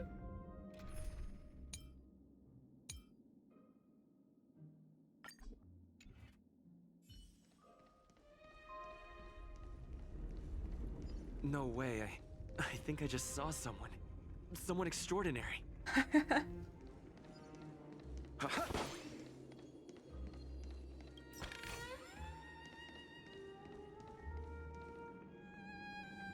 Let's wait. Watch this. Cool it. And we go. Why is he not voiced? Please wait. Handsome gentleman, beautiful miss. By the glorious light of beauty, I never thought I would be able to see you again. In such turbulent times, your kind faces are as spring's gentle breeze, bringing solace. Scorched heart. Are you a knight of beauty? Why is she voiced and he isn't? So the red-haired contestant was you all along. Why is he not voiced? Why must you torture me like this? You've already heard of my humble title elsewhere.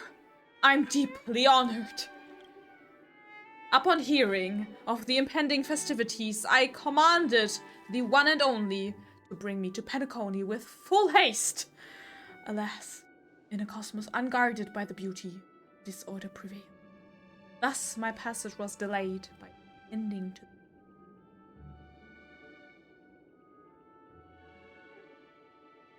Hey! God, my cat is playing in my curtain.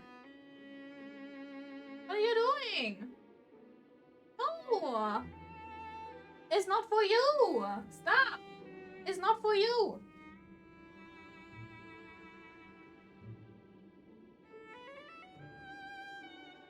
Okay.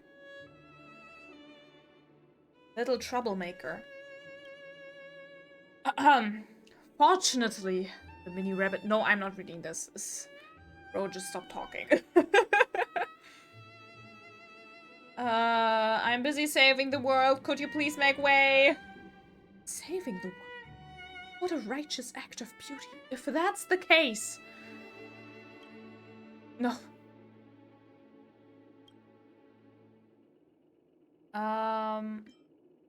What would be the noblest choice?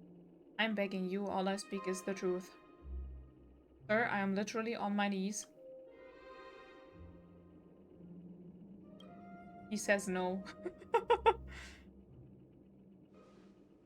Let us use this fated duel to the blah of him. He's so pretty though. What? He is so gorgeous.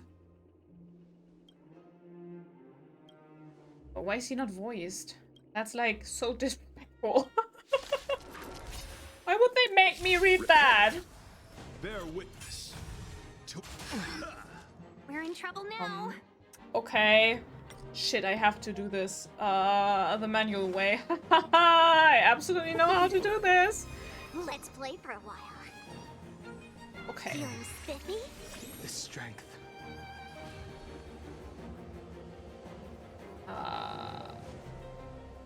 Let's play hide and seek. Can you find the answer?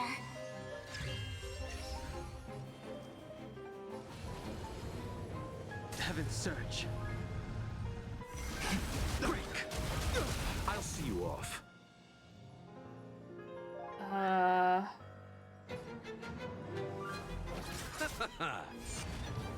Oh. You're fighting a gentleman. Put forth all your might. Oh, he's voiced. Yeah, I'll go easy this time.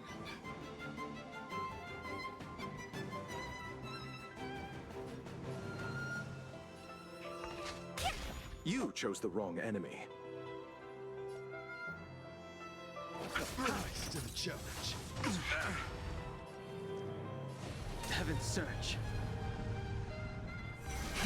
Rise!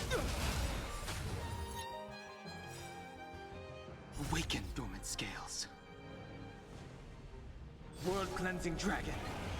The flesh wound. Flesh wound. Pledge thine loyalty.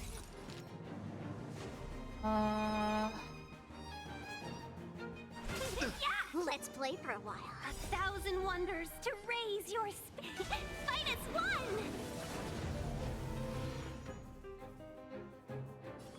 Good thing I sometimes pay attention when the autoplay plays, so I know just a little bit of what to do. Can you find the answer?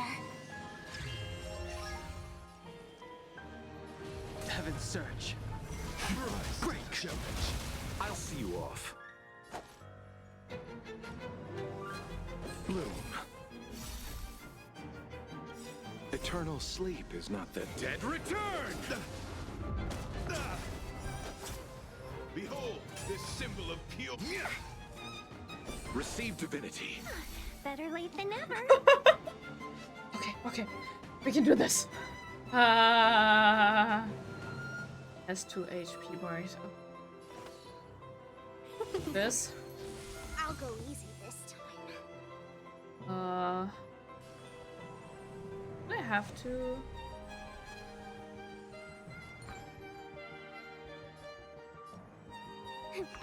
Rise to the challenge.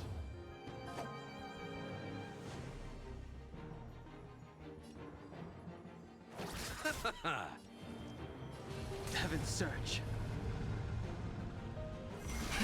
Rise! The flesh wound. You're fighting a gentleman. Oh, cause he shielded. Awaken dormant scales. World-cleansing dragon. Confess.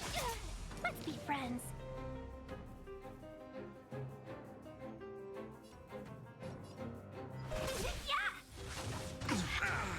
Let's play for a while.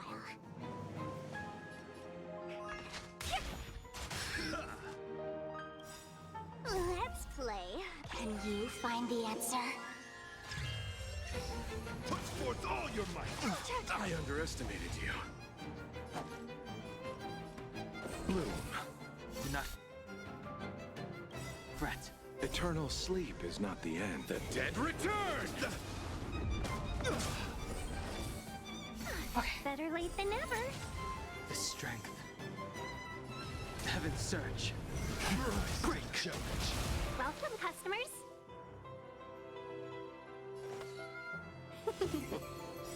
I'll go easy this time. 1,000 wonders to rate. -1.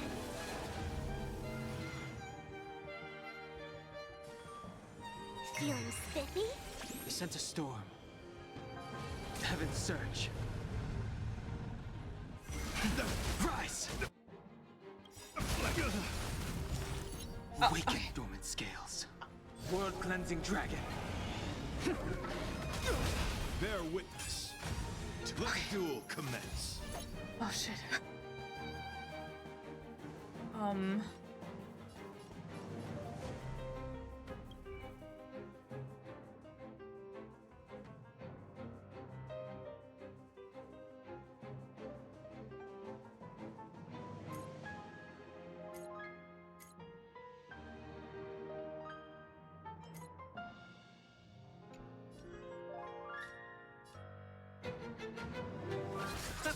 Let's be friends.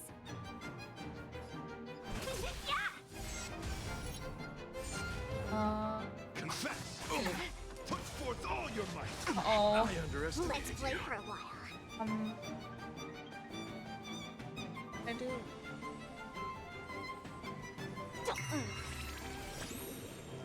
Let's play hide. Can you find the answer? Heaven's surge. Great challenge. Oh, shit.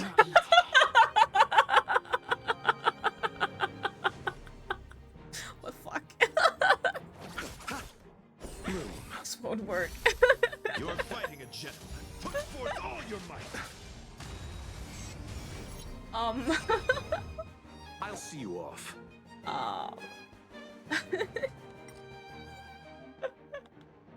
Or restart, no. Retreat. I think I'm good for today. No way. I think I just saw someone. I think Someone I'm good.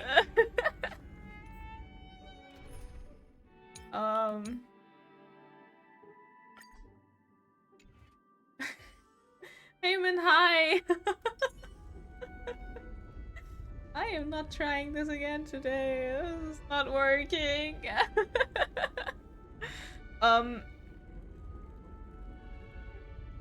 I got Robin. Yeah, she's. I haven't really played a lot with her. I just think she's really pretty. And I'm still missing Topaz for the whole IPC theme, but yeah. Can't really judge her yet, because she's not fully built and I haven't really done anything with her. The song is pretty good though. Should we try once more? I have one more team I can try. But I don't think this will be better. I think AoE should be the way to go with Argenti, right? But I just don't know. You know what?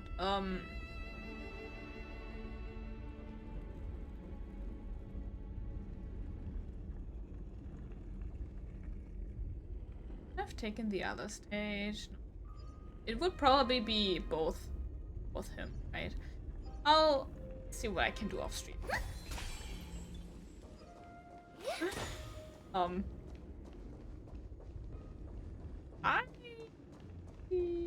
We'll see what I can do.